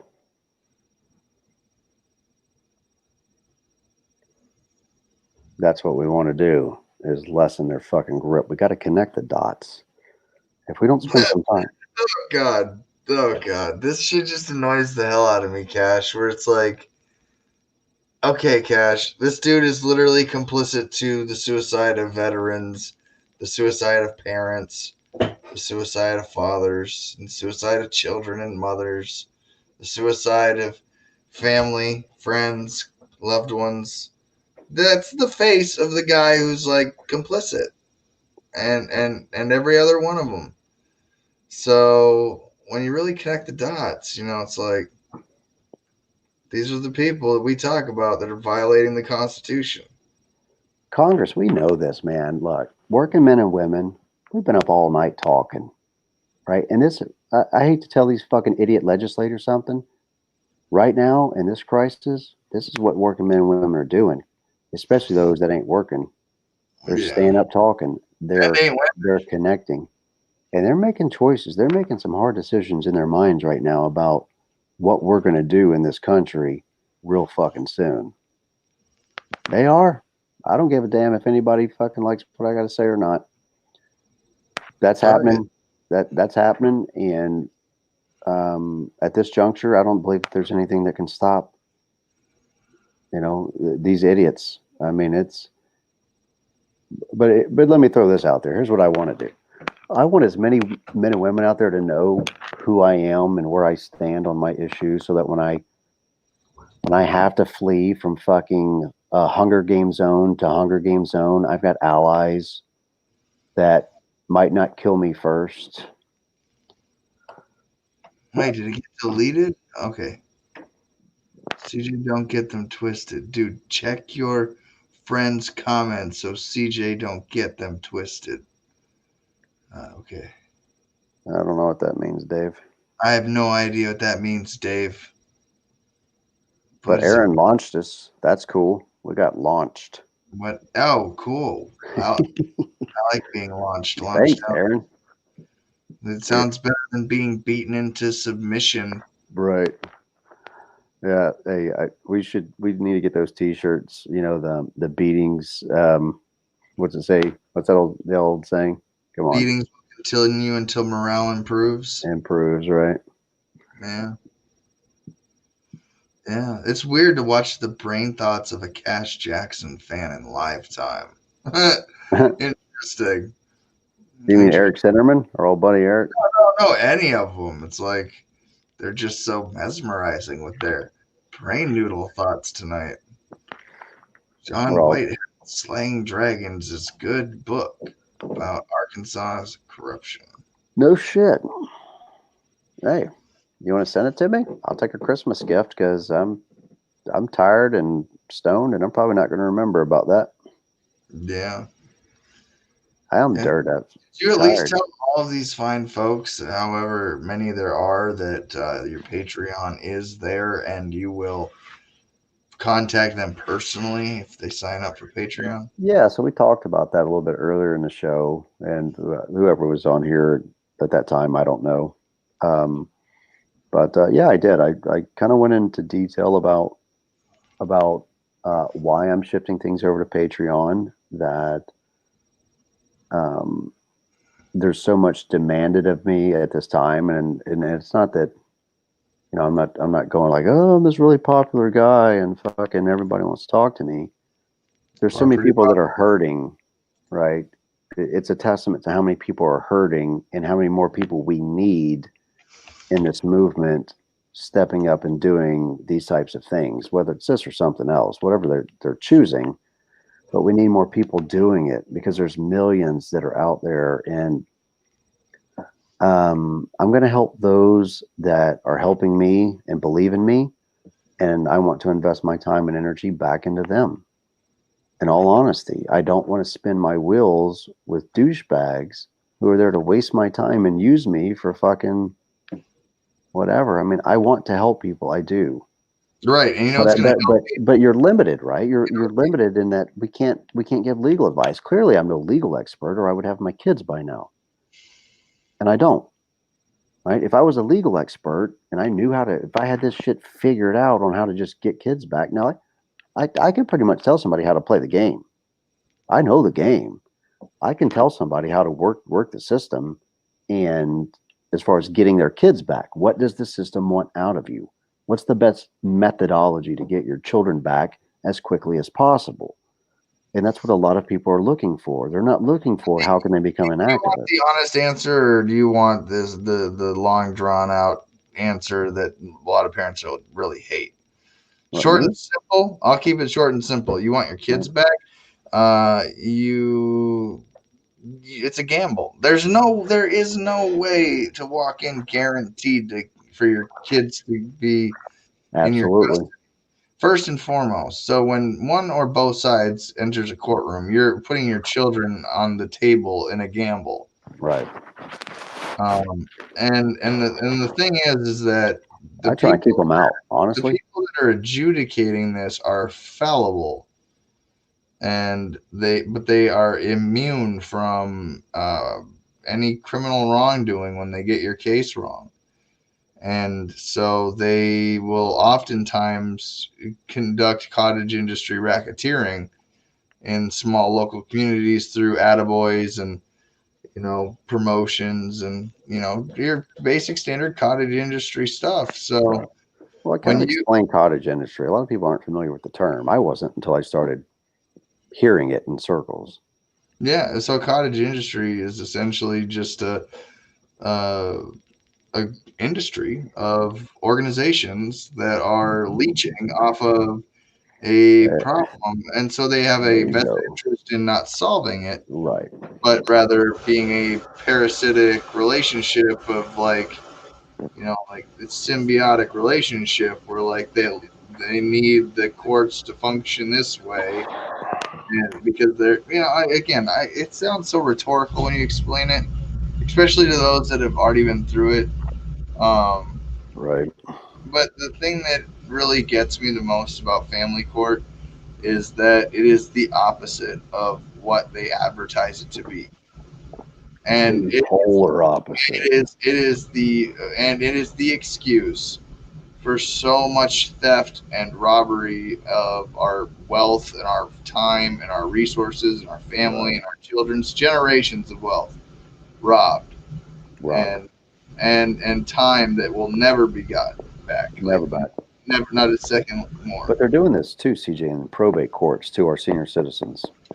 I'm They're just making saying, them wards of the state, and they're dissipating. I'm just saying, this is not advice. This isn't medical or legal advice, but for anybody else out there, this is me personally. If something happens to my kid, Somebody's calling me right now. God forbid, the people that took this time from me, they will pay. They will meet justice someday. And it's come hell or high water, man. Yeah. I mean, it's not easy to go through. I wish every day would end. Like I would, you and I both know, we would much rather not be on a 4-hour and 14-minute broadcast at 4 a.m. We'd rather be waking up with our kids the next day and going out and bacon and eggs. making some bacon and eggs and planning your day out. And where does everybody want to go? What does everybody want to do? Being a family. We'd much rather be doing that. We'd much rather be doing that. Right. Cash, and you would much rather be talking to your kids than me, and I can even respect that. I'd much rather be talking to my kid than you. But because we don't have our children, because we're pushed into this, Cash, it's like a support network, a group where, again, this is what you got to build. Like, if you're 4 o'clock in the morning broadcasting, you ever think, you miss your kids and you just want to say, fuck the government, you need a buddy. You need a battle buddy. Like, straight up. Absolutely. Do you ever think, though, that maybe we're at a time in our country, in the timing of it all, it needs men like us that are doing what we're doing? I just push some buttons on a screen. I'm a glorified Alexa. Oh, horse shit. Quit diminishing the fucking. Don't get me wrong. I will digitally be a Paul Revere with you and let everybody know the blue coats. I'm not about that digital shit. You know that.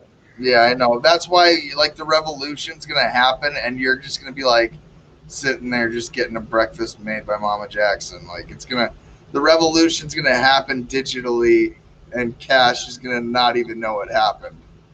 I'll be sleeping.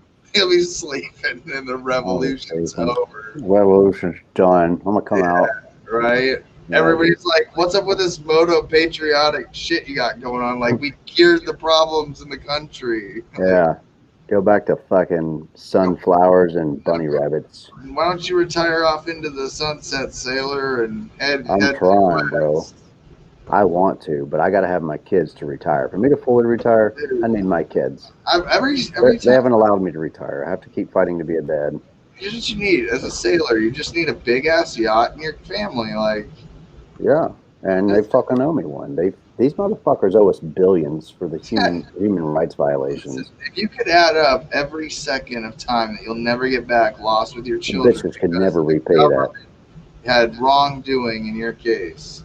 They can never, man. There's so much. There's so much. But the thing is now take me and you times an infinite amount of money that Right. we don't know the government not only never would or could pay back, whether or not it's even the principle of the matter. You know, the fact that the people that did this stuff are still alive, you know, like to me, it's like the judges that do this shit are still alive, promoted by the senators and appointed by the government that says, hey, you will conduct this way and we will pay you this way. And like, you think about it, man, if you really break it down, the government's paid to keep you from your kids, not protect your rights to your kids. Yeah. I said Like this we in a couple. collectively, we at some point lost the right as you know, non-custodial parents. Or I don't think there's any obligation at this private juncture parents. for any American citizen to pay taxes. Why would you? I don't think so. Why? And what's funny is people are like, I don't your know. salary's There's no gonna. Trump supporter who's going to be like, yeah, let me pay taxes while Biden's president. Like, no way. No, but again, you know, and who knows, man? But pay your taxes or don't pay your taxes. I mean, if I go work for somebody who's like, hey, I follow the government book to the T, I pay taxes, like, so be it. I mean, you know, I mean, dead seriously though, on serious. I never heard a hooker talk about the government cut in that line of work. You're funding your own terrorism, right? You're giving the money to the terrorists that are hurting you. They're using that money to fund these attorneys in this entire industry, all of these cottage industries that you mentioned. We're funding that terrorist effort against ourselves with our taxes. And how are those taxes gained from us? Under veiled threat. Hello, Mr. Jackson. You'd like to see your kids. My retainer's $8,000. Your first court hearing is just a hearing just on the matter to see whether or not they're standing. Yeah, $8,000. We'll determine jurisdiction. We'll refund whatever we don't use. Yeah, whatever we don't use, we'll get you back into We'll an get that account. back. Okay, wait. Get it Then back. guess what? You go into that, and guess what? She said this. Guess what? It's going to be another $4,000, and we got to come back in 2 weeks. Can you go out to the office? Oh, your card won't sign. Do you have somebody that can, get you that money? Can you take out a loan? Yep. You know, Credit card. 2 weeks. They're full of ideas. Guess what? They're full of They ideas. added these 3 allegations, and by the way, that text message about just wanting to talk to your kids on that Tuesday night, when it's just the right thing to do anyways, you know. Oh, look at this. Yeah. Hey, who's this? Yeah, this is why I Okay. got charged with cyber stalking, because somebody else put somebody else's name in a comment and I said it on screen. Like, I don't give a fuck. that's how dude. low these fuckers go, though. They You gotta are. end up fighting them. Like, Fuck these people. the magistrate in North Carolina absolutely fucking loathes me. But I Fuck made him. friends in that jail. Like, they Fuck won't him. admit it, but they'll loathe be him like, too. yeah, CJ, we shouldn't have him in here. There's one officer that said, hey, CJ, hey, Cash, do me a favor. Remember that DNA test I put on the screen? Yeah. You know, that was my DNA test, right? Can you do that again for me? Yeah. I had a sheriff tell me if I could produce this document and verify it in the state of North Carolina, I would get to see my daughter. You know what I got? I got assaulted and then thrown in a cage and then charged with 4 misdemeanors. Oh, you too. Yeah. You too. Thrown in a fucking cage. Didn't hurt nobody. Got thrown in a cage. Nope, just wanted to see my kid. Go figure. Thrown to see your kid. Thrown in a cage. Yep. They were violating my rights right in front of me, and I was just calling out what I was witnessing. CJ. I know I broke the freedom, rule. bro. Don't violate their right to violate your rights. Just comply, bro. Yeah, or die. Just comply. I asked them. I said, "So is this the room you suicide people in?" Hands up, don't shoot, homie. No, that was a myth, according to some. Whatever. Get the fucking point. Either way, yes, you're the right. Yeah, the right thing to do always, CJ. Dave, I'm putting your comments up, buddy. I wish my comment would go up. Yeah, It right. is. It is. I Dave, wish my name Dave Lacey was getting shouted out by both of us. And just like Dave. my I fucking. love Dave, man. Dave's a buddy of mine. He hangs out with me on He Instagram. wants the comments, and we can just talk about Dave. Like, look at those swole arms, bro. Like, do you even bench, bro? I've got a fucking lift, man. I'm getting fat and old. Jesus You Christ. know what? I can't wait to get fat and old. Guys, I have to have guys like Dave around because they're an inspiration for me to go, look, you bag of shit. Get your fat fucking middle-aged ass up. Put the donuts down. Oh, dude, I finished that donut from this morning. It was so Dude, I good. murdered some donuts the other night. Don't violate their right to violate your rights. Yes, Catherine. That's how the government thinks. Yeah. Yeah. Yeah. Hey, back on that Salvi thing. Here's the thing. You ever get me any evidence that leads to any of these assholes, What's his name again? indictment? I know you. Because they're all crooked as fuck. Joseph Salvi, right? All Judge these Joseph Salvi. Joe Salvi's the douchebag.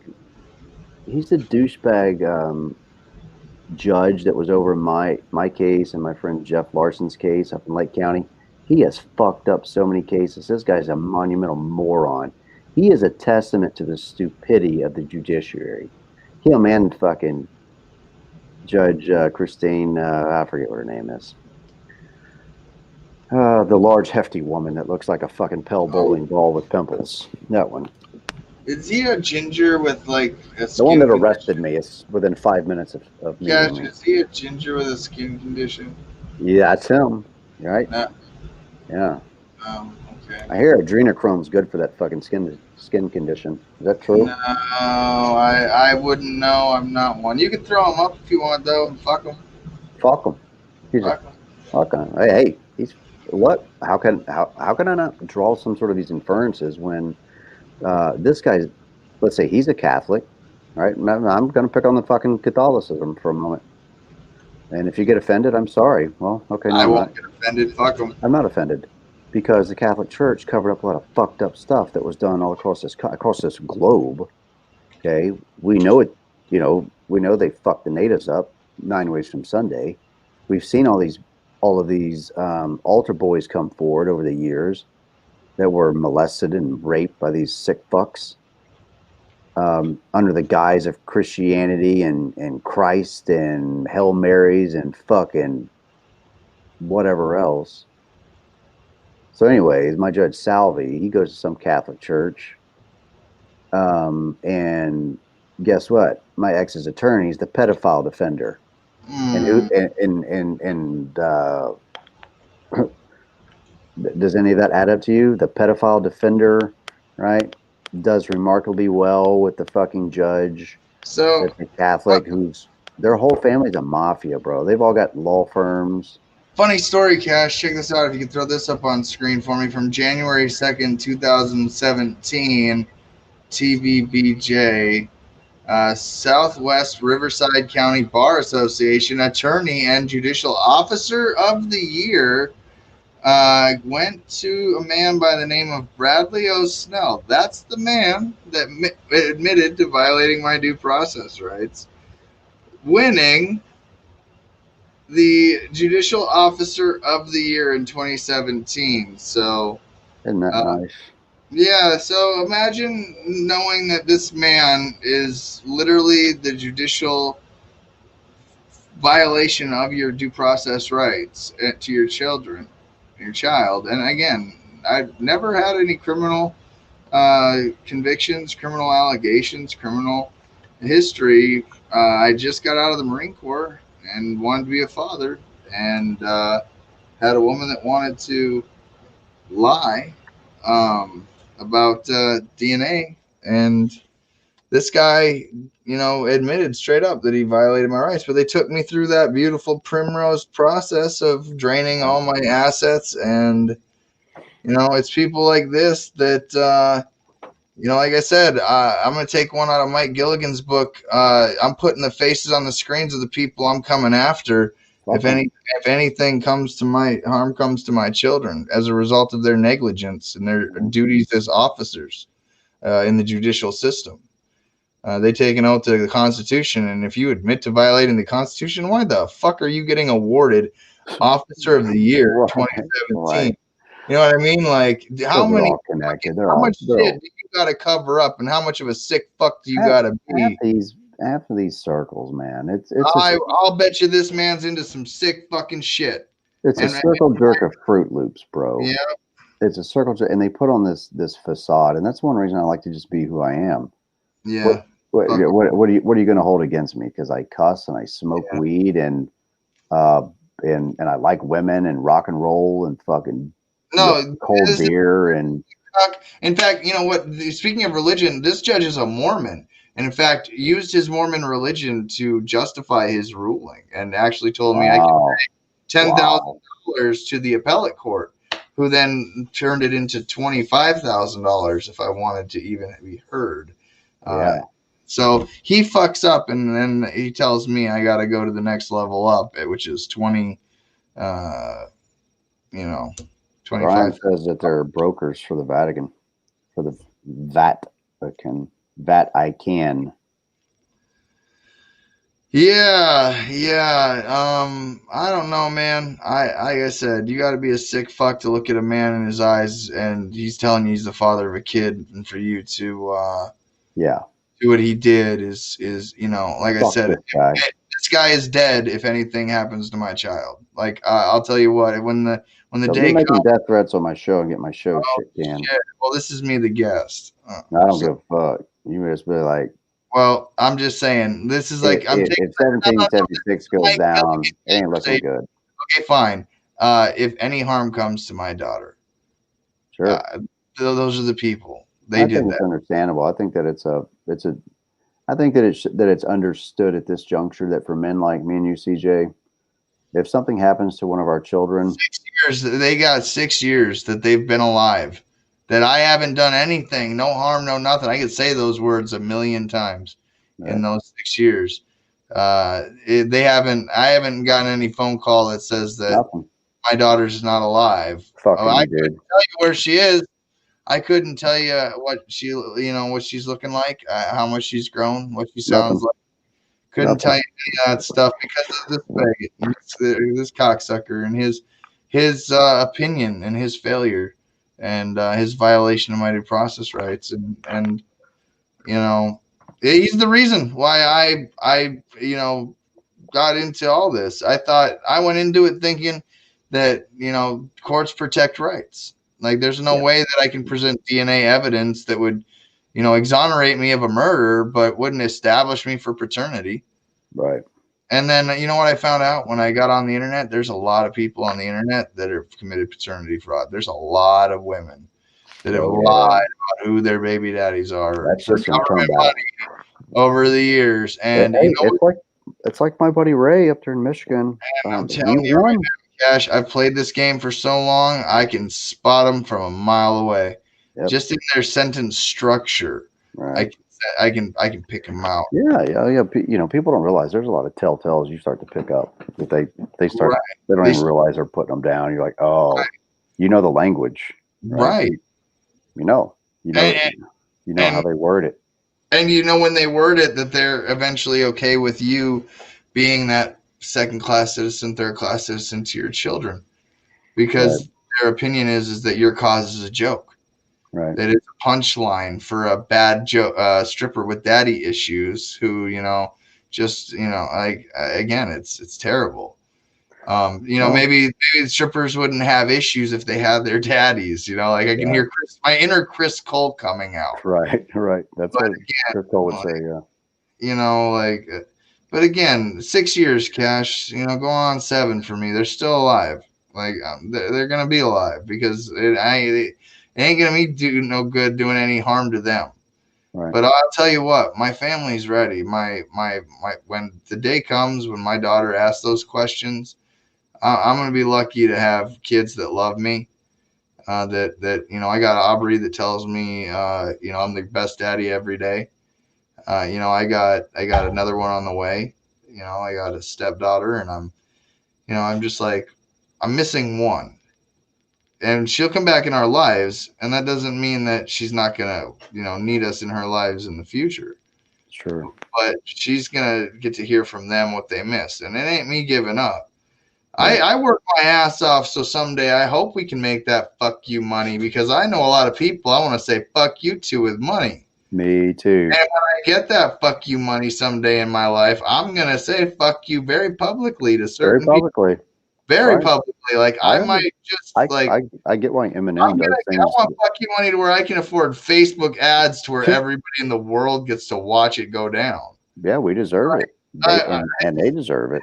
I want them to see what's been done, you know, and Right. I think that's a lot of what people who are victims of family law, people that are put through this system and their kids are used as an extortion chip against them in the gamble of family law. Right. I think that there's a lot to be said, you know. I think we got to find a way to, you know, understand that the emotion of yeah, like you're taking my life from me when you take my kids from me. Of course, the thought of wanting to take your life is going to come into my mind. Like this is a I asked normal thought process. Like you can talk to any psychologist and say, hey, if my child was kidnapped from me, what would be my thought process? Well, look at the movie Taken. I don't know who you are. I don't know where you are. But when I find you, you're all fucking dead. Like Right. that. I mean, I paraphrase, but you get the Right. feeling of it. Have you ever watched Law Abiding Citizen, the movie with Gerard Butler, where his wife and kid are murdered? Right. And he plots this plan. Like, I mean, that's the intricacy and feelings that are very natural in a protector and a father figure Right. in somebody that wants It to. is. It is. And these courts want to try and These beta cucks like Salvi and Snell, who's you know Snell. He sounds like a cuck. Yeah, who is a cuck whose wife's probably fucking every guy on the block. You know, and by the way, she's not. She's not. Hey, Cash, I'm telling you, Laura. you said it. We're going like when your kids turn 18, it's game on. Judge Snell, your children are never gonna have a normal fucking life. Your family's never gonna have a normal life. Because ever. I'm never gonna allow it to happen. Because, ever. But listen. Ever. But you have to. Like I'm going to fuck their world up for years. Like I'm going to just when they think they're going to have big life moments and big family events, I'm just going to ruin their whole fucking day. I'm just going to ruin their whole fucking life. When he won this in 2017, when he won that award, I contacted that lady in that picture and I said, I'm accusing that man that you're standing next to of child molestation, kidnapping, and being an accomplice to it. Yeah, and guess what she did? Block, ring, can't connect, don't talk to, net gone. Like he is an accomplice in somebody mentally molesting my child, and he is okay with it. Like he is signed on to this. Like so it's people like him. Like I said, they're beta cucks. They don't understand it. He thinks that he understands that he's doing his family his way. Like, no, I'm going after your children because you went after mine. Hold on, though. My family. I'm going the day they turn 18, your children, I will find their names. I will find out where they go to school. I will dox them. It's going to happen because you fucking took my kid from me. Make no mistake about it. And people allowed it to happen. And nobody stopped this motherfucker from doing it. So nobody's going to stop me from doing it. You know I'm going to have to delete it. They're never going to be. I'm glad you. Well, then screen record it then, I guess. Fuck it. I don't give a fuck. And I think a motherfucker like Bradley O'Snell should know the truth. If you. Here's the thing. Like, straight up. Hold on. Let me stop you for a second. I know you're all worked up. Hold on. Just stop. Hold on. I need a cigarette. Their kids should know, right? But here's number one. We don't get to choose who we're born to. We don't get to choose who has us or how they raise us as a child. We have no fucking choice. So as a child, you're entirely innocent, right? And the want and the desire to heap a similar pain and anguish upon them the way that they've done to us would, by balancing the scales, I guess maybe in natural law, literally why I got a misdemeanor in North Carolina. Right. Which is why we don't need those. No. But the point is that it's completely understandable that it evokes that sense of emotion. But the principal thing for us to do is to inform their children, just as it's our responsibility to inform our children of the truth. And maintaining the high road in all of that is, of course, the struggle of a man with values and principles, is to not let himself go and succumb to that which our enemy has embraced. What our enemy has embraced is that our children are open season. It's open season on our kids. Oh. And so, of course, and we see it. We see our kids killing themselves, struggling with depression, kids being molested and shift off, and You hear all that shit you're saying right now? yeah, I do. If my kid goes through it as a result of not having and being absent her biological father, all that. I know, but regardless, it would not be those children's fault. That's what I'm saying. No, I get that, but I would that feeling that we get at that father paternal feeling, that's natural. So if this was our counselor therapy session, and my counselor be like, well, you did say you're going to harm somebody, and then again, I'd have to say, but you're not in the context, of course. But yeah, you need context and the stipulation. There's a lot of stipulations in there. That this dude let some other dude molest my daughter, and I'm supposed to be okay with it. Like, fuck you. Well, I just frankly said I live it open-ended. You want me to just be happy? Like, fuck I leave that. it open-ended to the point that if something really bad happens to my kids, and it could have been prevented had I been in their life and not been pushed out like this, it's going to be a bad fucking day for a lot of people. And what we've just discussed and I leave here, it at that. You leave it at that, because what we just discussed here is as real and honest as it gets. Every father that's gone through this has had this conversation internally, mentally, and has to survive. Here's the thing is that it's got to take men like us going, number one, in a very public venue like this, we have to say, I don't have anything to hide, first and foremost. I've admitted my wrongs. I've admitted my transgressions. What do you want to hold against me? That I fucked some other woman years ago when we were married, when she wasn't sleeping with me anyway? Why does your bits have to do with whether or not you get to see your children? This is retarded. Yeah.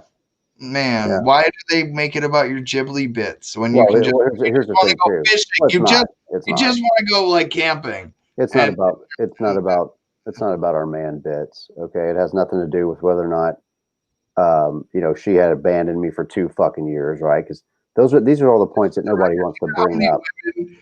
Because we had a war in this century with not just 1 but 2 wars. I think like a 3rd war, and proxy wars and like coup wars. And okay, you know how many military women there are that committed this same scam of find a man who's in the military, write it out for all it's worth, and ditch him as soon as there's no benefit to it. Do you know how many fucking women are guilty of that scam, and how many stupid fucking men fall for it? We don't.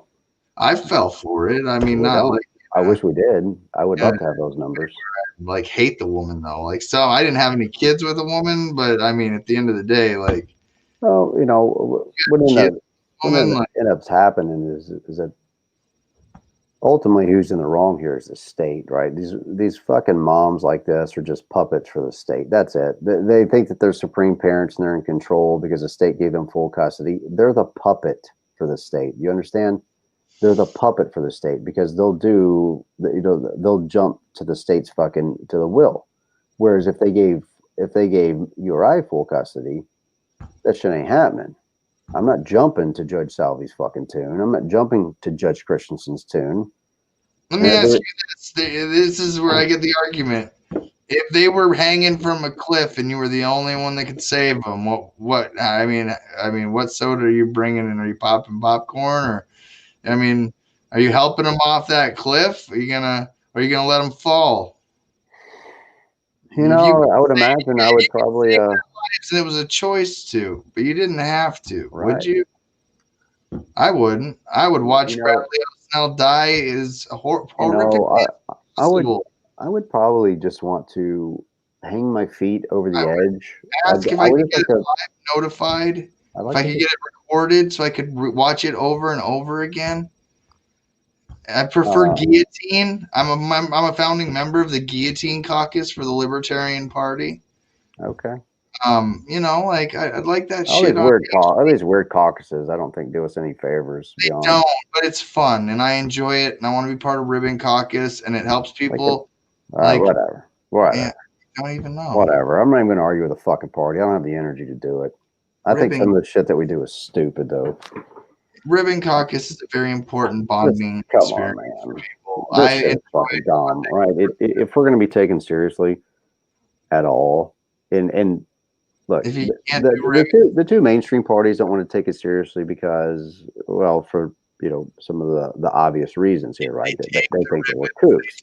We're people pushed to the edge by the state is what we are. Like collectively, that's what I have found is that the people that have gravitated towards the libertarian and green parties are individuals that have been pushed to the edge by the state, by state overreach, and they're fed up with it, and they reach out to other men and women. They pick up on Democrats and Republicans are the fucking problem, and they gravitate over. But then we don't do ourselves any favor either when we're running around acting like a bunch of jacktards down at the Libertarian National Convention. Okay, I'm sorry, I don't agree with people running around in almost no clothing inside the convention. To me, it's immature and it's unprofessional and uncalled for. And I think that it does a disservice to the rest of us who are there trying to take the fucking thing seriously and actually move the political football field into a different direction in this country. And I can't help but wonder, are we sabotaging our own efforts? I think that we should be viscerally vocal like this in these platforms, but there's a time and a place for things. All right, there's a time and a place for us to say things, do things, have conversations. Right.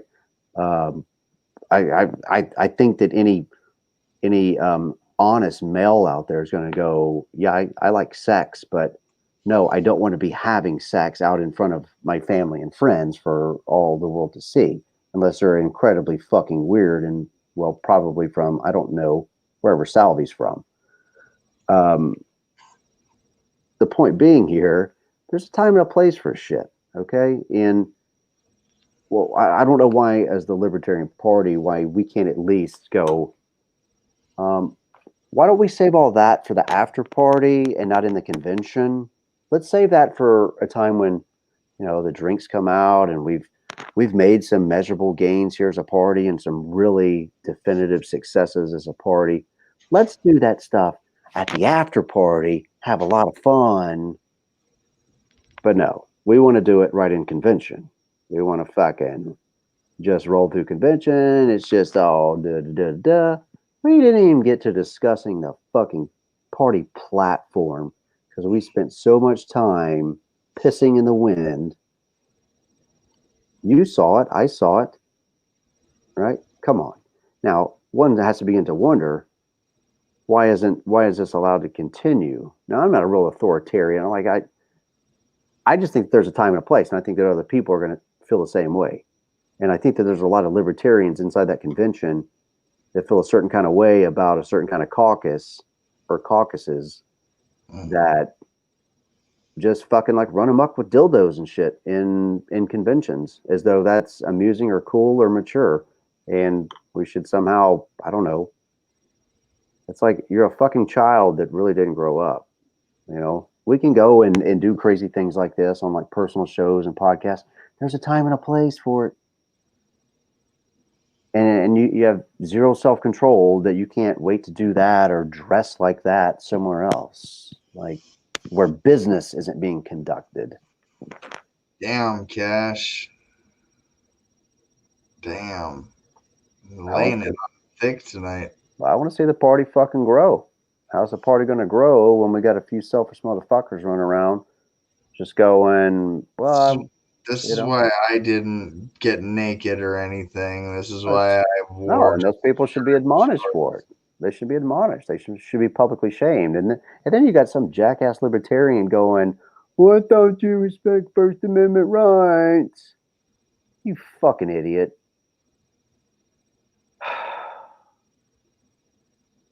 Some days I don't have the energy, CJ, to deal with the stupidity that comes out of people's mouths.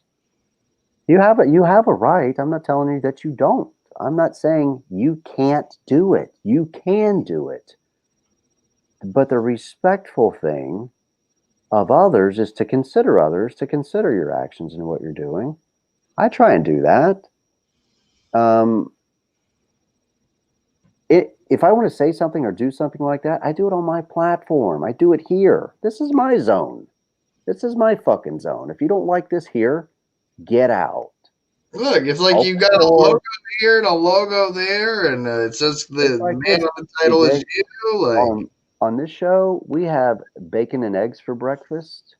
sounds good. If you want to go to a show that's got some fucking some vegan avocado toast, go get that if that's your preference. Oh, nice. Right? But at the end of the day, don't try and shove your fucking vegan avocado toast down my fucking throat. I like avocado, and I do like toast, so I'd assume that toast and avocado would be pretty good. That is pretty good, actually. I mean, I'd try to probably turn that in like a breakfast BLT or something. I don't know. Yeah. I'm getting hungry. Everybody's talking about food now. Look at them. Yeah. Pork chops. Yeah, I'm just getting hungry. Fucking pork chops. Well, I mean, again, like I look at like the face of your judge, and I'm like, okay, what would he say about Cash Jackson? Look at this, dude. Hold on. I say, what would he say about Cash Jackson and why he can't be a dad? You know, like why? Okay. Well, I'm arrogant. He said that. I'm the most arrogant, self-centered person that he had ever had the displeasure of dealing with in like his 10 years of being a douchebag as a judge. I wonder if these are carpet burns. You think that these are carpet burns from fucking being face down, you know? No, man, from having his head up his ass, dude. No, he's not that flexible, man. No, he's got his head up somebody else's ass then. I've seen him.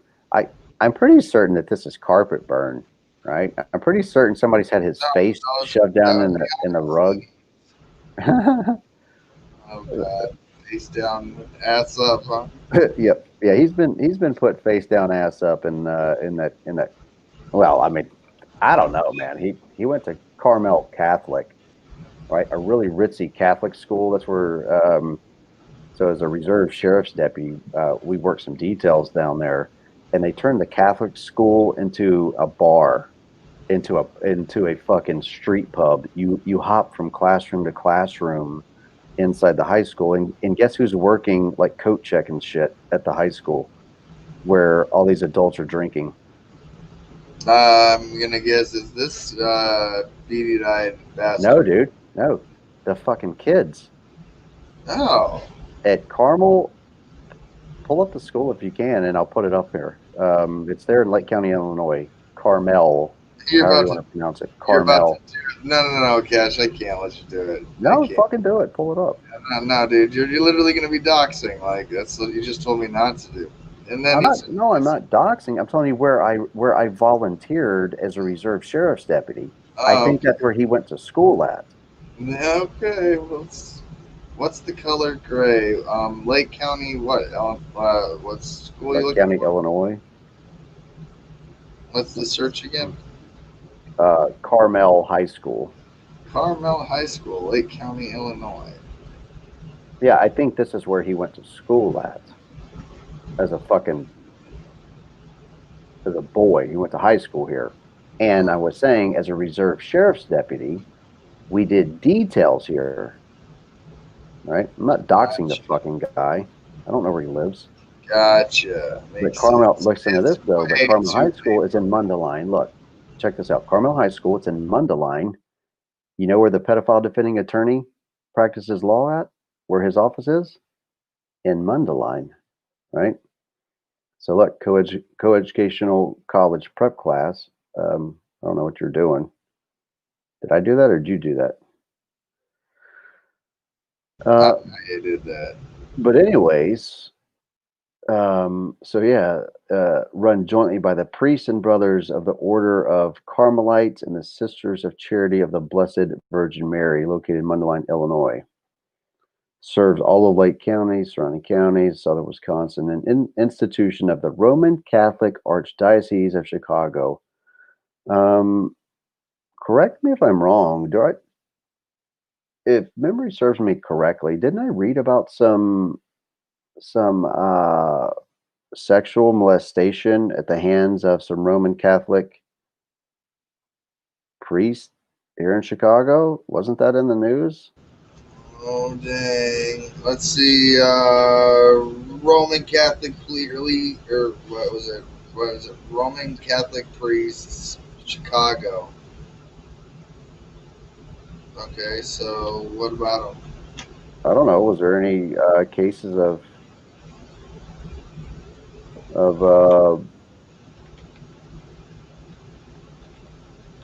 molestation of kids or what? I mean, I've got a full list of all the clergy that were accused. That's what I'm saying. Put it up here.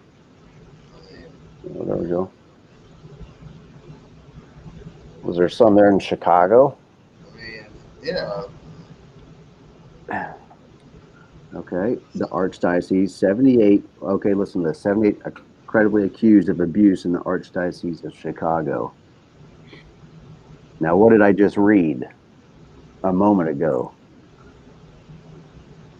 Those were 78 credibly accused. Now go back. Let me tie some shit together for you.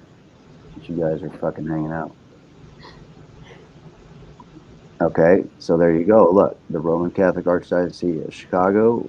So this is an institution of, right? Am I reading this correctly or no? The Roman Catholic Archdiocese of Chicago. It's one of 3 Carmelite-run high schools in the Chicago area.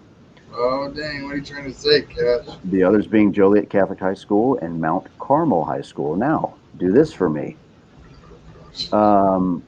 Google Raymond Bolt defends pedophile. Raymond Bolt defends pedophile. Yep. And where his office is. Junkie.com or what? Huh? From Junkie.com? I don't know, Google Raymond Bolt, B-O-L-D-T, Mundelein, Illinois. And that's all I got for a top headline. No, I don't want a top headline. What are you looking for? Just the top feed. No, depends. You put depends. No, depends. Defends. I don't even know if that. No, B-O-L-D-T. B-O-L-D-T. Oh, Raymond Bolt defends pedophile. B-O-L-D-T, guy. You're not listening to me. Guardian. You're not listening to me. There's got to be a D in between the L and T on Bolt. It's Bolt. D-T. B-O-L-D-T. No, don't. Hey, look at that. Raymond Bolt is such a scum. Cash Jackson. Look at this. No, Cash. No, hold on.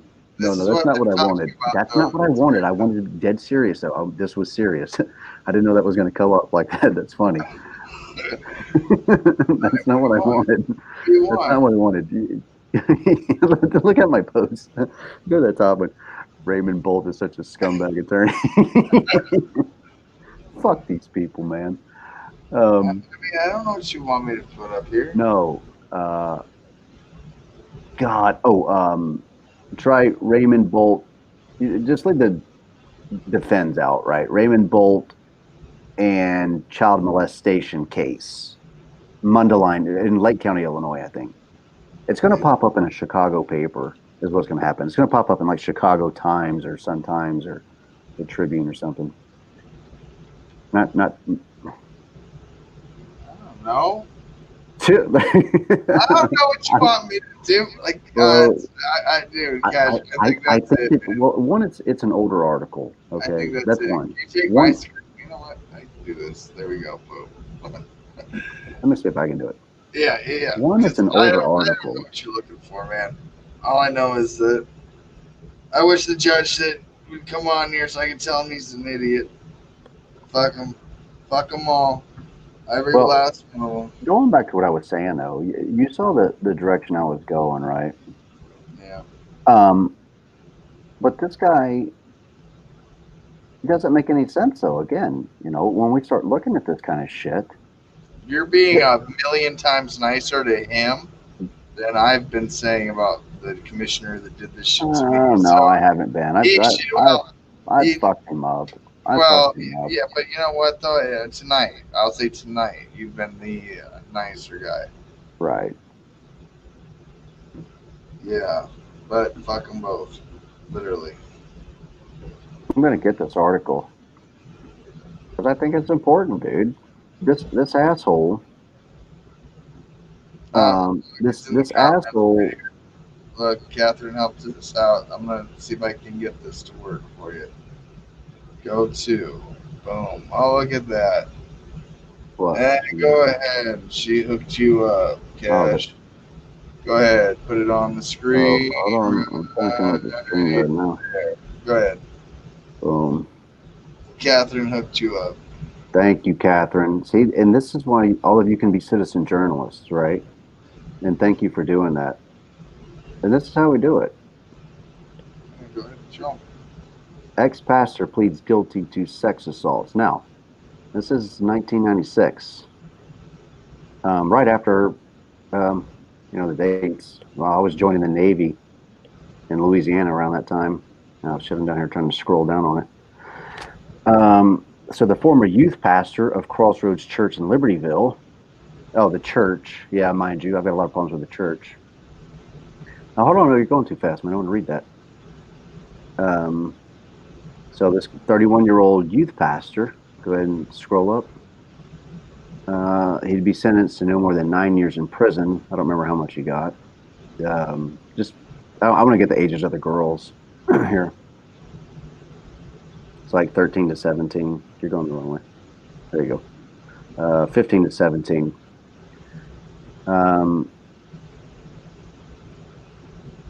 So he had these sexual interactions. It's actually not a pedophile, right? Technically, it would be like a hebephile, I think. Because there's different classifications for the attraction to certain age demographics or, maturity levels.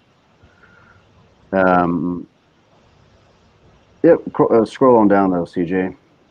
So there he is. Hannah and his attorney Raymond Bolt of Mundelein had no comment after proceedings. So there you see Raymond Bolt of Mundelein. That's my ex's attorney right now. Okay. So in 1996, he defends this guy, and we just class him as a pedophile. Technically, that's the wrong term. It would be, I believe, a hebephile or something to that effect. But the point being the same, he argues for this man and files a motion on behalf of this man to spend. So, number one, he was freed on bond. Okay. He had a $15,000 bond. Think about that. $15,000. That's only for a bondsman. Okay. $1,500. So this guy admits to. So in 1996, this guy admits to fucking these young girls.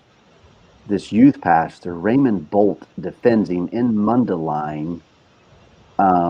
This church is in Libertyville, which is like right next door to Mundelein. It's all in Lake County. And they give this guy, look at this. They give this guy that he was freed. His bond was $15,000. $15,000 fucking dollars, people. If I don't pay $7,400, I go to jail for 90 days for child support on kids I've not been allowed to see. This is how fucking backwards our system is. This is how backward our country is. This is what we got going on. And this is part of the reason that men like CJ and me stay angry. Because we see it every single day.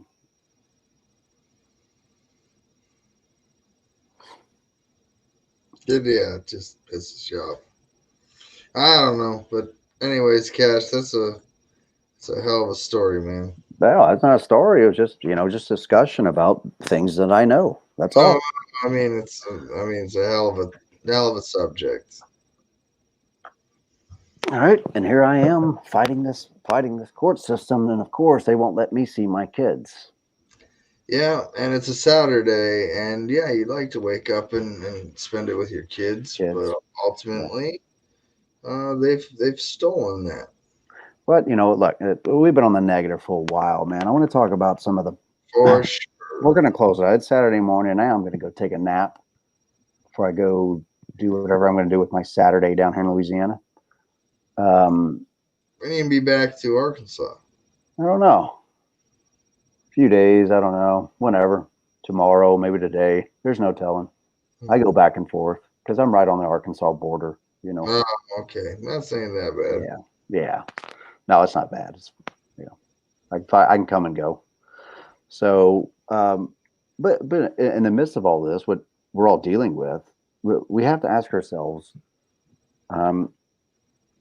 do we want to stay in that place mentally? And the answer for myself was ultimately no. You don't have to. That's the really. You will. It's a really. It's a terrible position to be in because you're struggling infinitely inside, and by all accounts, you're justified in every single feeling that you have of being angry and sad and just wanting to tear the fucking world, tear the roof off of the world and tell them, I'm tired of this bullshit. I'm tired of the fucking pain you're causing me. I just want to see my child and be left the fuck alone. It's literally that simple. There's nothing more to it. I want to see my kid. Yeah, I want to raise my kid. Leave me alone. Cash, would you still out for your kids? Would you stop posting to social media, stop live streaming, stop tweeting, Parlor, all the socials? Would you drop Veteran Liberty Network if it got you your kids back? If that's ultimately they want to take down you speaking out about them. So if you concede your platform and they essentially acquiesce to their silence of what they've done to you and your family. But you do get your kids back and you comply with the state. You jump through every hoop, you pay every penny, and you just get wonderful question. And you just get to you at some point you have to accept what they give you. Right. At some point you have to just take what they give and be happy with it. I mean, you get to the point after years, you're like, I would do anything for a phone call. Right. Yeah. That's me right now. Yeah. I would do anything to hear my kids' voices. Yeah. So you watch videos. I look at pictures. Right. I also work. I also work on silly moto projects like intros for your buddies. It's fucking 4:55 on a Saturday morning, and you got two disabled veterans who are experiencing trauma and have told the entire world about it. Managing their mental and emotional health by having online discussions with other people that are experiencing the same thing. And this is where it's important as us as people come together when we have these discussions and we make ourselves vulnerable in this way and we express emotions and we show others, excuse me, what's really bottled up inside of us that we have to get out and show the world that we are in pain. We're in pain. It's that simple, and the pain's being caused by something, and it's up to all of us to stop that pain for future generations. We have to turn the faucet off, bud. One last point, Cash. Assume you lose your kid from the age 3 until 18, and so the charge of criminal sexual assault in Illinois carries a sentence of 4 to 15 years in prison, followed by 2 years mandatory supervised release and a maximum fine of $10,000.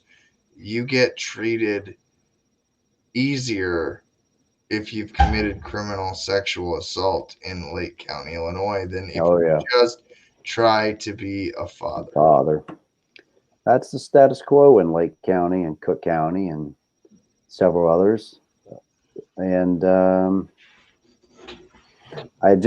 it didn't sit well with me, CJ, and it still doesn't, for the obvious. And you can read it in black and white for yourself. You can see it in black and white for yourself. And that's why they hate me so much. They know that I don't shut up because I've got the truth on my side. And as a result, they use your kids against you. And as a result, they weaponize my kids. So, but here's the really fucked up part, man. You know what the really fucked up part is? In large part, I would not be the man that I am today were it not for these experiences. Yeah, but Right? I'd still want my kid back.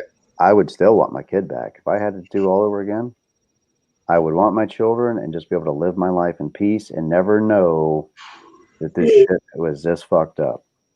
Well, I think you're gonna try to talk till after 5 a.m. So I'm gonna try to cut you off before. But Cash, it's fun to bullshit with you as more of a guest than a producer, even though we kind of quasi produced there, even though it wasn't produced. It was more proving our point, showing faces. Listen, the feelings that I expressed tonight, yes. Listen, the people that I named, anybody involved can whine, gripe, moan, and complain.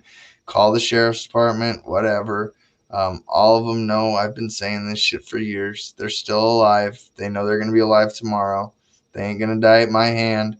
They just hate the fact that I'm using that eccentric talk as a way of protest to their eccentric crime. And There was actually a Supreme Court case. I don't know if you saw that. I was trained to shoot from a very far distance. Trust me when I tell you, if I'd want you there, you'd be there. But you're not there, and so stop thinking you're gonna be there. If you're guilty of a crime I'm accusing you of, see, that's what it really comes down to. What it really comes down to is they know that their crimes against humanity. You're guilty of what I'm saying. Has earned them some significant, shall we say, brownie points with the devil, right? Fuck them. And that doesn't, and for towards their fellow man though, it didn't earn them no brownie points. If you can keep kids from parents, Cash, you are doing the devil's work. You are the fucking devil. You are the devil. All right, Cash. Well, it's been fun, man. I hope it was at least entertaining. How many people we end up making it all the way to the end of this? I don't know. That's a good question. I don't know who might have made it to the end. I mean, 5 hours and 10 minutes. Is that a record for me or no? Probably. All right, Cash. You have yourself a good night, man. Good night, big dog. There's some sleep. Good morning. Later. We'll see you Monday. I might just put on the coffee. Mama Jackson gonna be up here in a minute. I done stayed up all night talking. Well, man, you guys all kind of get a snapshot into Cash Jackson's life and what it's like for him.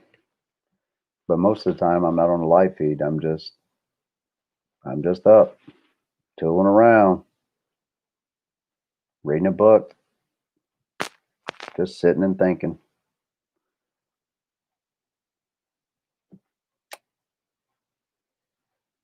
I appreciate all of you. It's been a long night. It's been enjoyable. I've enjoyed the dialogue and the conversation. If and when I ever come to a point in time in my life where I'm paid to speak, well, clearly I can do that. 5 hours and 10 minutes.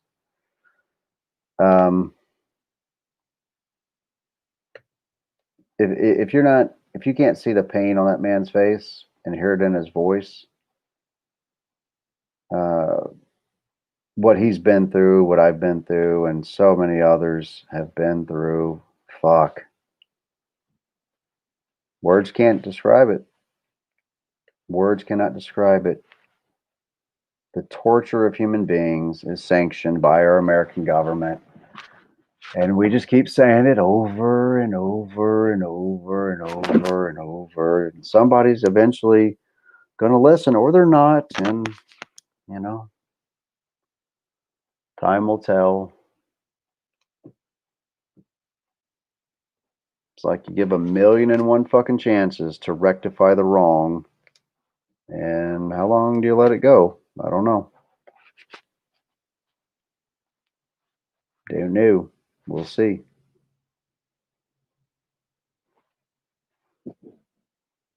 We'll see.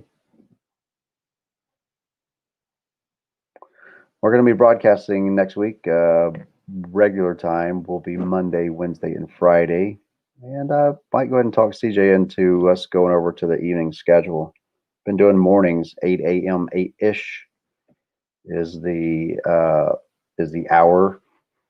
And a lot of the stuff that we're kind of running like a broadcast, bringing in news articles, discussing things that we find, and it's just, we're going to try and make sure that we produce a quality product for you, those especially that are my Patreon supporters. So if you're not, hey, look, I would appreciate it if you went over to Patreon, sign up to support what we do, who we are. We're just a couple of broke dick disabled vets who miss their kids, and we're kind of angry and pissed off about it. And we just continue to speak out because we believe that we were fighting for more than what we got. And the same for you. It's fighting for more than what many of you have gotten. You haven't deserved how you've been treated. You didn't deserve it, and your kids didn't deserve it. And I want to see it stopped in my lifetime. So thanks again for tuning in, man. Oh, thanks, Catherine. There you go. You guys go check out this Chicago Tribune article. Some more information. Catherine, I appreciate you. You've been a big help tonight. You know what I mean? I really do appreciate you helping me out. I don't like navigating off the page, and that's what I have to do. I have to navigate away from the page to Google it up and come back. And I appreciate you. I'm tired. I'm kind of delirious. I'm just droning on and on. So I'm gonna end the broadcast. If you guys want to make my Christmas, man, all 44 of you go over there and sign up on my Patreon and support me to the maximum extent that you're capable, and help me, drive this dream into a reality and build something that really makes a difference in this world for the better. Authenticity is something that we need to bring back into this country. Just people being authentic human beings and sharing their human experience about who they are and how we can do things better together as a country, working together, not apart. But a lot of that begins with the acknowledgement that these wrongs are being committed in every area, and people in my demographic, i.e. straight white male, are being harmed arguably as much and sometimes more so than those in minority communities. Given the option, I think I'd rather get picked up for some marijuana and go to jail for a little bit than not see my kids for 2 years. But if you get picked up for marijuana and then they take you to jail and you stay in jail for 2 years and don't see your kids, now that's definitely fucking worse. It sucks either way about it. So have a great Saturday. Have breakfast with your kids. Hug them. Love on them. Right? Don't always be the disciplinarian or spend time. Love those kids. Let them know that you love them. You'll find yourself in a spot like me. And I told my kids I loved them all the time, and I was proud of them all the time. And so thank God I don't have that hanging over my head. But there are plenty of things that hang over my head that I should have done differently with my children and would have liked to have done differently with my kids. But they take away your opportunity to grow when they take away your kids. So I don't mean to be depressing. I'm just fucking tired. I stayed up all night talking. It's 5 hours and 15 minutes in. Sorry. Thanks for helping me grow. I appreciate you. I really do. I appreciate you. Thanks for helping me grow and continue to do what I do. And hopefully my kids will see this stuff one day and go, holy shit, that was my dad. I'll look at it a little different way. Like, holy shit, that was my dad. Yeah, it's your dad, man. I'm your dad. And I love y'all and I miss y'all. Colby, Kane, and Kaylee, you're the light of my world, and I miss you guys so, so incredibly much. I long for the day that I get to hold all three of you in my arms, and we get to be a family and spend time together. And man, I really long for the day that I get to be a father again. I really miss my days of getting to be a dad. So maybe one day my penance will be paid, and the good Lord will smile down upon his humble servant and allow me to see my children. Till then.